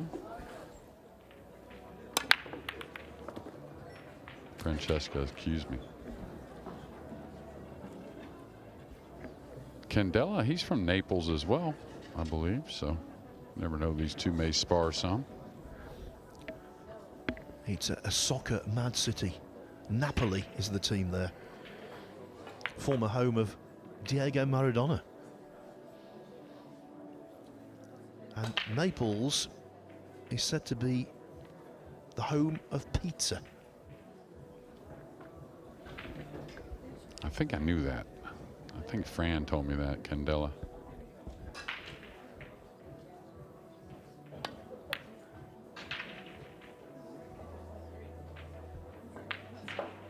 Just going to leak out a little bit. I can't blame him not shooting there. No real future on the 3-ball, really. He's got some options here. He could kick behind this. Can he get to the right side of the 2 and just play behind the 8? It's delicate from distance. Okay, he's trying to use the purple 5. Pretty good stuff.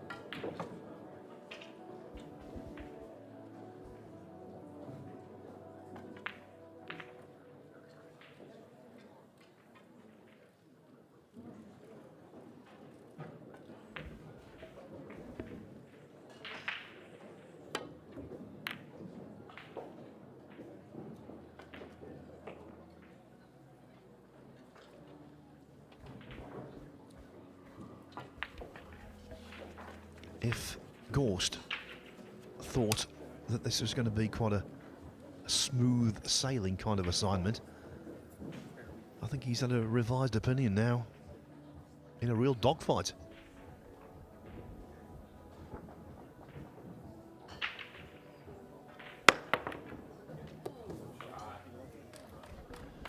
someone says shot, and it was, but look where the cue balls come to rest. The green 6 smack in the way.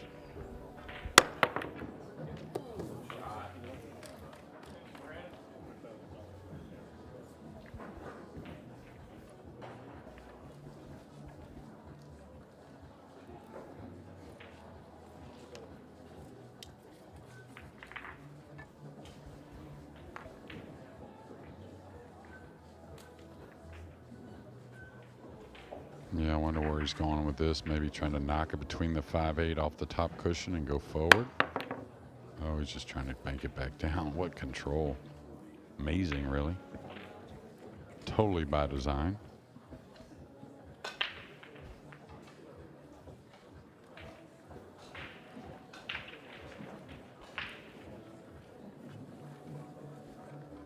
Tell you may go for this bank. I know it barely squeezes by the 8, but of course I'm not as familiar with Francesca's jumping skills as much as Federer's. He's going to get a snooker, though, it looks like, somehow. I think it did open up, actually.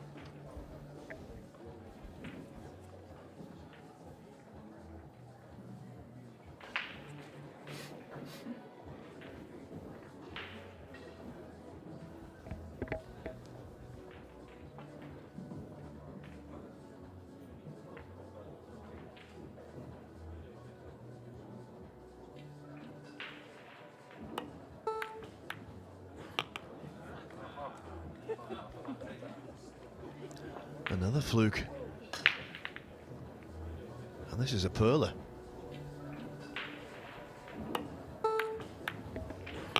Yeah, I said it earlier. I just don't think he's 100% at the moment. And I don't mean like, you know, nerves or dogging it and anything like that. Just maybe not feeling his best, maybe. I'm not sure. That's how you back up a fluke. I said this to Scott Frost yesterday. When it comes to laying hooks behind a single ball, Gorst is absolutely dynamite, isn't he? Mustard. Yeah, he's really come a long way in that regard. I'm not sure what route he's looking at here. Is he looking? If he's going 5 rails, he wouldn't ever get a cushion after contact, I don't think. He's trying to go. Yes, watch how he's trying to make it dive down, and don't think there would have been enough speed. He was pretty cut off, anyways. Yeah, that was one of those hooks that you know spells trouble.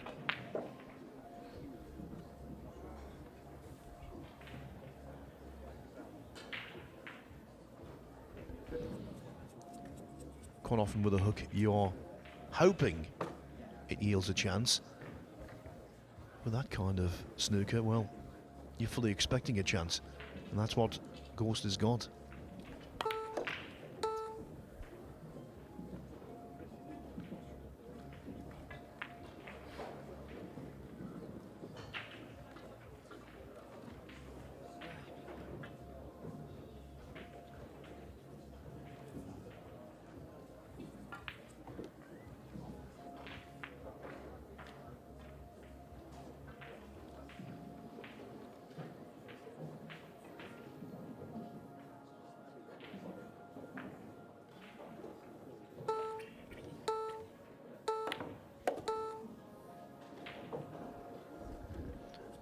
Round the houses,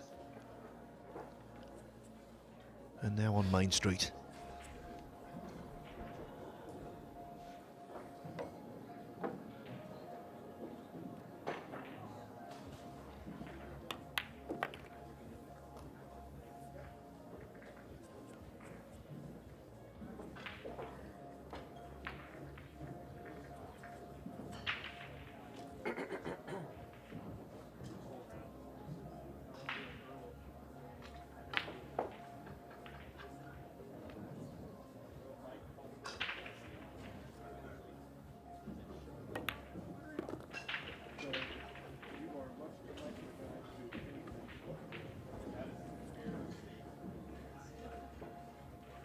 Yeah, as he's kind of open this up with spin a little bit. Is he going to come 2 cushions off both side rails? Kind of preference, really. Yeah, it's a little thinner than it looks, so he'll definitely go 2 cushions back and forth.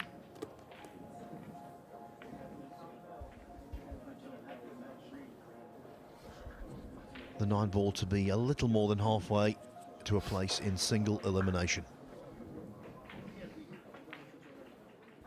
Although this is effectively an elimination match.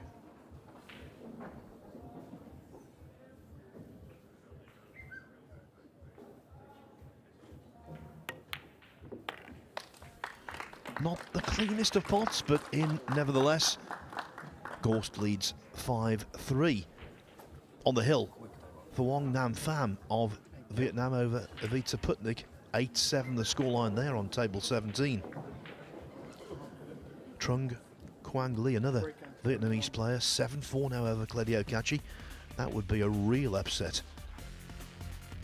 Alexa Pachelch has beaten Lucas Fracasso Werner 9-7, so a blow to Fracasso Werner's hopes of gaining Mosconi Cup points at the Florida Open. Billy Thorpe and Chang Yi have just started out on table 3. Francesco Candela 7-4 over Riku Rompainen. It's 4-4 Anthony Maglino and Svander Paulino. Max Eberle 2-1 over Brandon Schuff. Sanyan Pilovanovic made very quick work of Tony Crosby, winning by 9 racks to 1 in the end.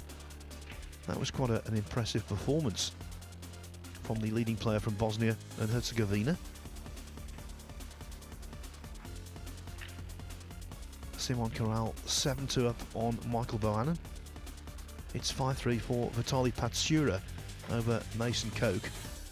5-all Benji Buckley and Kostas Koukiadakis. Mickey Kraus now finding his feet. 5-3 up on Christian Sadea. It's come back from Masato Yoshioka of Japan, returning to level terms against Dean Shields at 5-5. And it's been a really good tournament so far for the Vietnamese players. And another one is through. Luong Duc Tien has beaten Lo Li Wen 9-7. Just starting out on table 19, Ralph Suke and Chang Yulong still involved in their first rack. Plenty of experience incorporated in that match. Yeah, all kinds of great matches that are going and now just starting. Of course, we saved 5-time U.S. Open champion, Hall of Famer, and so many more titles. 3-time World 9-ball champion, Earl the Pearl Strickland for the last.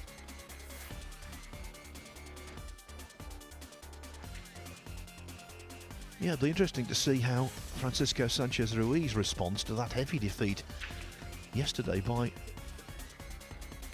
Antonius Kakaris. Oh, Ivica Putnik and Phuong Nam Pham have gone hill on table 17. There's a certain spectator at these events who seek out hills. You can see them just scoping out the venue, looking for those nail-biting finishes.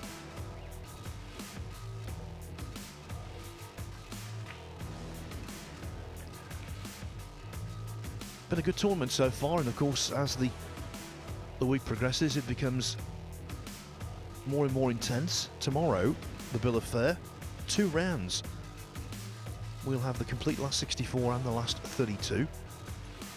Then on Saturday, it's the last 16 in quarterfinals.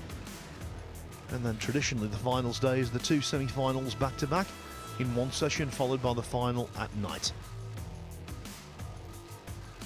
And with a $40,000 US first prize, big ranking implications, and also potentially big Mosconi Cup and Reyes Cup implications.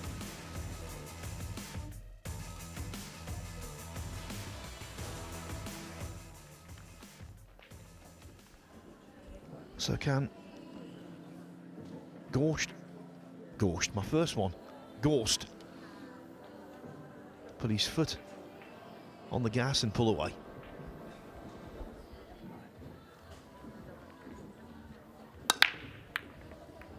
Well, the one wasn't even close, and it looked like it was a pretty good hit on the one.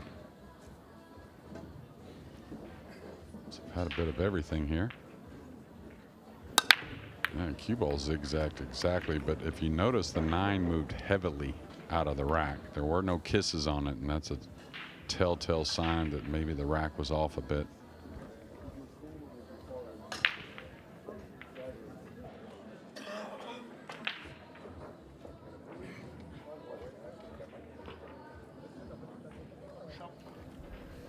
Good news for the many fans of Mickey Krause. The Great Dane is now doubling up on Christian Sadea at 6-3. So the early issues he was facing have been resolved.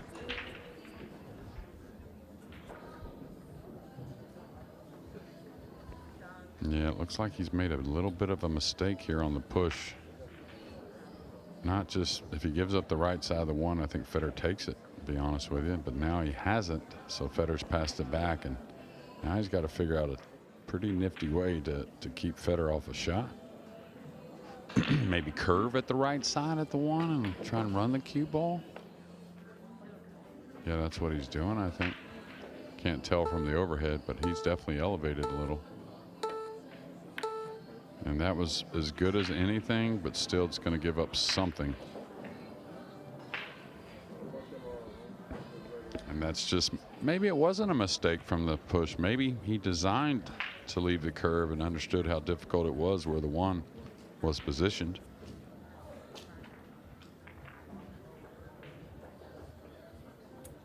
I mean, he wants to attack, but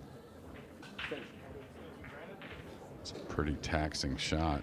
I think the only upper left corner is the only way to go, realistically, to get on the 2. That's the only way I see anyways, whether he pinches on it, takes a little cut to where he can shoot the 2 and go into the 3-9, or if he goes 3 rails here off the 1, which is what I anticipate. Kind of a stun 3 rail, it looks like.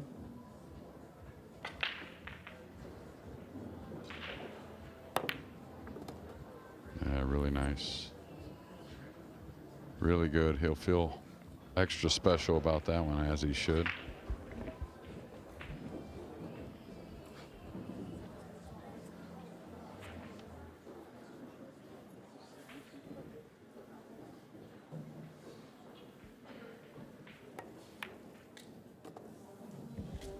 The Pearl hanging out here near the commentary booth. Taking it all in, getting ready to play here in a little while.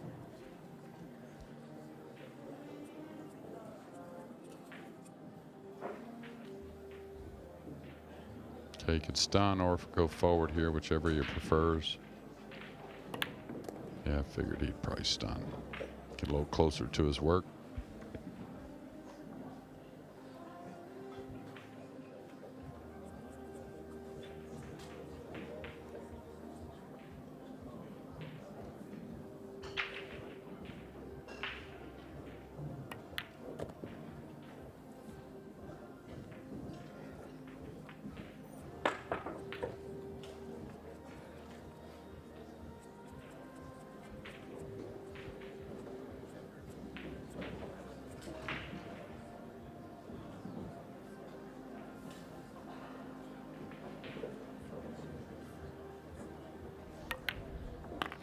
All the lines are orthodox and good with Ghost.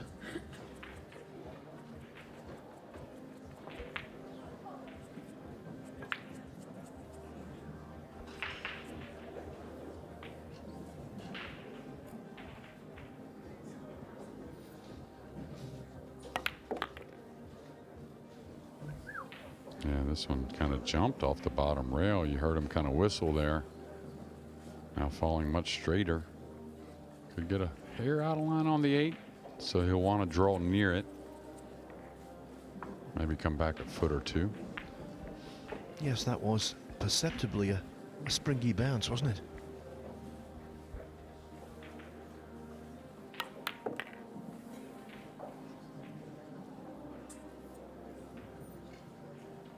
Yeah, now a decision probably. Well, I don't know if I go forward here or not, but of course his tools are much sharper than mine. So he's going to come back, maybe take the cut. Okay, he could hold it pretty well. gets back to a 3-game lead. Yes, it was that way at 4-1. And now it is 6-3. Evita Putnik and Thawong Nam Pham still involved in their deciding rack on table 17. Trung Quang Lee, 7-5 now over Claudio Cacci. Changi has taken the first rack from Billy Thorpe. Francesco Candela on the hill against Riku Rompainen at 8-5. Anthony Maglino, 6-4 up on Svander Paulino. Brandon Schuff in the All-American battle against Max Eberle. It's 3-2 to Schuff. Simon Corral 7-3 over Michael Bohannon.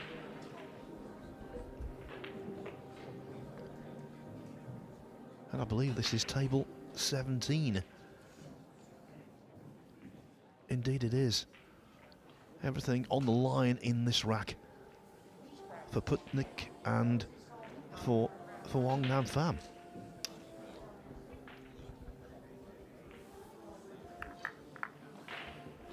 And the one thing you don't want to see as a pool player at Hill Hill is your opponent with ball in hand, sizing up a combo to finish it off.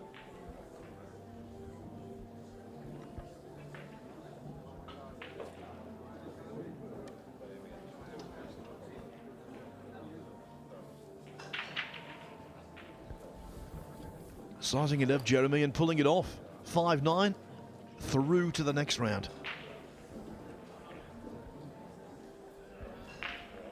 Evita Putnik will be so disappointed. He's come so close to making it into the money, but it is Wang Nam Pham who gets the verdict. Yeah, Federer got a nice kiss there. I was just about to say, he really hasn't had much reward off his break for the most part. Actually, a dry break in the last, which I think was the rack, in my opinion, the way the balls reacted and the way he struck the one. It's got enough angle here where he can come one rail across towards the 8. He wants to come all the way down if he can. That way he doesn't have to deal with the 7 much trying to get on the pink 4, which is back up the table. So a lot going on with this shot here and the next.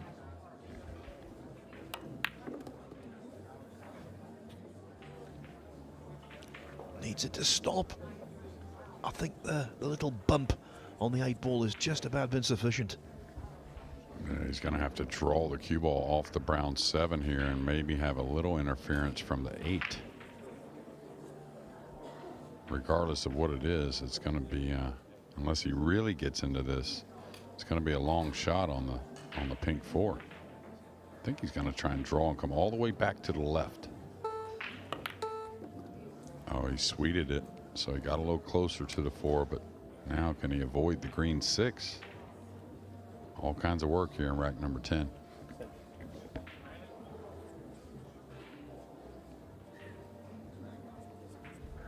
And let me quickly tell you, all kinds of work ahead for Claudio Cacci to remain in the tournament. He's now 8-5 down to Trung Quang Lee. What a difference a couple of weeks make. I'll tell you, Claudio, you know, fairly still an infant in his career, but he's been through a lot of big matches already in his career, all kinds of weird score lines, and started off the World Championships a couple weeks ago, losing his first match to one of the Saudi players, and then made a comeback through the event and had a good chance to get to the final, really.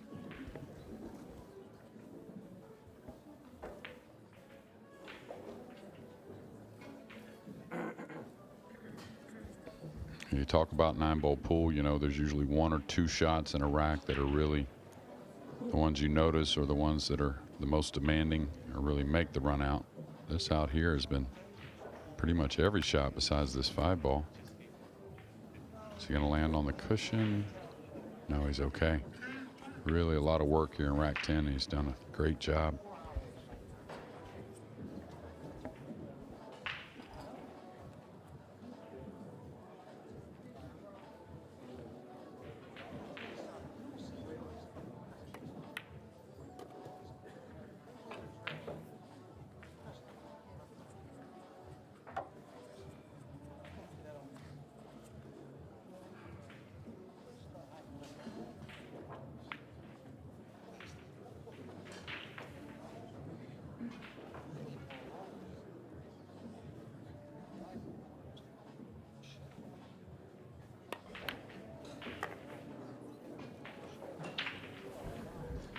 I think crisis would be too powerful a word, but certainly a mid-match wobble encountered by Gorst as he lost a 4-1 lead and it became 4-3, but now the big man is very much on top.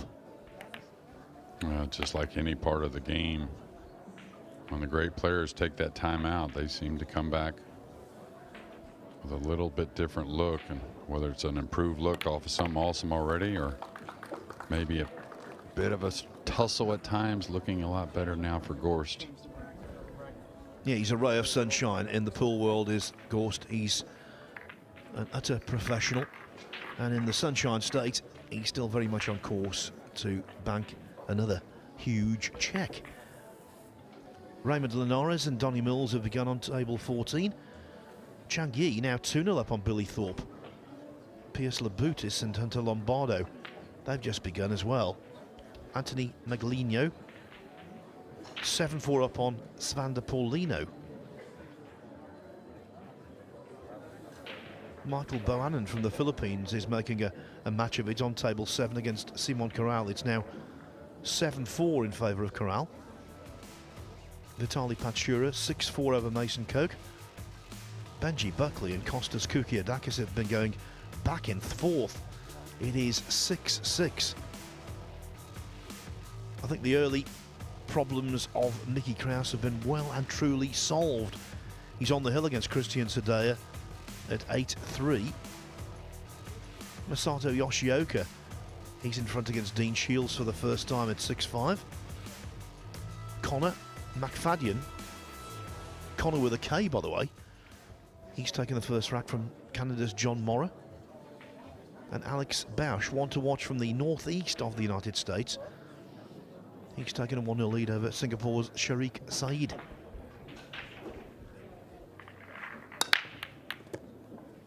Yeah, the break's starting to show a bit more now towards the end of this match. Oh, the pink 4 just stepped right in the way.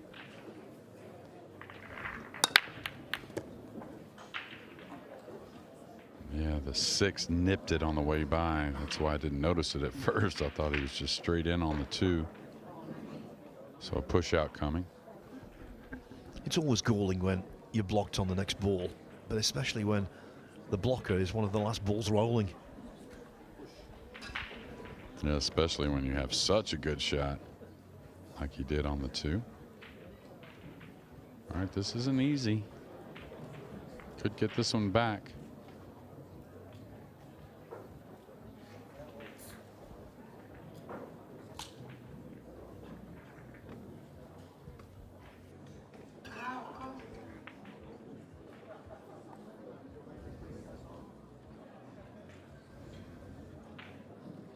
I mean, if you're really feeling good, you could push straight through on the 2, banking it to the rail and coast behind the pink 4 as the 2 kind of goes towards the purple 5.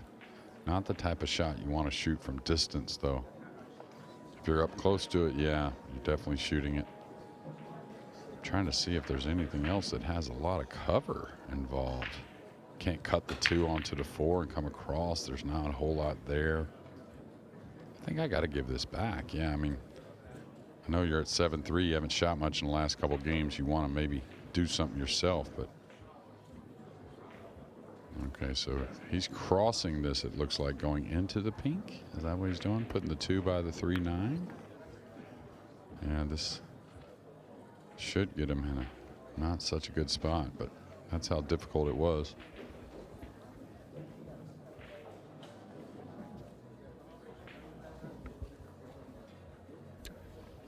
Tell you something, Jeremy, there's no depletion in the crowds, is there, as the day goes on? If anything, they continue to build. No, I think you're going to see that through to the weekend. I heard the weekend is going to be even better. Of course, like there always is, probably a little transformation to the venue itself for the final 16. But yeah, the best attended of the Matchroom Major tournaments on the World 9 Ball Tour is undoubtedly the Hanoi Open. But that's only for the last couple of days. I think in terms of early rounds, this tournament has been the best I've ever seen.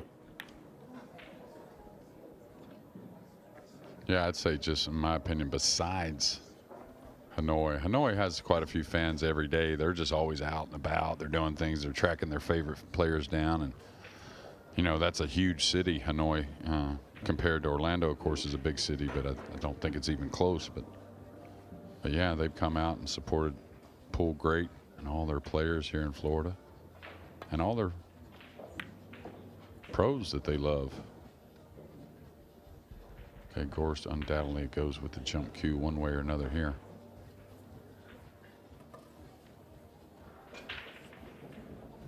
So he's going to try and play a kiss shot, it appears. Now what he may do with this is, just because he's so good with the jump cue, he may jump this and let it turn over and become a rolling ball and go forward towards the 8. Like that. That way, if he doesn't make it, he has maybe a backdoor safety or some distance involved. For about the 49th time this week. Good call, Jeremy. Yeah, well, there's not many that can hit the ball with that much control to make it turn over and keep the accuracy and, you know, everything that's involved in that shot. You see, when I say that to you, it's just, yeah, water off a duck's back, you get on with it. When you say that to Carl after he makes a good call, it's, yeah, that's why I get paid the big bucks, I'm that big man and all this. Well, you'll get a text message or a sticker, an emoji with it, something he'll create. He still talks about that call he had in the final rack, Kachi and Federer, if you remember the scratch. As brutal as it was, he still brings it up. I must say, that was impeccable timing from box office. Impeccable timing. Yeah, I'll never forget that match, I'll tell you.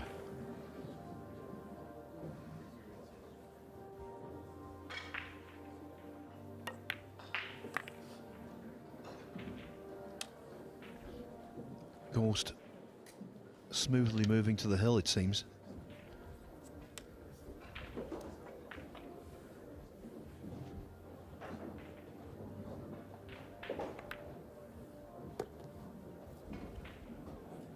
A little light there. So he's going to have to draw to the side rail and back out, I believe. Of course, one of his bread and butters. Wants to get above this, though, probably, and hold an angle.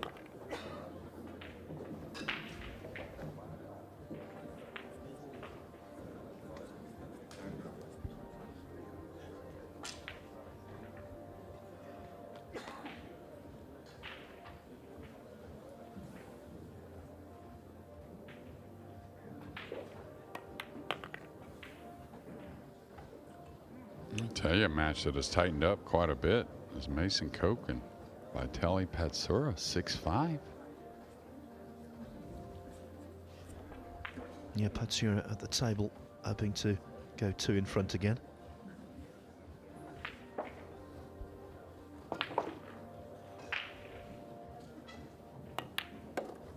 Notice how he played that one? I wonder if he thought about that scratch he had last night, because it was almost identical. Of course, didn't need as much shape, but took a little pace off of that one.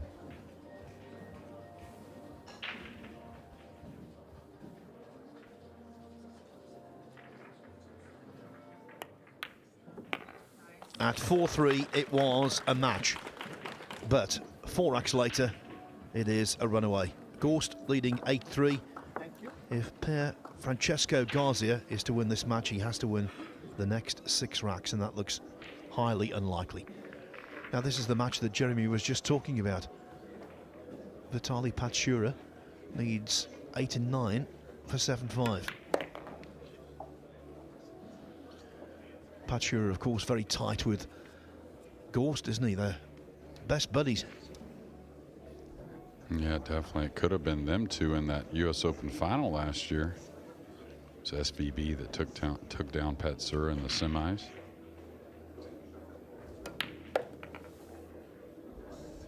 $7-5 it is. It's really tightening up on table 6.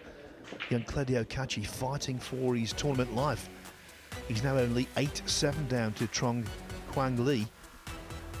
And if Kachi were to win that one, he could do some damage. in single elimination. Raymond Linares has won the first rack from Donnie Mills. 3-0 now, Changi over Billy Thorpe. Hunter Lombardo, we just saw him heavily defeated by Shane Van Boning. Well, he's taken the first rack from Pius Labutis. Francesco Candela confirmed a 9-5 winner over Riku Rompainen.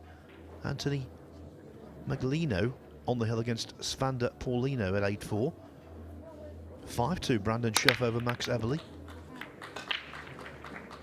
Simon Corral on the hill against Michael Bohannon at 8-4. Yeah, well, you hadn't said it much, but the break's starting to really tune in, and he's got what's close to somewhat of a roadmap, and especially for the guy that's directing it and being a Fedor Gorst. So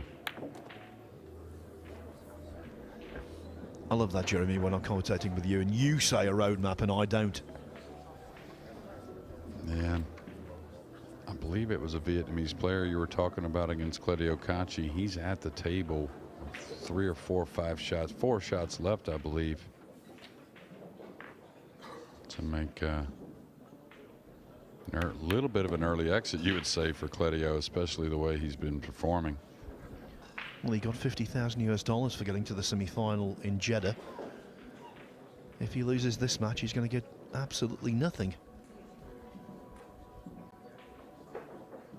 Yeah, sometimes it's hard to close the door for players that aren't as familiar, but I've been impressed not only at the Worlds, but prior to the Worlds and here, the Vietnamese players have really come along, and not just the top guys. Of course, they're improving, but it seems there are 8 or 10 deep that are stepping it up. Yes, and with the vast interest in pool, particularly in the north of the country, I think it was inevitable that top players were going to emerge. Yeah, without a doubt. And he's looking, he's fallen a little off angle. Could just hold and take a little distance, but I think he'll draw between the 8 and 9. Oh no, he's going forward now. So he's going 3 cushions. Speed's got to be good. Looks to be very good. Big guns are firing. Mickey Kraus through against Christian Sadea, 9-4. And now Gorst on the cusp.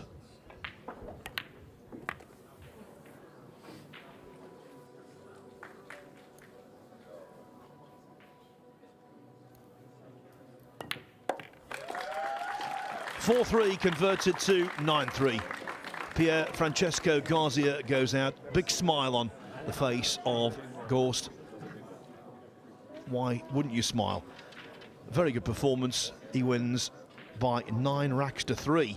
Now, talking about very good, you don't get much better than Earl Strickland, and he's our entertainment in the last match of the day on Table 1. Coming up in 5 minutes' time, Earl of the Pearl Strickland up against another fan favourite, Francisco Sanchez Ruiz.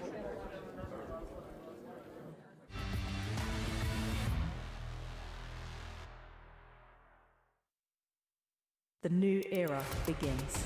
Game on with livesb.io.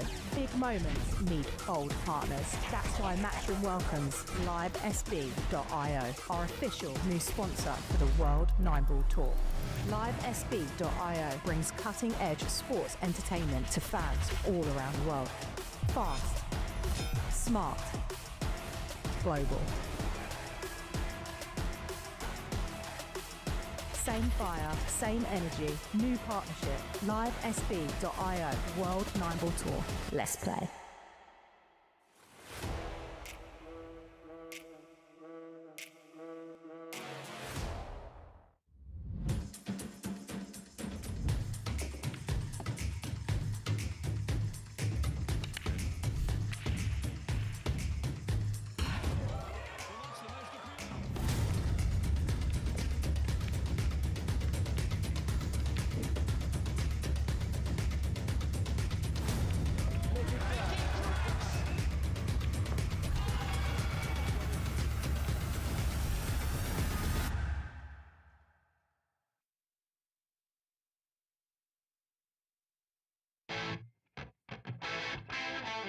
We're back at the Harrah's Resort in Atlantic City for the US Open.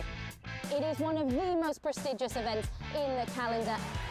Record breakers, history makers, it's that time.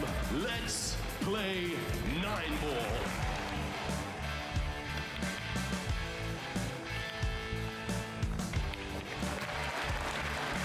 Nine-ball pulls on the growth. The governor gets on the board. Next year's prize money in the US Open is going to be $500,000.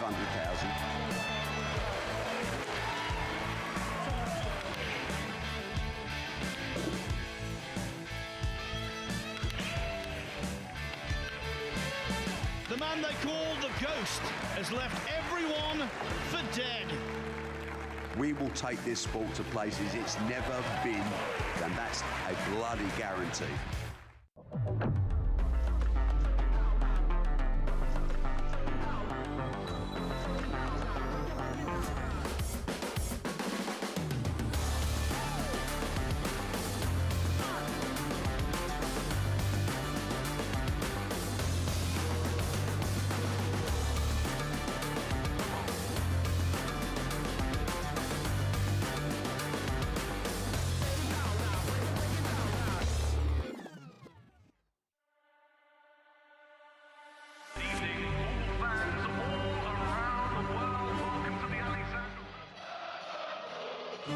Arena looks just spectacular, and I cannot wait for you all to see it. Julius, don't worry. Yeah, but plenty of guys that need to be ready. We're the champions. You need to come take it from me. You want to follow me in there now? Yeah, I know you're ready. All we've been doing is Can you speak English, but please speak? Because I ain't sure what you said.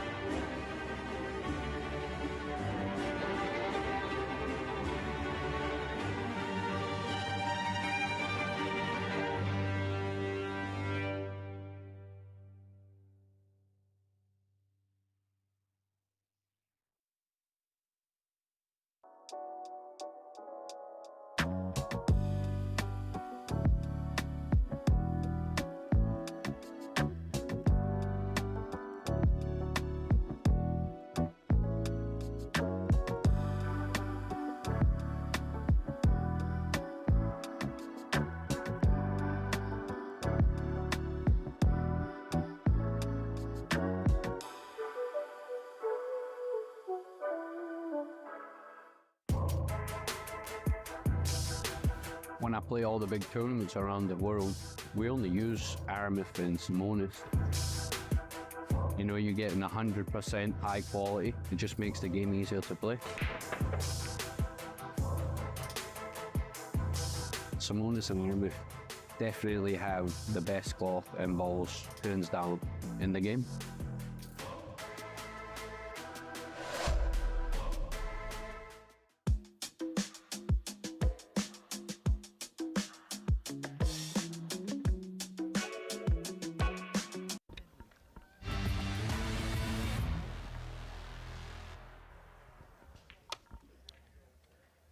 Yeah, welcome back to this year's Florida Open. That is where we are.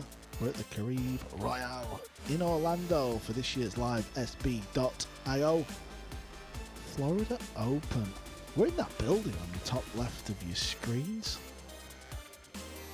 Thankfully, because it's nice and cool in here. And this is what everyone in the room is playing for. Who's going to be holding that on Sunday evening? Just a run through the format. 256 players started out.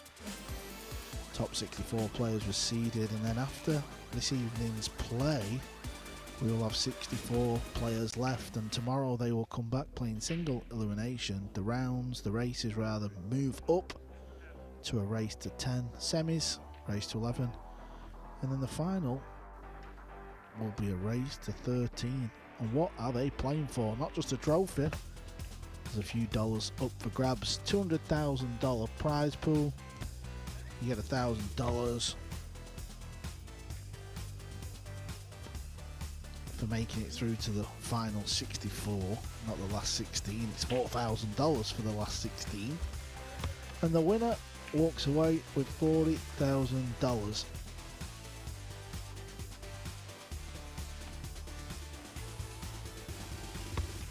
Well, just seen the world number one book his place through to tomorrow's final 64. Up next on our feature table, it's a former world number one, the man who had the spot before Fedor Ghost. FSR is going to be playing Earl the Pearl, but we have got action around the room. On table 2, this is what's going on. Very close match between Mason Koch, who has just played a shocker and found the middle pocket. He's given ball in hand to Vitali Pitsura.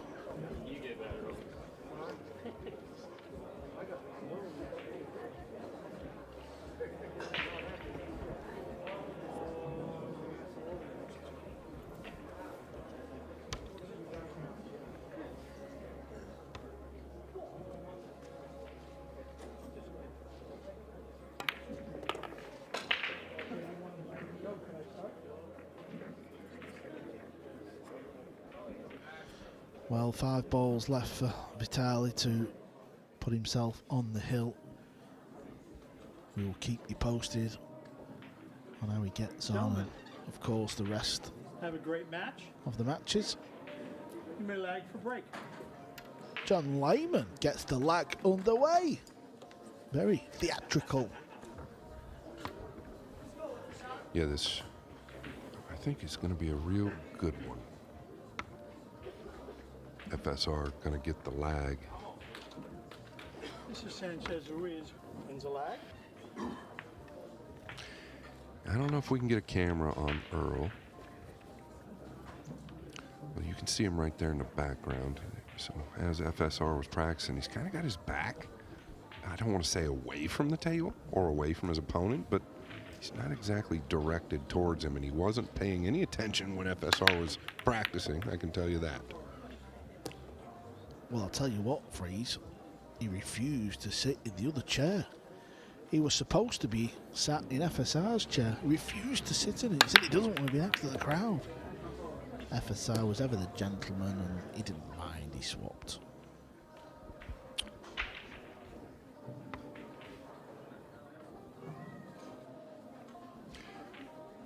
Yeah, the body language definitely not positive from Earl, but this is really traditional how he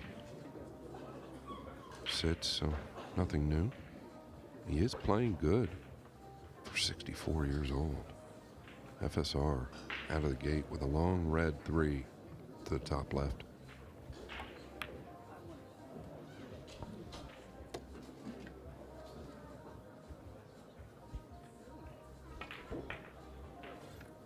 Decent opener there. That will just settle Ruiz down a little bit.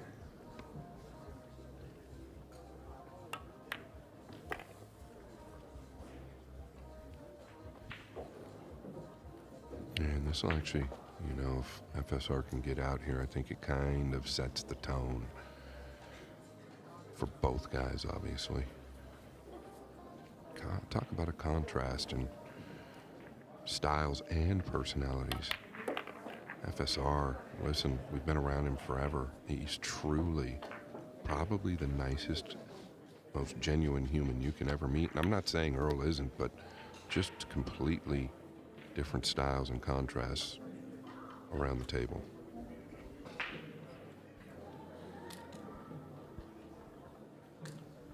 Thanks.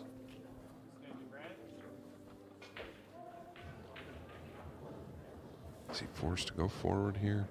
One of the best to do this in tight areas.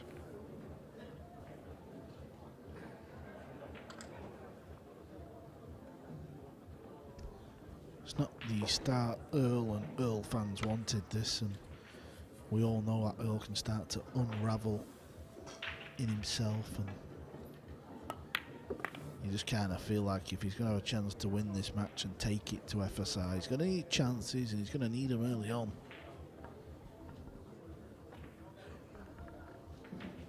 Yeah, you know, 99% of the players know that it's, you know, Earl hasn't done anything yet, so it's not really his fault, but he'll still take the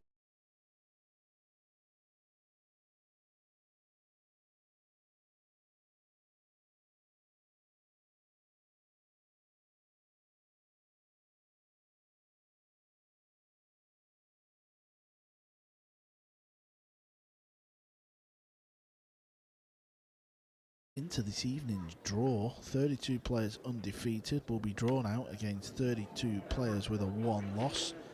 The slate gets wiped clean, and tomorrow we're going to single elim all the way through.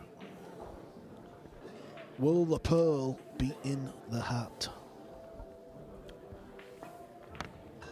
Yeah, Carl, you know he stood right next to you and I for about 10 minutes prior to the match. It's stunning to me how good he can play with a certain mindset that he carries with him at times. And he's kind of always been this way.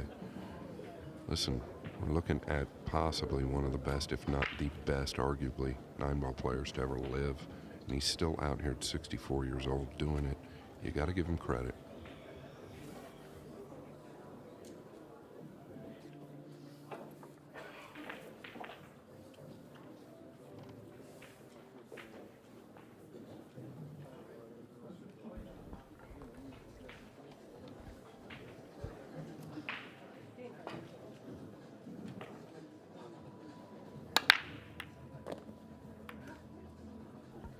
Getting the 9 moving. The purple needs to be Earl's friend. It has. Stopped it going in the corner. That was the pocket he would have played for. It'll be tight in the side. Yeah, and the issue with the side, even if he can make it, it's so steep. I don't know if he can stop there and get a look at the 3. It's hard to tell. Yeah, I mean, I think he'd have to pinch it back, so I don't expect him to play this in the side. If he does, it becomes very missable with a little bit of speed. FSR, one of the best at the defensive game. If he plays this in the side, I'll be surprised. I think he's going to use the 5 somehow.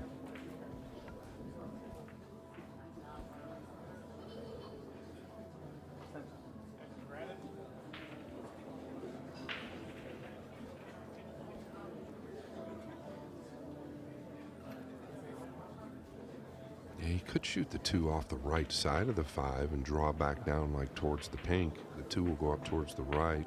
Or is he just floating behind the 5? It's overhit, Carl. Earl has got to look at the blue 2. Just needs to kind of sneak the cue ball behind the back of the 9 for a shot on the 3. And it needs an angle on the red 3 to get back down for the 4. This is awkward. Oh, he's handled it very well, very, very well. That's all you can ask for is a look early in game number 2. He's got to come with some power here, though. Let me tell you, he has got to get this cue ball bouncing. Looks like he's going to go forward.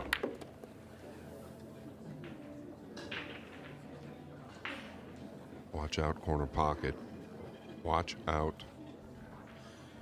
You know, he's done well there. I mean, it would have been a little bit unlucky to scratch. We know the pocket never moves, but you're kind of just guessing a little bit. That's how much he had to get the cue ball moving. Not played that too well, though. Let up a little bit there. Yeah, but don't let the attitude fool you. He always seems to do this, but then makes the ball. Now, if he does that and misses the ball, things could really unravel. Now, the problem is possibly the bridge. Struggling to find a good bridge, yeah, and this could get ugly for Earl.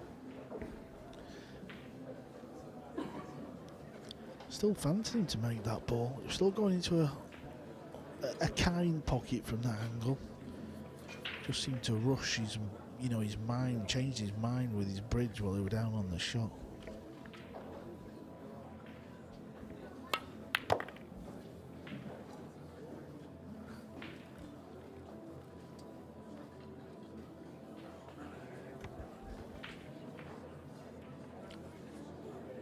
One of my favorite players to watch, this guy here. Has he got that little funny angle where he has to draw right into a real good space, or can he go forward here? Yeah, that's what he's going to do. Oh, he's pinched it right into the rail. It's amazing, isn't it, Scott?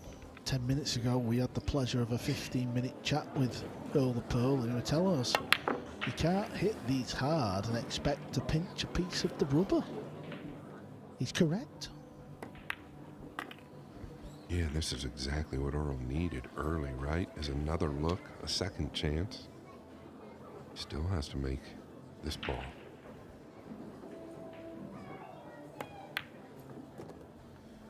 Earl's very unique the way he approaches the table. You're not going to really see it here, but we'll see it in the next rack. Most players approach the shot from a little bit of distance, kind of looking at it. Earl doesn't. He just walks around and falls into the shot right next to the table. Not many people do that. It's one apiece. A result just in, over on table 2, Vitaly Petsura. He won that match, so he books himself a ticket into the final 64. We don't know who's going to play yet. The draw will conclude following the last match tonight. And Earl has cocked the chair a little bit more the other direction. By the end of the match, it will be completely flipped around. Yeah, we will keep an eye on the chair. We'll see how far we can get the chair spinning come the end of this game. It's currently round about 7 o'clock, I think, on the clock. Will it get to 12 on the clock? Will it go all the way round the full 180? Yeah, even the clock is right twice a day. Maybe midnight is the number for Earl. I think he spotted something on the floor. Is it a quarter? Okay, let's see if Earl the Pearl can make the one in the side. He also told us that he's breaking a little bit better. Yeah, and I agree with that. He has kind of figured it out here. Keep your eye on the one, the left center. Yeah, he's caught him too thick here. That's why the cue ball's gone high. And Carl, I guess his opinion is subjective. Yeah, he's left a bit of a road map here as well. He just wants to hit that a little bit thinner with a bit more draw. He weren't far away there. And Ruiz has just got to play one good shot here and get on the blue too.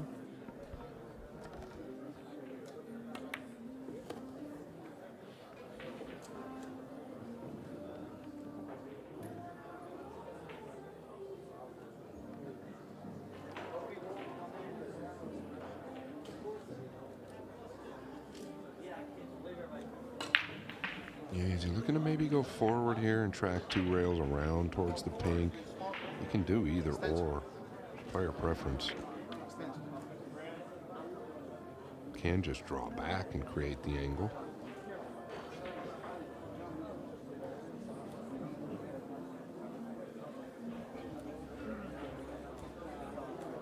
Professional pool players never want to be straight.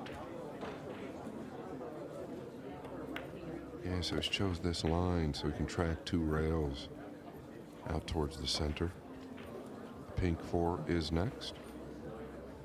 A little left-hand spin or running English here.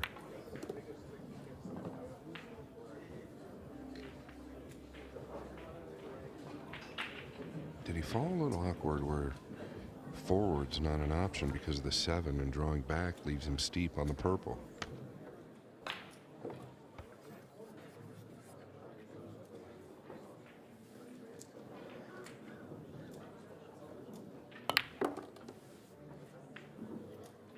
Wow, he got a ton out of that, Carl.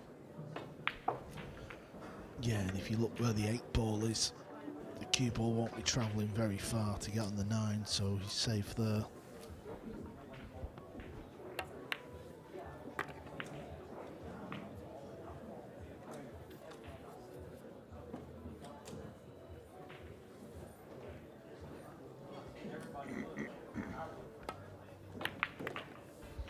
Just doesn't want to end up dead straight here.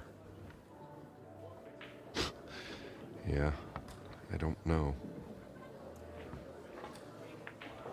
A little sniff from him as he's walking back, kind of like he didn't like it. Don't forget, we're playing on 4-inch pockets here, so as the day goes on, they get tougher, or the days. He's gotten a lot out of that. Just avoided the point or the knuckle.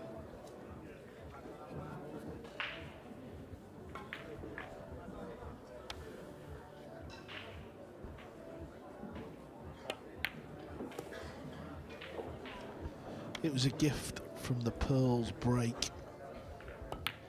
Still going to knock him in, but at this level, they simply got to go. Earl the Pearls asking Ruiz, can you do the same? Can you break dry and leave me the same layout, please? Earl's seen this for many years. Do you know what age Earl was when he started, Scott? Keep asking you these questions. I don't know. Don't you always put me on the spot. It's all good, but I actually, for some reason, feel like 13, because I have done research and been around him pretty much my whole career. I feel like 13 is the number. I don't know why. So he's been playing 50 years, call it. That is pretty incredible. He's seen it all, he's heard it all.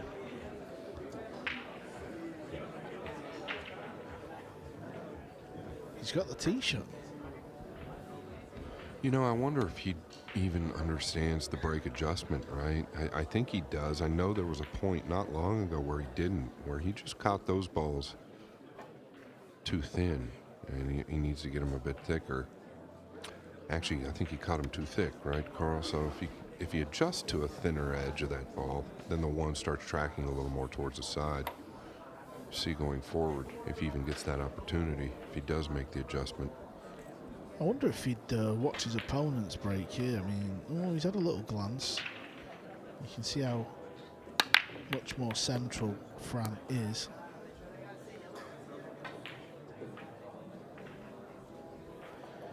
And obviously he's drawing the cue ball more. Watch where the cue ball hits here and you see the arc off the rail. He was the best in the business at this. He was the player who figured it out before anybody else, and that was a large part of the success he had on that run. When the break rule was changed and brought in, he figured it out so quick. I tell you what, you could edge the right side of the two here, come 1, 2, 3, down to the bottom rail and tuck under the 8 with a right ball here. Is he entertaining the sliver to the top right with a low outside ball? Oh, it's steep to the top right, and the purple 5 is huge. I feel like he is so good tactically, he can come off the right side of the 2 here. He's got backdoor defense with the purple 5. He's great at getting the ball under the 8.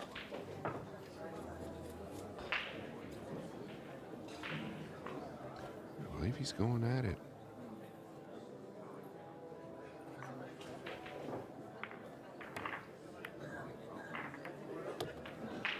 He always knew he was crashing into the 5.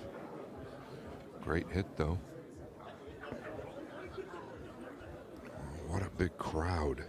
My goodness, they're 8 deep.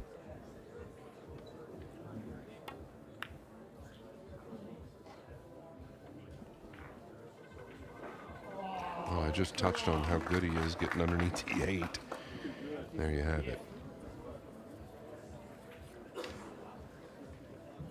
Yeah, maybe not 8 deep, but 4 or 5.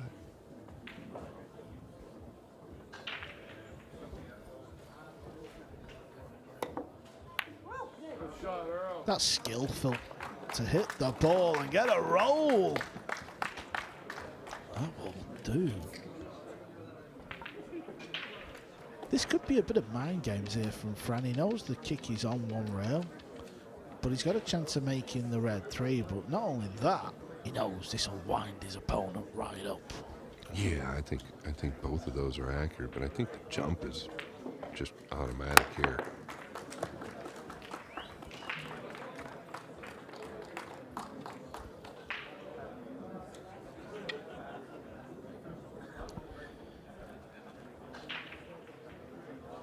I would say the last 5 years of witnessing Earl at certain tournaments. Listen, he doesn't follow the tour.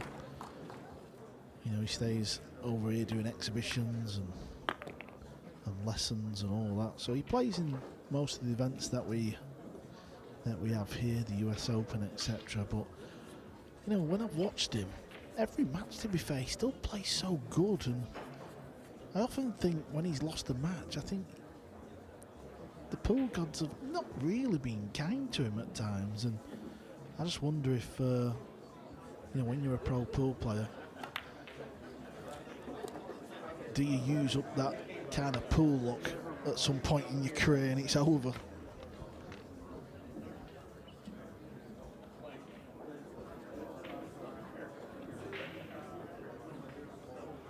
Yeah, what a green, or what a shot on the green 6 there from FSR. Extremely clean to the top left. He's trying to trickle down on the short side of the 8.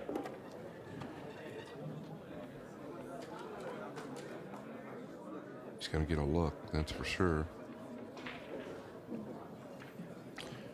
Can't do much but respect FSR's game.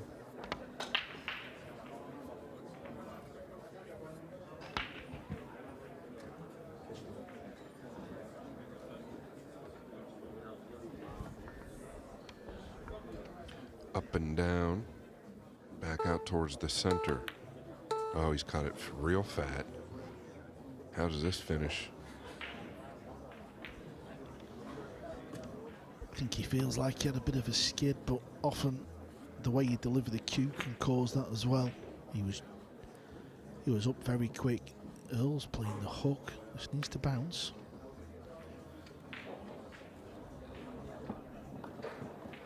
Yeah, he did well.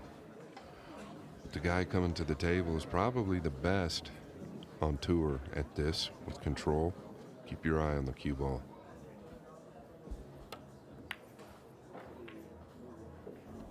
Earl's got to look here. He's got to come with something special. 50 years on from when he first held a cue. Can he knock a long 8 ball in?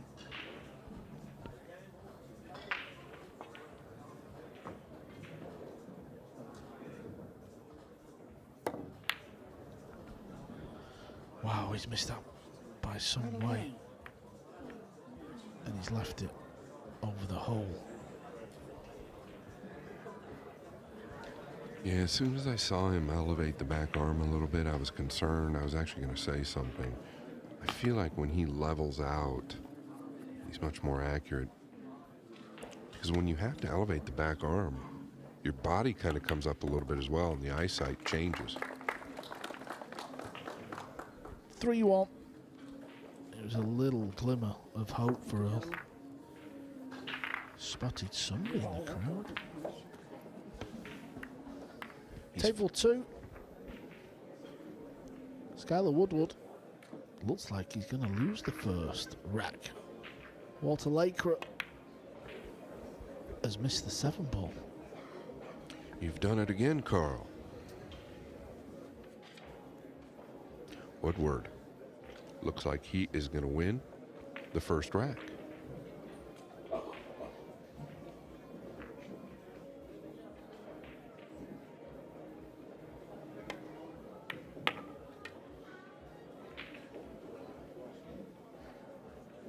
This is his last barrel to qualify.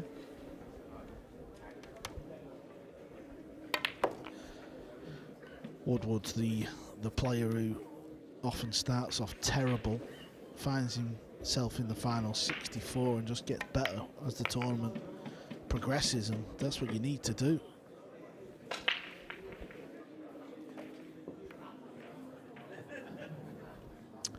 Earl started off not facing the crowd, but he's giving someone the death stare. Yeah, he's found a friend over there.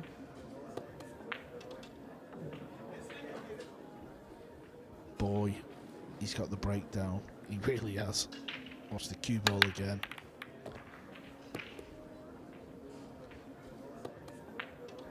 Two ball seems to keep going up top end of the table and leaving Fran some sort of shot. This is cuttable. This is doable.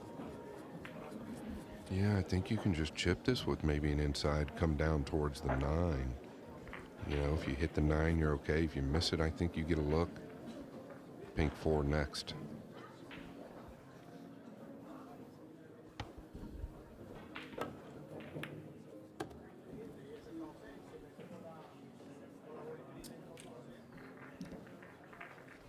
No good, is it? He likes to go to the outside ball, whereas some players, and it's preference, I get it. He went to the outside ball there a little bit. Some players will use just a touch of inside. Obviously makes a difference in where it finishes. He'll manage.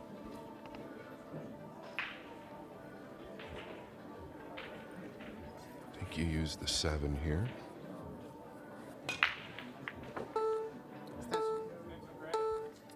Really got to shave this thin, right, Carl? It's tough. Kind of a tough shot. Shot that these guys practice a lot. Really catch it thin. You can use the 9 and the 7. I don't mind the bank with the bridge. Leave the cue ball on the bottom rail. If you miss the bank, it's not easy to get back down on the 6.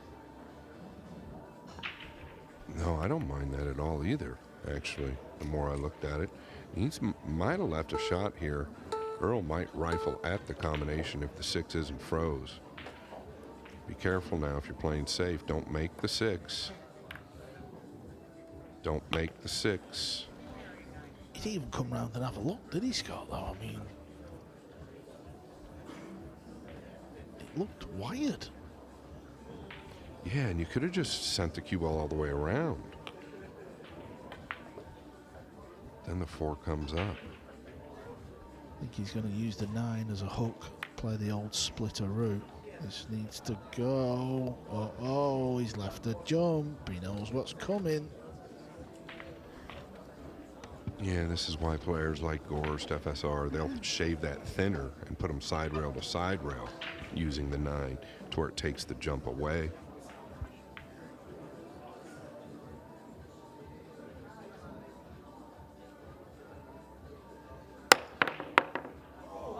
Oh, and you know he wanted to make that so badly. Earl said that's a good save. Yeah, I'm sat right behind the shot. Earl can still pot this. He just needs to relax a little bit. He doesn't need to go crazy here. And he's gone a little bit crazy. Sorry, I got sleep. You know, we've watched him play the last 2 days, and really everything's been pretty kosher. And I'm just touching on this. I think the pressure a little bit, you know, that's resided on this match might be a factor as far as Earl trying to get into the final 64. He did mention to us as he was sitting over here, he said, you know, if I don't win this match, I feel like I did good anyway. So it's kind of like telling us, you plan on losing this match? Yeah, we were trying to G him up, saying, listen, you can beat FSR. He's vulnerable. He showed it in the opening 4. Well, can he chop this in the side? Does he have to go long? It's decision time. Yeah, I think he can go to the side, but it's thin. I actually think he can kind of just smooth it in the more I look at it.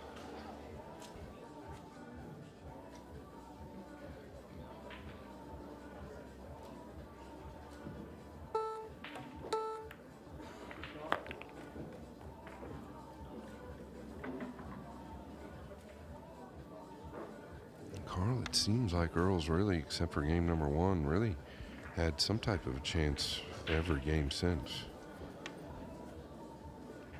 Yeah, he just looks different in this match. The way he's turned his chair around, refusing to sit in the other chair at the start of the match, and almost like he's just told himself, I want to be in a bad frame of mind for this game.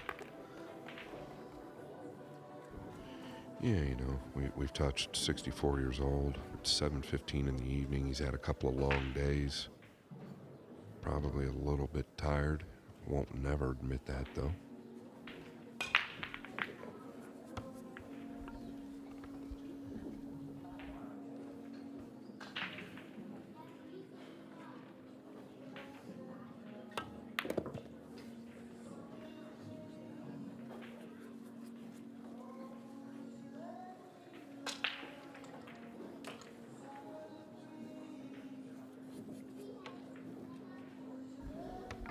took the little extension off the back of the cue because the cue ball's on the rail. As you said, Scott, Earl has been to the table enough times in this match. Thank you, John. He's just not converting chances, and he's 4-1 down. Will Earl the Pearl Strickland ever get back in a Mosconi Cup team? Who knows? But it is sports' biggest party. 3rd through to the 6th of December, back at Ali Pali in London. 3,000 fans. What a venue. What a tournament. Can America claim back the cup?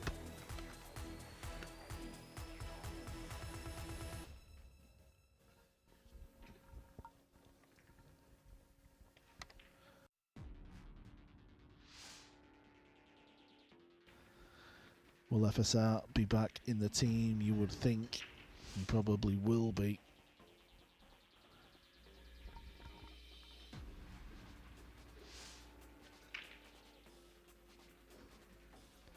You know, we're talking about Earl the Pearl Strickland and still playing at a good level. The year he played in the Mosconi Cup, his last Mosconi Cup, he actually played pretty well in the team as well, didn't he? That was out in Vegas.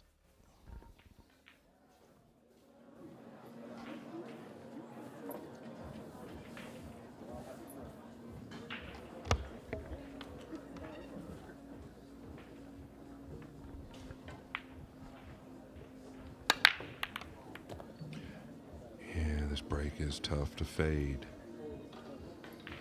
Another great look at the 2. 3 down here on the bottom rail. You know, when you watch a player like this, if you're in Earl's chair and you watch a player like this break the balls, the only thing you're not really seeing from Earl's position is how thin and thick you're hitting the 1. It's going to take a little work, though, a little amperage to get a peek at the red 3, especially if he bends going forward.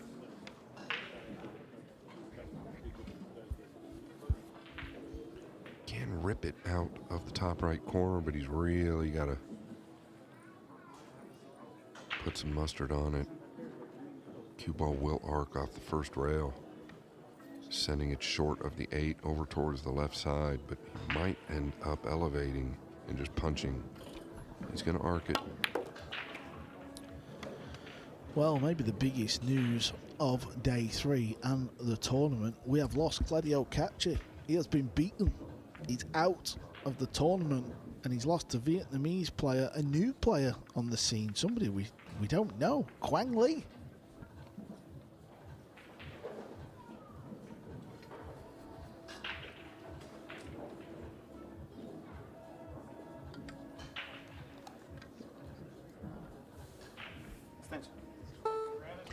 He's real steep here. The problem is where the pink 4 is. I think he's just going to stop right here. Uh-oh. This could find a gap. Similar to the shot Earl elevated on earlier, which was the black 8, Carl. I think it was the 8, maybe the 7. No, it was the 8. You're right. And he's jacking up again. This just makes life hard work. There you see the elevation with the cue. Yeah, I was going to say, if he misses this one, it's going to be thick because of how thin he hit the last one. So in the back of his mind, he's got to catch it heavier. But you've got to imagine, at 50 years old, which I am, I can barely see. You've got to imagine his eyes aren't perfect at 64, right? In his defense. So a lot of that is guesswork. Yeah, I mean, the only thing I would say to that, Scott, is if he's going to still play in tournaments, he's obviously one of the smartest pool players out there. The man's a genius. Would he not cotton on and think, I got to change something? Like, maybe don't elevate because I can't see properly. You know what I mean? Maybe just change the shot selection a little bit. No, I agree, and I think both shots that he missed with the elevation were doable with position leveled out. but it's hard not to live in the past as well, right? It's hard not to live thinking about how you used to play. Nice shot by Earl there. Oh, he could have used a little flick there. Earl could have.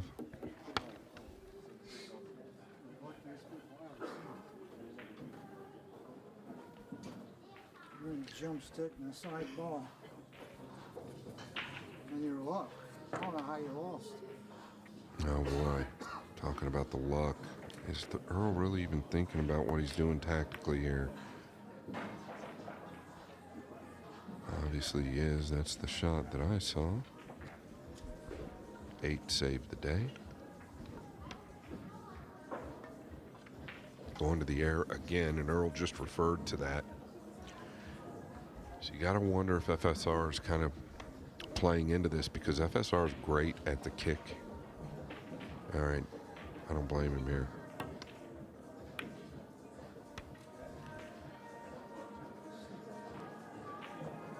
You can see it, Earl shaking his head, but you can see this, he can pot it.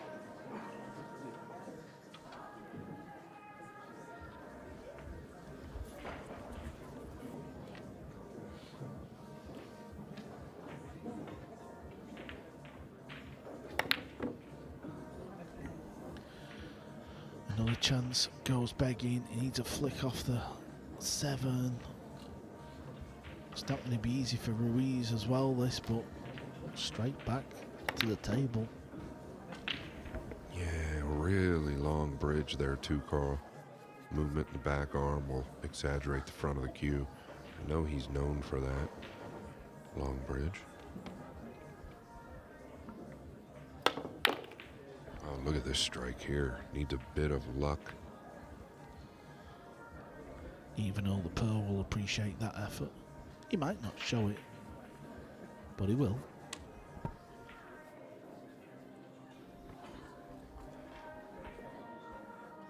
Definitely not showing it.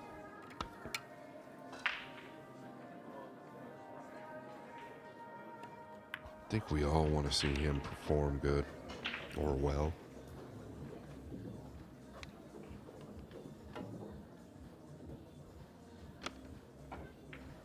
Looks like you can get it to 4 here. To the top right corner.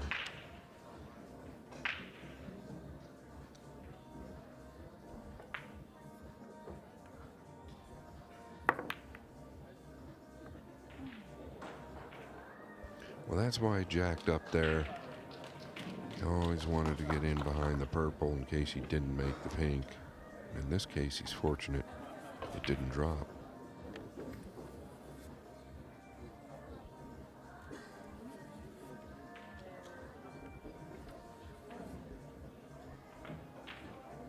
Tying the 5 and 6 up.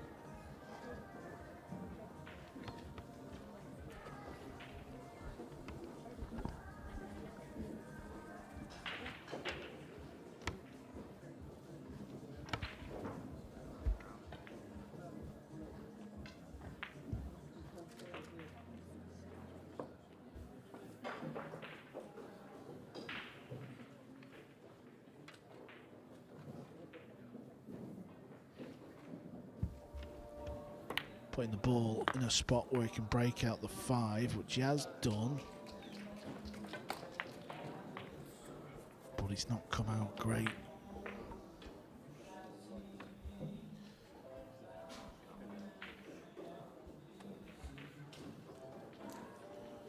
More than I ain't near as lucky as you are. Yeah, luck is a residue of skill. Earl.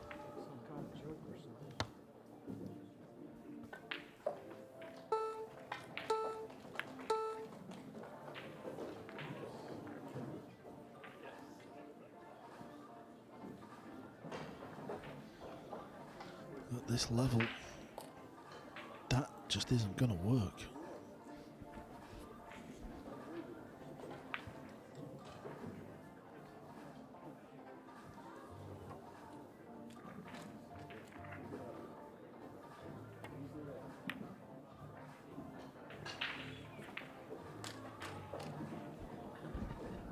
Don't know if the purple 5-8 is some sort of combo into that top corner pocket. He's having a nosy.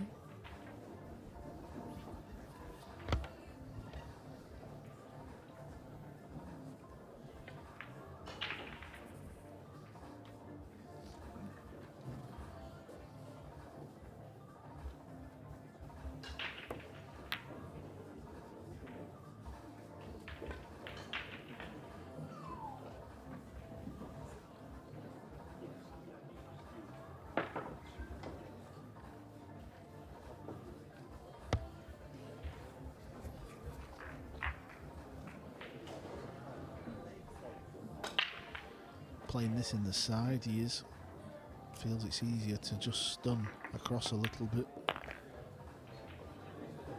Everything's been gifted in this match. He probably can't believe what's happened himself. Yeah, valid point. I don't think he ever expected. You know, obviously we're talking a lot about Earl, but I don't think he ever expected to have this many looks. But right from the jump, just seemed to be really negative.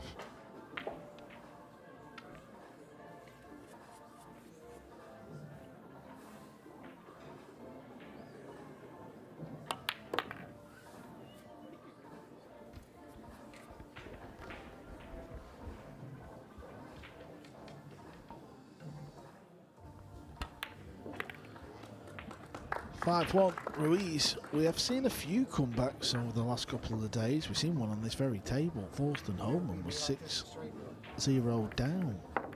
You play me straight, Paul. I have my way with you. Yeah, I don't think there could be a better guy for the rebound of what Earl just said, and that's FSR. He just laughs it off, but Earl said, you play me straight, Pool, you don't have a chance.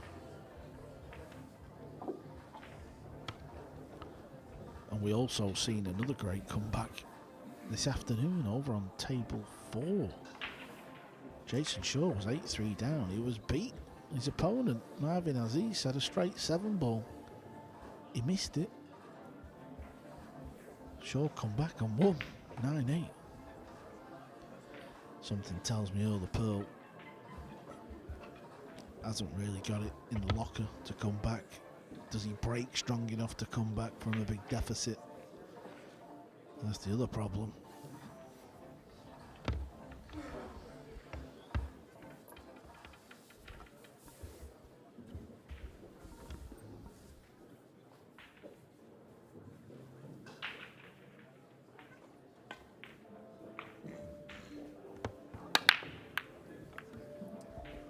Short with the 1 this time, Carl. It's going to dress up to the top right. The 2 doesn't have the muster to get to the side. And looky here. This will tell us a lot. 1 to the 2, the 2 to the 3. It's really the 4 to the 5 here, Carl. You can't play pool like this and everybody's against you. Stupid.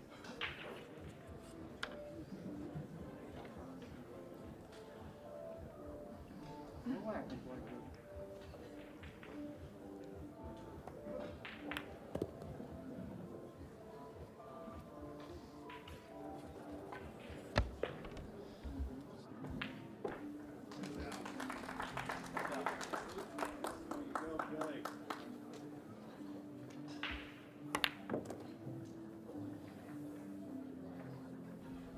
Showing some magic there. Maybe if I could get one more game, I'd be happy. But I don't think I'm going to get it. Yeah, can you just draw down onto the inside of the 9? Definitely has the line. Basically left of the 7, right of the 9, fit the gap. Sure, I guess a trick.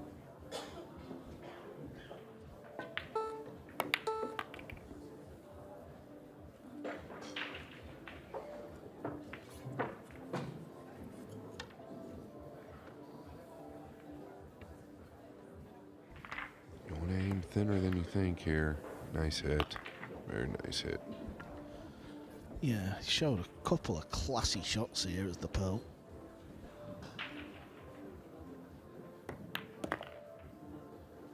I knew I couldn't.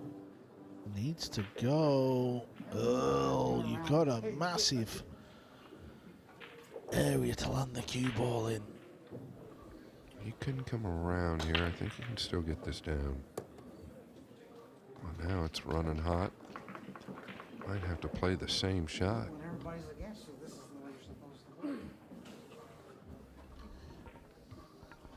Oh, why you took on me? It's miserable.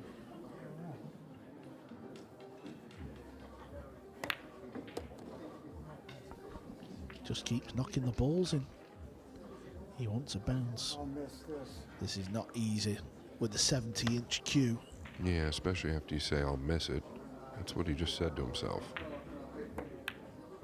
Oh, the Pearl has been knocking 9 balls in for 51 years. I wonder how many 9 balls he's potted.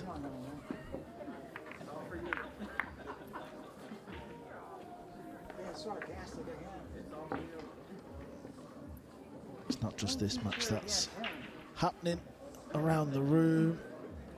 Skylar Woodward against Walter Laker on table number 2. Everything has gone Woodward's way. He's 5-0 up in that match.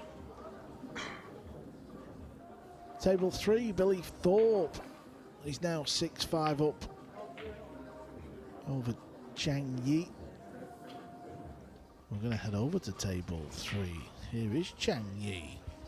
Yeah, Billy was trailing pretty heavy here. 5-2, I think.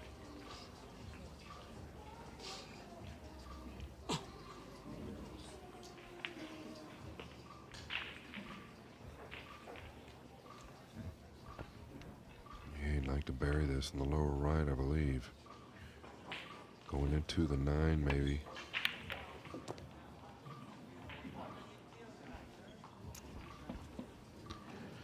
Yeah, an outside look at making the 9 there. Now it's going to be a safety.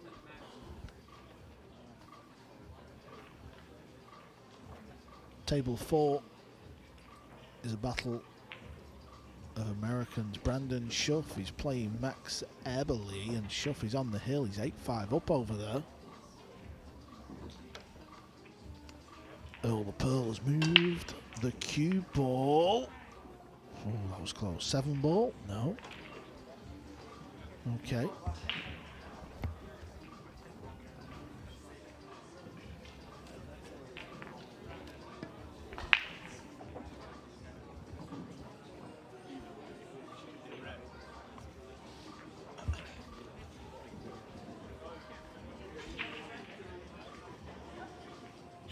Yeah, I don't think he's really got a pocket to the top right. Not one that's worthwhile anyway.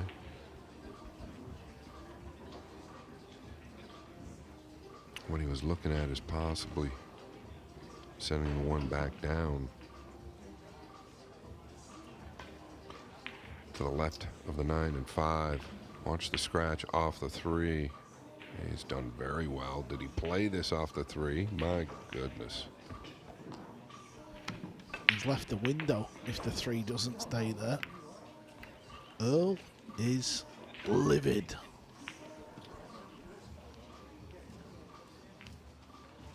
Yeah, I think he was livid before he even started. That's part of the problem. Because if he executed just 50%, this match would probably be close to tied.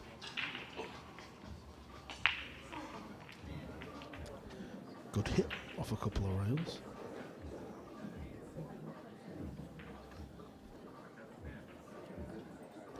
Cue ball may go 4 rails here. Does the 2 play past the 7? It's one of them little tight ones. There's a good look. And it's very tight.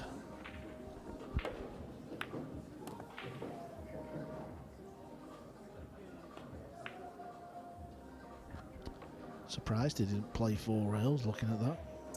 And he's trying to just drop on a little gap.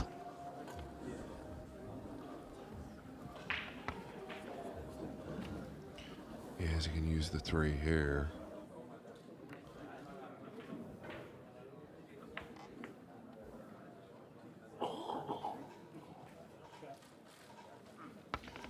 Does Earl shoot this with intention or just fram at it? Oftentimes he'll just take a whack at something like this.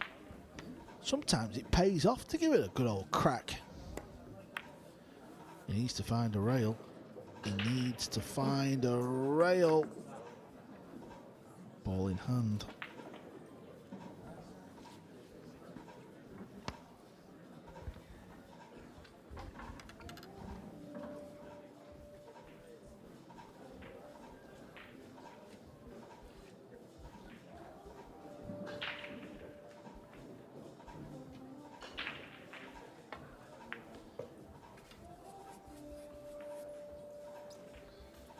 Thanks.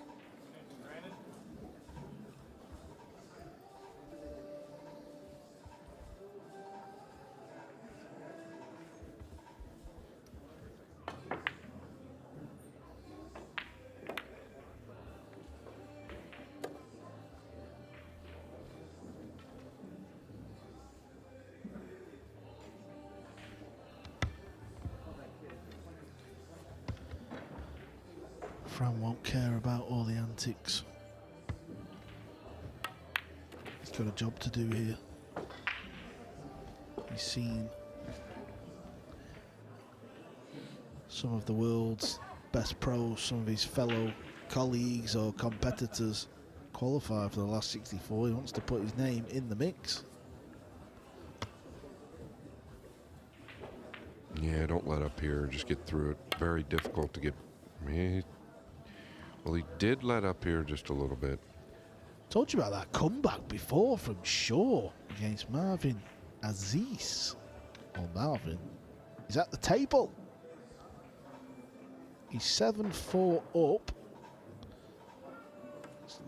So this is to get to the hill. Steep to the side.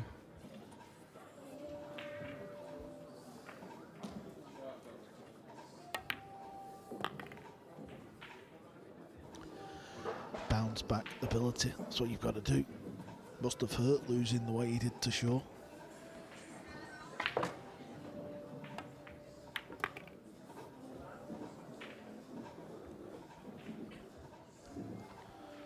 Okay, Marvin Aziz was 8-3 up over Jason Shaw, and he's now 8-4 up over Sullivan Clark. Surely he can't lose another one with a big lead. Talking of big leads, this is for 6-2. There it is, 6-2. Another rack where Earl Pearl has been at the table and had opportunities. There's a battle of Filipinos going on out there. 2 former World Pool Championship finalists, Garcia against Gomez. Garcia is winning 7-3. They might have been to World Finals, but they've never been to US Open Finals. And that is coming up soon, 18 through to the 23rd of August.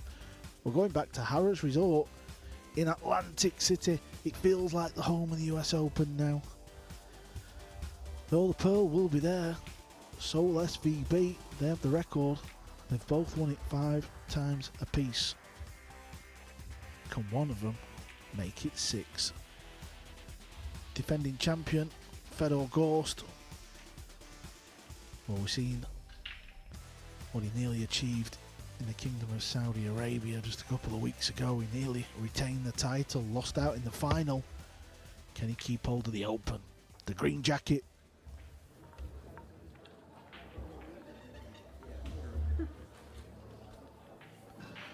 Ruiz to break. 6-2.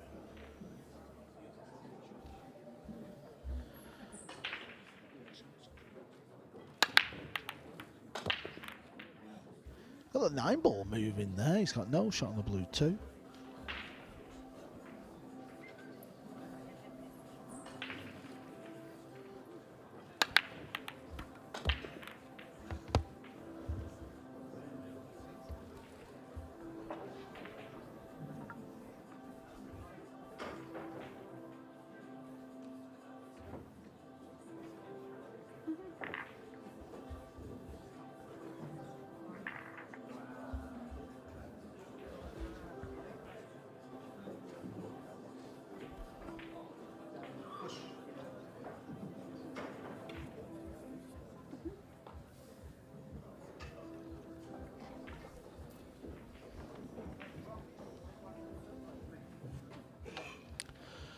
Earl the Pearl needs to find something.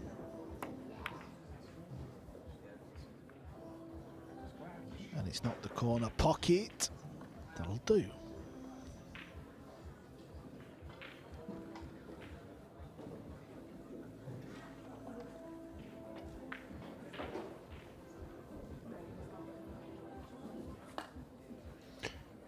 Real tough to come to the bottom rail first. He's going to have to go to the left side.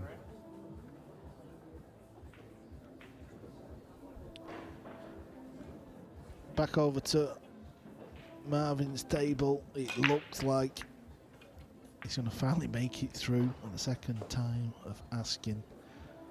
He's 8-4 up here.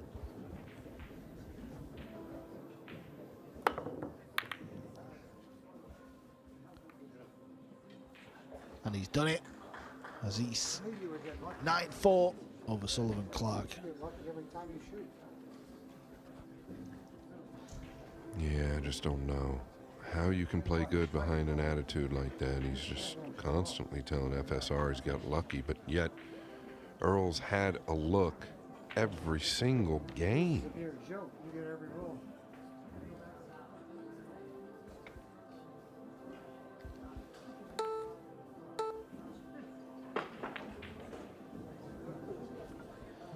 Short cue may come out here. This could really turn the screw into the Pearl. This could really get him going. One thing I am impressed with, the chair of Earl has stayed at 7 p.m. It's not moved round anymore. Yeah, it's not over yet, Carl. Can he see it? Or is he playing safe? This isn't going to get there.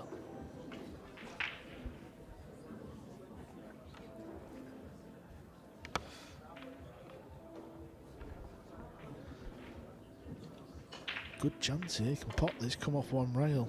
Struggled with long pots this match.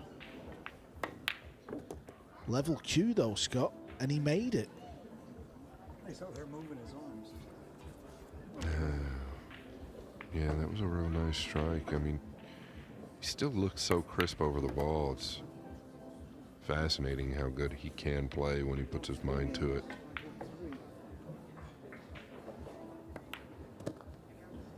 Coming all the way down. Needs a rub. I don't understand. Once again, kind of like when he came 3 rails short, Carl. He's just getting himself in a little bit of trouble. Nobody talks. I swear, every time you shoot, I don't hear nobody talking.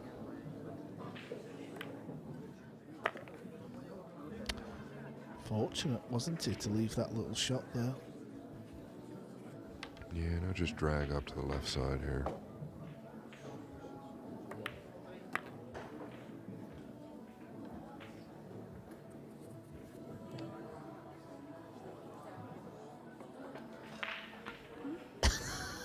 I don't know what's happening. I nearly fell off my chair. What's he spotted in the distance? Next time they're playing, I want them to look around and see if I'm around. I don't know what he's doing. I mean, I know he had a friend in the crowd earlier. He's got 7 seconds to shoot the ball. He better get his skates on. Oh my goodness. Couple of big rubs this rack.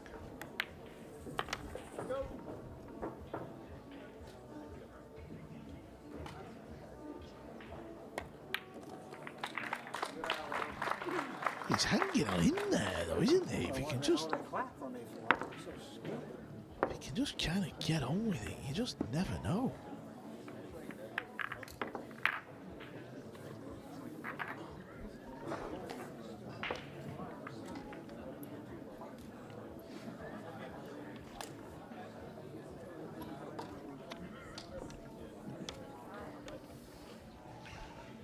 Yeah, table number 2, Brandon Schuff.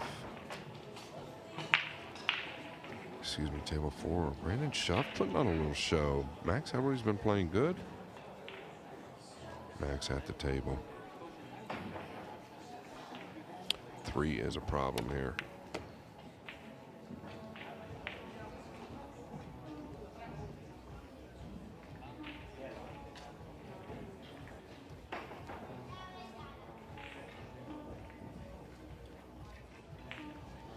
Scott Earl is looking in our direction. Do not move a single muscle.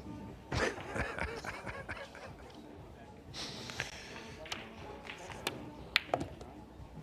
nice shot by Max just to get up there.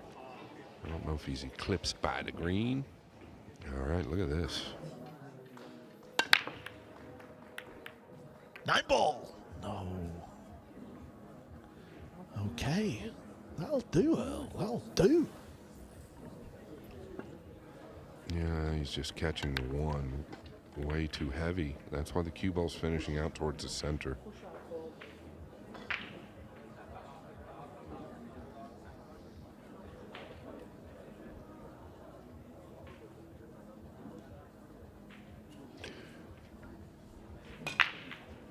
FSR gonna roll out here. Probably tie the purple up to the 8.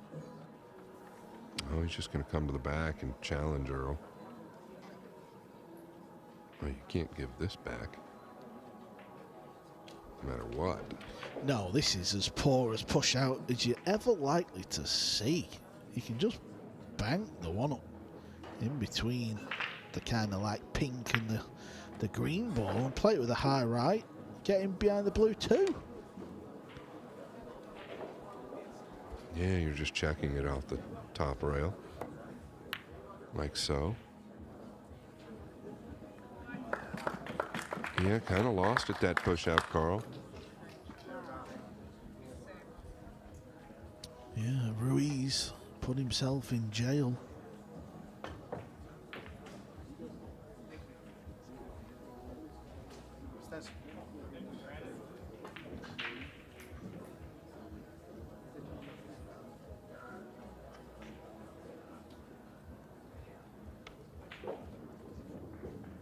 Yeah, jail. It's an understatement. He's looking to come from the side rail here. Wow. He's got to split the wicket here in between the 4 and 7. I like this route. I think it's a bigger ball, but maybe not. So he's going to arc it right between the pink and the brown.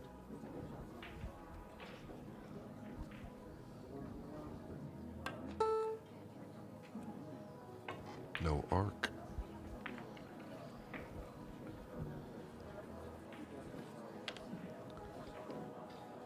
Purple 5 could cause some bother. Yeah, good call there. Does he move him here and just pin him up behind the 6? Don't fluke something in or luck something in. He's just going at it. Don't blame him. Deal with the 5 when you get to it.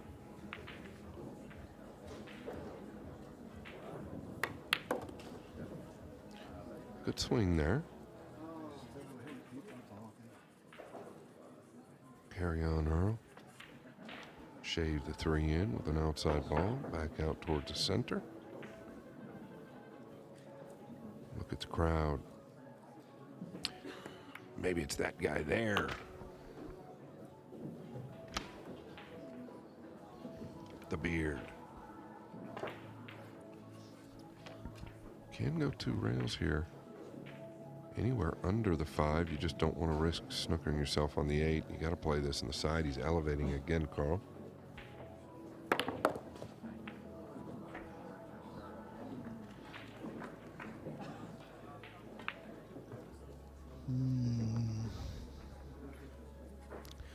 Didn't really get the spin. Needs to focus on the shot. He needs to realise he's still in the game here. That needs to settle down. Good shot. Just looks so carefree when he immediately gets down on the ball, and you often think that he's just going to give it up. That was a very nice play.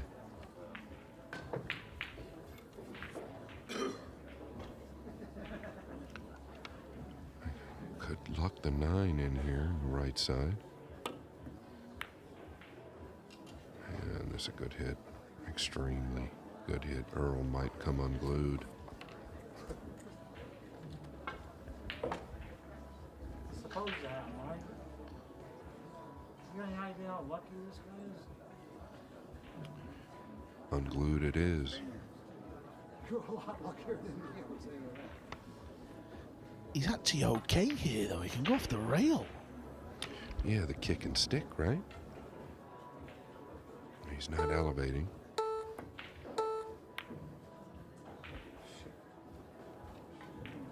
I don't know that that's the worst. Took away the right side.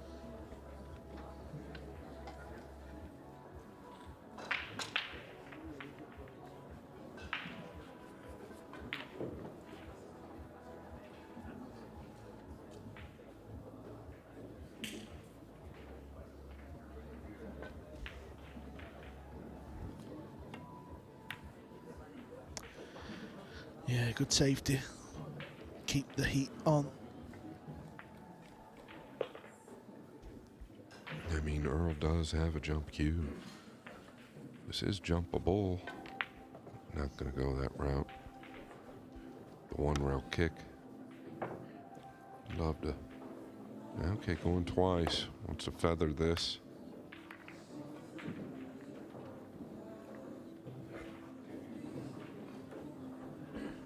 You know, it could have been worse, couldn't it, Scott? At least he's left his opponent a shot to perform. He's got to pull one out the bag here. Yeah, no doubt he's going to have to come with this. I don't think he can hold above the 6 by any means. He's going to play it in the top left, and what a clean strike there. Right down the pipe.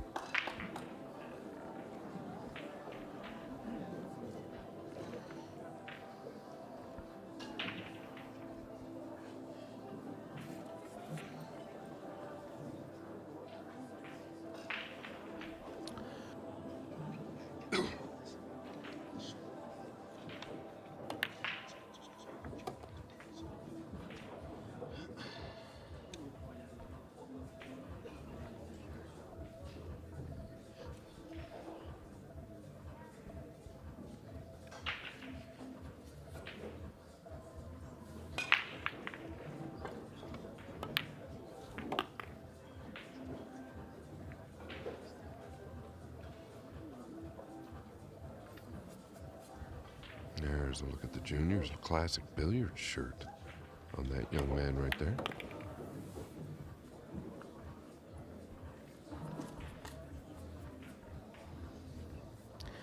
Just keeps creeping away, doesn't he?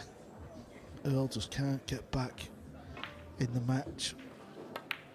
And that 9 to go 4 back in front. Just 2 more required. The other guy must have been luckier than you.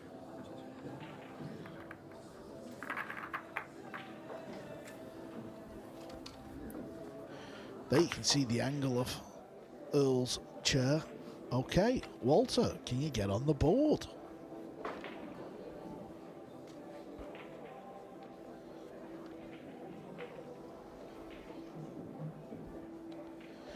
Not many a match have been won from 8-0 down. He's got plenty of years ahead of him now, 16 years of age.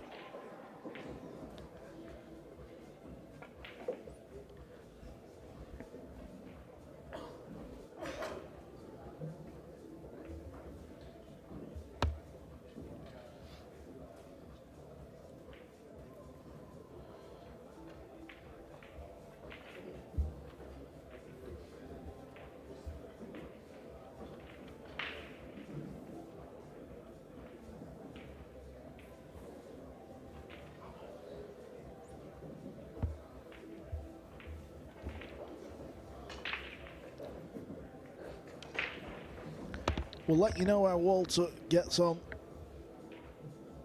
because FSR is about to break off. 9 ball. 9 ball. Well, that won't matter. He's got a shot of the blue too.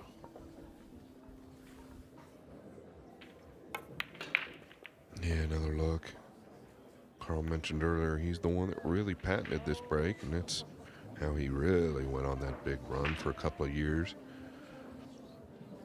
Good look into the side. 3 is up high on the right side.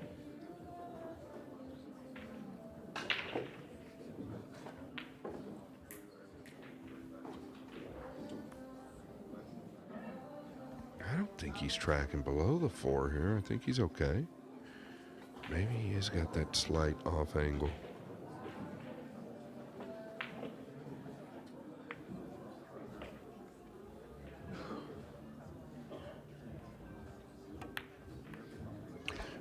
Oh, he's missed the 2. He's just caught it into the point. It gives you an idea how tight the side pockets are. Time he misses, he's safe.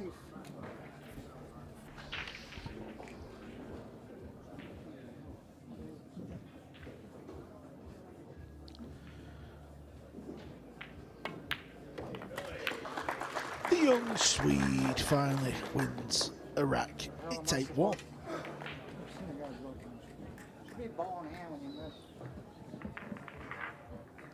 Earl wants ball in hand if you miss a ball. Never mind a foul.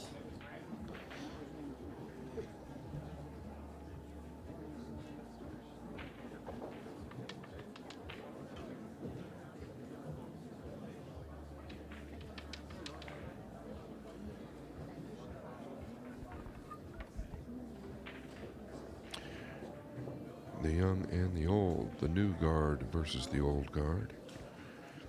A couple of chairs in the same direction, bodies turned in different directions. Good attempt on the jump bank there by FSR. You know, Earl's chair is turned in the wrong direction, but he's engaged in the pool game. It cannot be comfortable on your neck or your body. Just turn the chair back, Earl.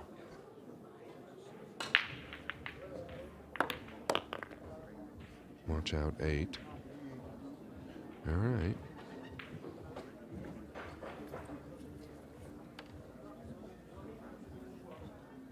Just wants to drag this in.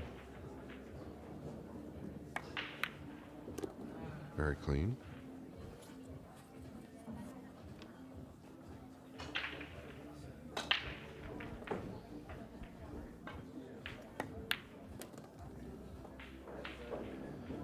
That'll sneak past.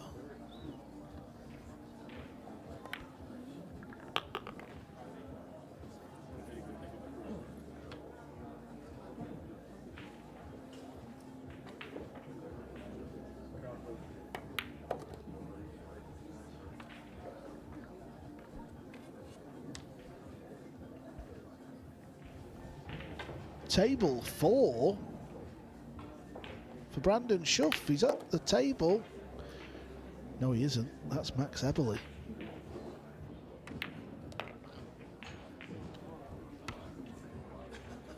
They don't talk to you, should. Yeah, Max Eberle with an opportunity to tie this up. Schuff has been leading the entire way. Eberle ties it up. It's a 1-rack shootout over on table 4.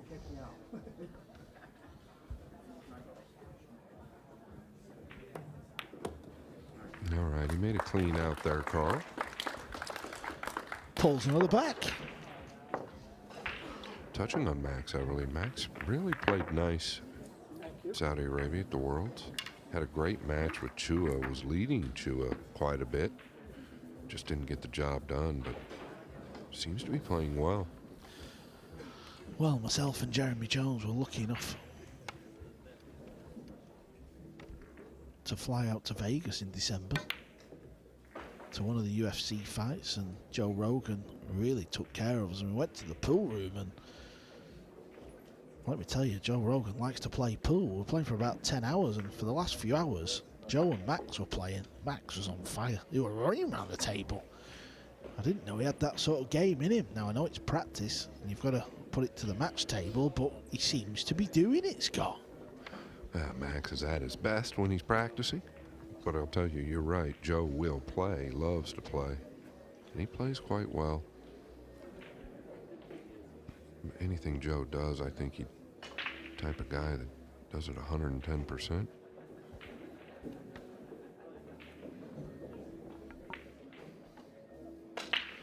Earl the Pearl needs to find a break. It's not happened. It's happened now. It has happened now. He's going to get a look at the blue two here. I think he actually caught him fat again, so I don't know unless the cue ball caught a kiss to go up top.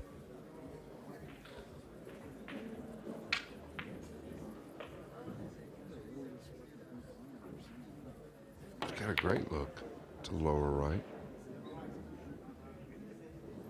And young Swede trying to get to 2 games.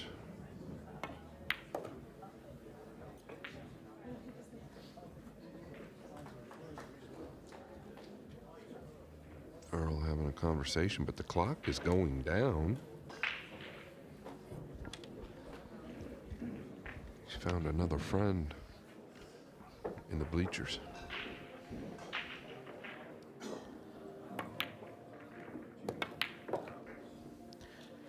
Didn't go in the heart of the pocket, but it fell.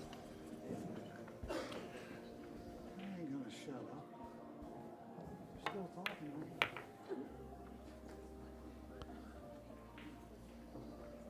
Yeah, we don't know what's going on here. Come on, Earl. Get to it, pal. 7 seconds to go. He does have the extension. Maybe this is part of his strategy. Problem is, he's got the wrong guy in the opposite chair. FSR won't go for it.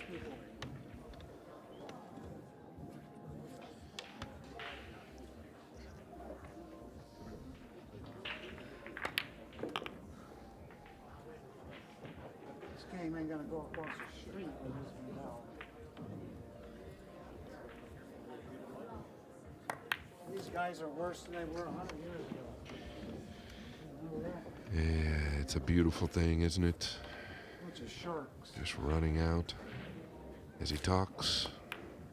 Just imagine in his prime. I don't know how he does it. I don't know how he has the ability to get himself riled up and just pick people out of the crowd and just walks round and just pops balls.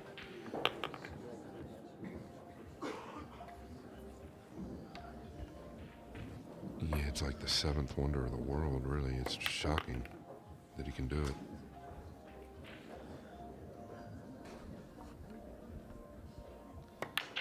Oh, the Pearl. He's just 2 behind.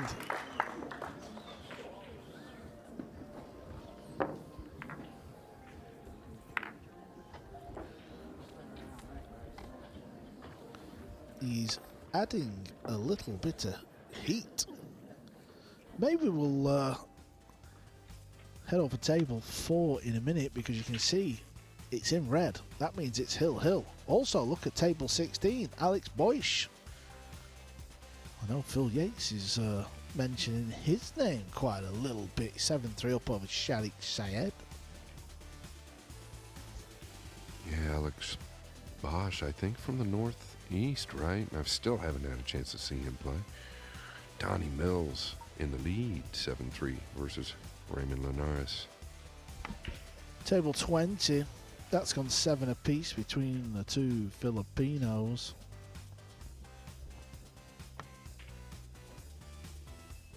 Billy Thorpe leading 8-6 over Chang Yi on table number 3.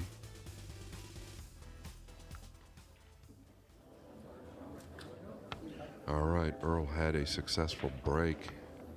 Last at bat. Can he repeat? Negative.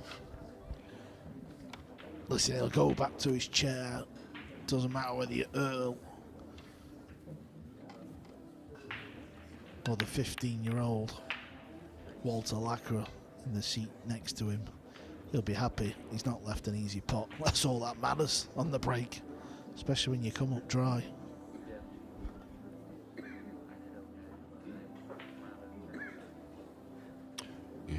What's FSR got up his sleeve? Maybe a rollout, pushing the 2 behind the 5. Taking on a possible jump shot. Yeah, check it out. A little bit of gamesmanship here. Well, he left the gap. All right. I believe he's left a gap. Earl just didn't even get out of the chair, just said go ahead.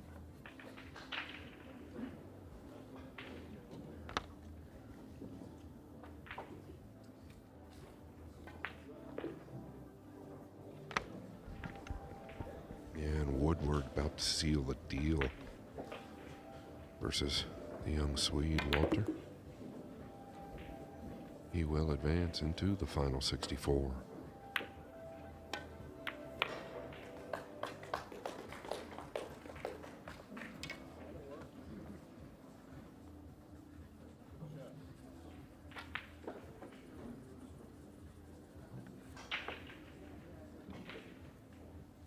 I should have never apologized.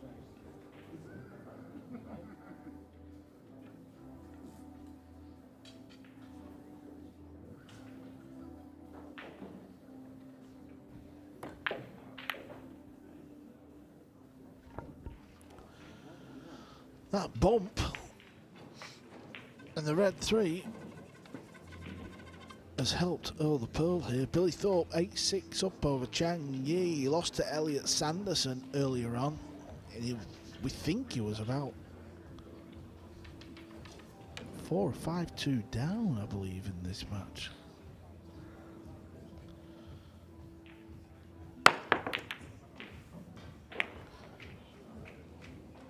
Needs to knock a good 9 ball in. He lost the cue ball there. We know he's good friends with Skylar Woodward. Woodward has just booked his spot into the final 64.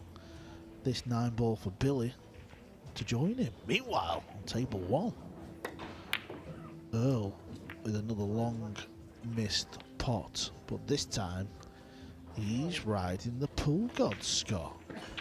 Yeah, does he recognize it though, right? Got a good rub the shot prior off the 3. Now this. Thorpe for the W. He's got to bury the 9 here. Come on, he's hit it sweet.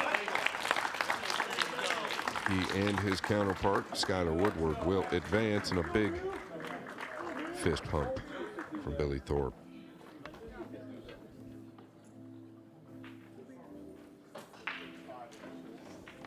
I'd really be surprised here.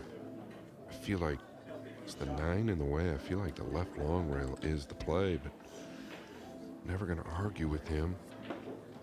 So is he swerving to the 1? What's he got up his sleeve, just to chip it? Yeah, look at this. How clever is he? Look at this.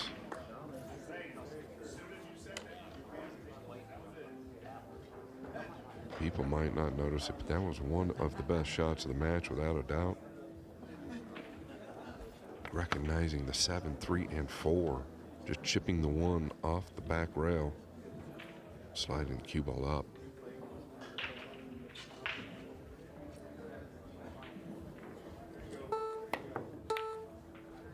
Great contact. Needs to get it past the 9. Oh, is the carom on? I'm real lucky. Did the carom fall into the right position, Carl? Good shot, huh?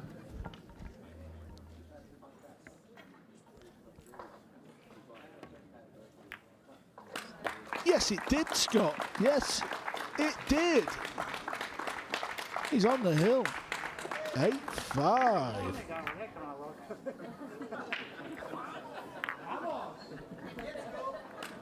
You got all the luck, I got none.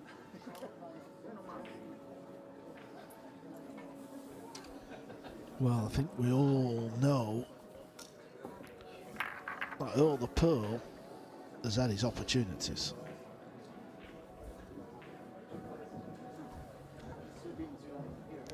You know, all jokes aside, Scott, you can just tell he just went into the match with a bad frame of mind, didn't he, Earl?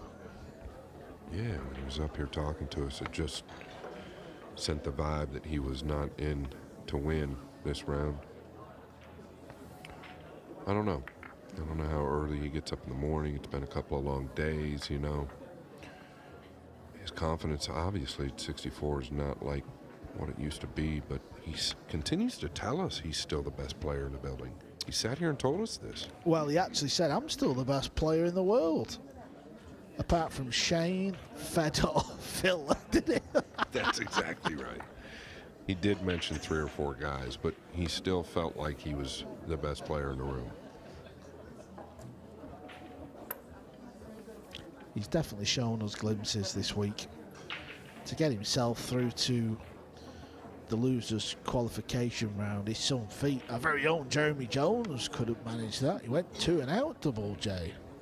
How many times you got to mention that, Carl? I like to mention it once every hour.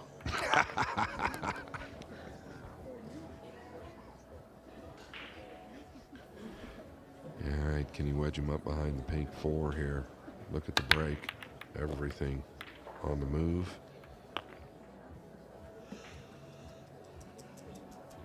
Yeah, I don't know that he can, actually. Right side pocket might be a challenge. Doesn't really want to send the 2 up by the 9.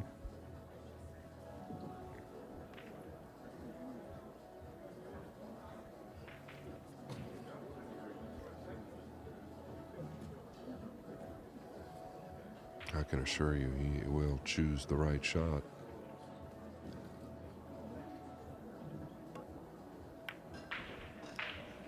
Leads to it to rail.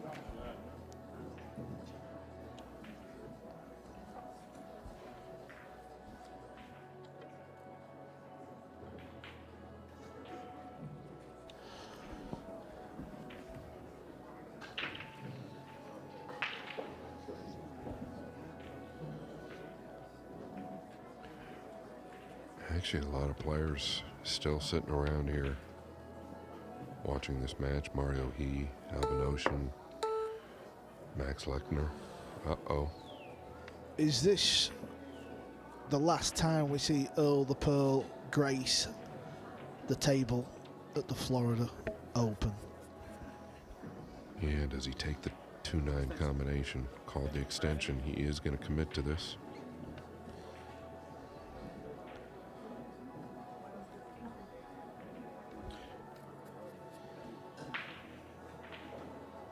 Yeah, the 2-9, Carl, to knock Earl out of this year's Florida Open.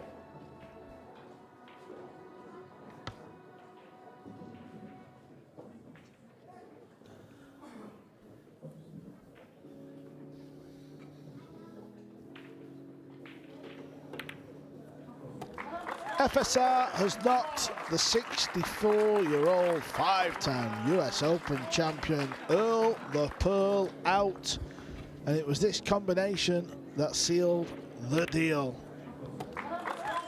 It's been a good week for Earl the Pearl, 64 years of age, but it's the young gun, the Spanish young gun, Francisco Sanchez Ruiz, who puts his name into the hat, into the draw. The draw will be after the last match this evening. Matches are still going on in the arena. Head over to WNTLivescores.com to check out the remaining matches. I believe there's just 3 games in play. And we'll be back tomorrow at 11 for the final 64.